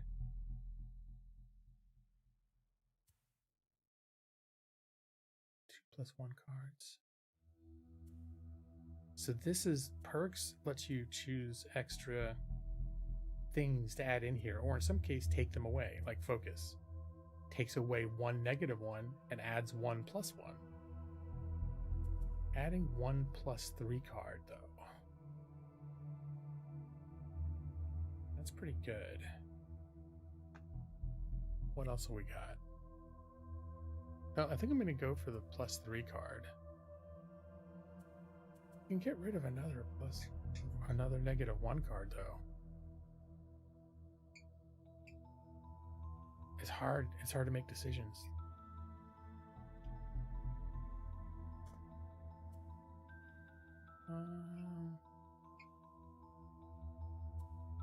This is a higher net gain. I think I'm going to do the outburst. Yeah. She got a perk point too. She got remove 2 -1 cards. I think that's good.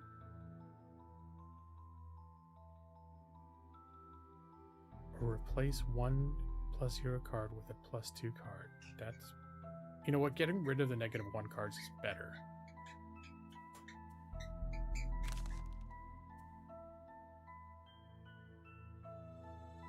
Yeah.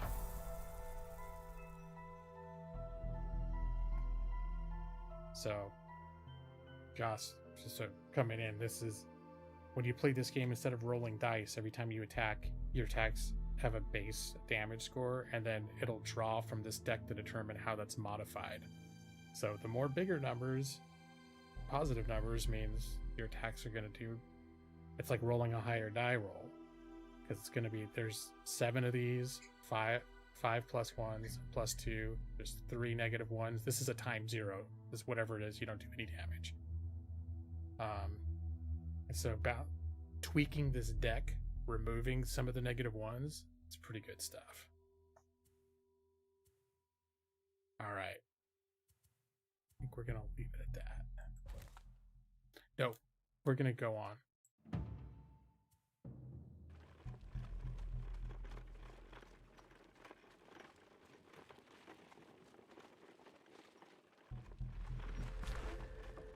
Your vision shifts and blurs around you.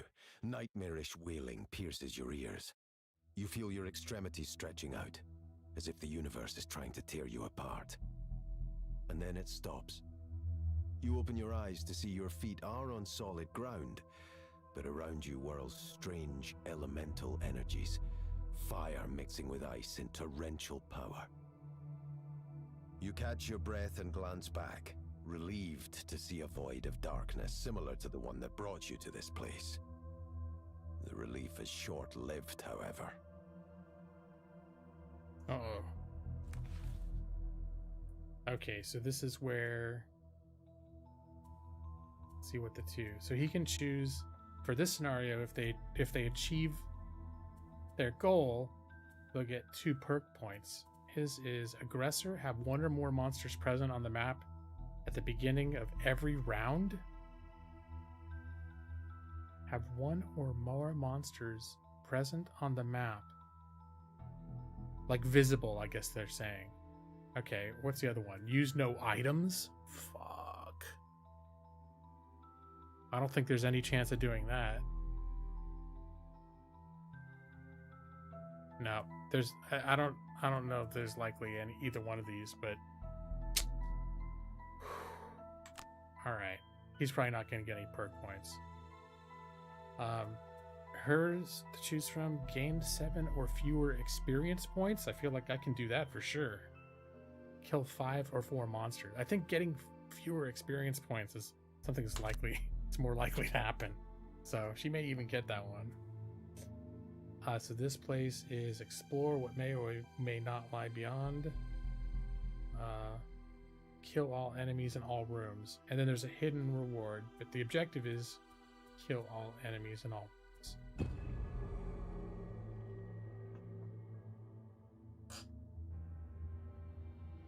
Well, I would think multiplayer could be trickier because you have to coordinate. A booming voice fills the crackling air. Who are you to slay my servants and invade my realm? This affront will not go unpunished. Before you, the energies in the air begin to form vague demonic shapes. To go deeper into this unearthly place, you must fight your way through.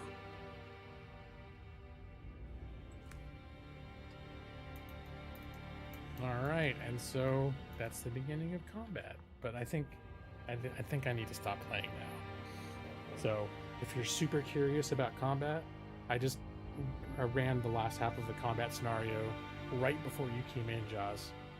And yeah, but I need to stop playing now. I'm gonna get shushed if I keep talking much longer.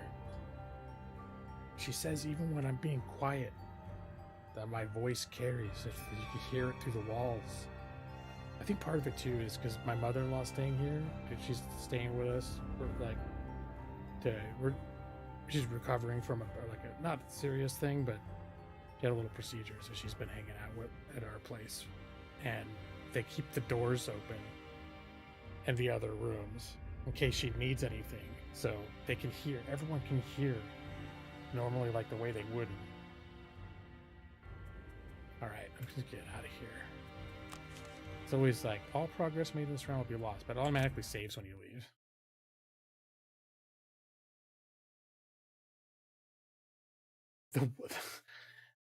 The one Thursday that you had off, I didn't stream. I forget, I know I was beat last week. I was really, and I think my sleep was out of whack, and I just wasn't feeling great. All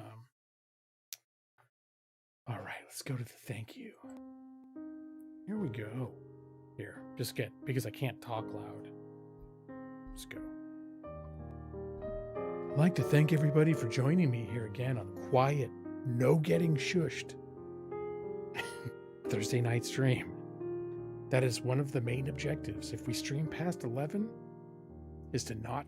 Actually, anytime after 10, I'm prone to being shushed if I'm too loud. But I've been trying to regulate my voice a little bit. But now that we're pushing midnight, the shush danger has increased substantially.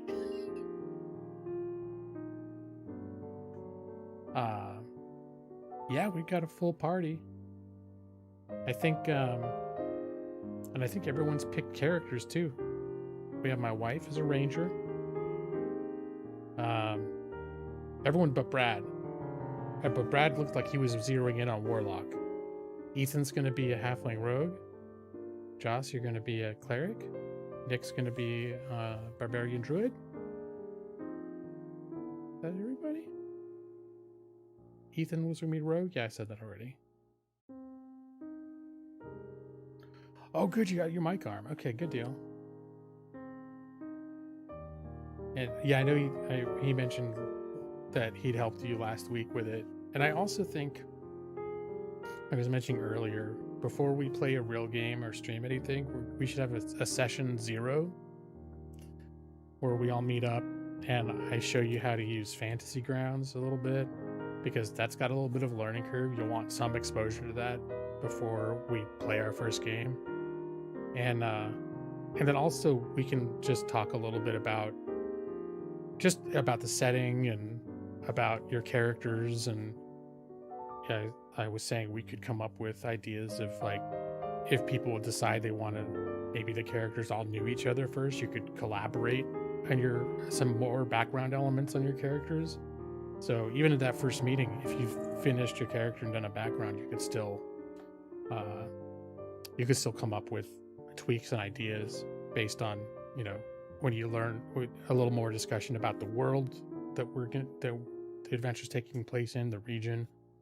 For example, Nick's character, he tailored it some of his history based on stuff that I was telling him about what things are like in the region.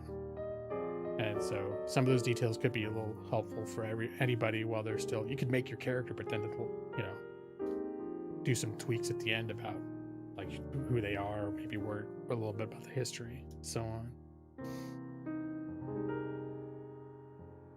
The optional class features and Tasha's. It's like a balancing patch. Makes rangers. I haven't looked at it, but optional class features is, I think, maybe I will take a look at it. I kind of consider a lot of that stuff just on the table. Like the different specialty options and that sort of thing. But if it's something where it's like, ask your DM if this is appropriate, then maybe I will take a look at it first. But I know Amanda's character is a ranger. I don't know if she's going to want to do a whole lot of tweaking. I mean, that was a pre-made character that she chose. And so that's one of the things where, she, like I said, she may play one session, decide she doesn't like Dungeons and Dragons or playing it on stream or whatever, because she hasn't really played D&D aside from, like, she understands roughly how it works, and we played for an hour, but we didn't even get into combat. So she has very limited experience. So I didn't want to push her too much into, like, character building details, because she just chose, like, oh, I want to be the ranger. She put her name on it. It's like, now she's the ranger. She liked the concept of ranger. I think in a pure min-maxing analysis, rangers are maybe not the most greatest characters, because they're not specialized. But yeah, I don't know. She liked the concept of the ranger a lot when she was reading. Oh, what's a ranger? And it came with a backstory a little bit that she could embellish, and she thought that was really cool. And she just thought the whole concept of the ranger sounded really cool. And so,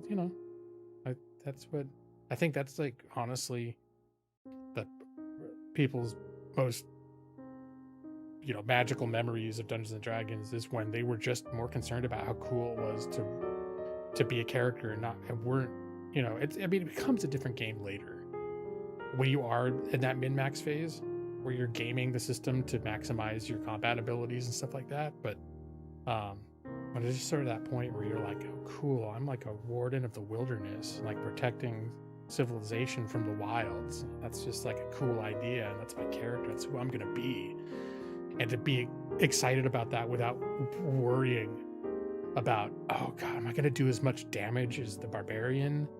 Am I gonna be able to like, oh, I didn't know the mage was gonna, or the cleric was gonna get so many more spells than I have. And, you know what? I don't know. That's true, Joss. I don't think she'll hate you. But I think she may be nervous because we all know each other and she doesn't. Yeah. So she can be kind of a shy person. She can also be very sociable and outgoing and pleasant, and she is very personable. But she's also like, she can be shy, especially if it's like if I know everybody and she really doesn't know anyone. So that'd be the only thing that could be hard, is just the fact that we all know each other and she doesn't know anyone. So that could be difficult for anybody. You're always cognizant of your character's combat prowess. Having a cool backstory won't get your 6 con.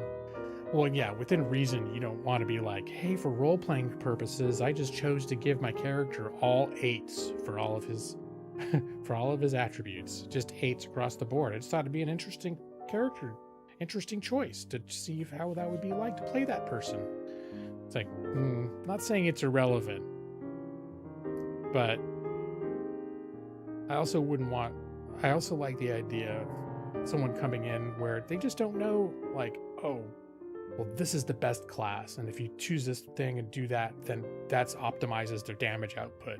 And like, oh, well, Rangers, we've done the analysis, and Rangers, they just really don't stack up. Like, their DPS, even when they're fully optimized, is a full 15% lower than everybody else's. It's like, I like the idea that, she's going into this she doesn't have that baggage. She's just like, Ranger sounds really cool. I like that idea of being a Ranger. But no, you're right. Obviously, the game is combat oriented, and combat abilities are, they matter in the game. I'm not saying they don't matter, but I also think in a lot of ways that in some ways they don't matter. I mean, adventures are, and 5e is almost notorious for characters being overpowered anyways. So just because you didn't super maximize your character to the most damage output, in the scheme of things, it's probably not going to make a difference. Like, you're not going to lose the character. I mean, it can happen. You can still lose your character. But that's the thing. I'm not going to say it doesn't matter, but it's a good chance it won't matter if your character does 10% less damage output because you chose a theme that you liked and you didn't know that, like we're talking about dual wielding versus two-handers, and it was like, yeah, there's some stuff you give up by dual wielding that you end up upon analysis losing some DPS on that.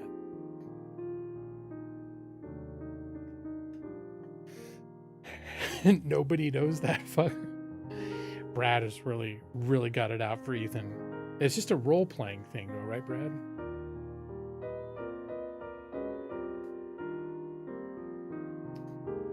So, but even losing a character from an RP perspective can be it can be a significant thing. Like, it can be its own people falling in combat. That's like, if you read fantasy books and things like that, like, those are some of the most significant things that can happen in a story. If someone dies defending their friends or defending the town or whatever it is. So it all depends on how you look at it, I guess, about if your character is not fully optimal, like, combat wise, the worst that could happen is they die. But I mean, that's part of the game too.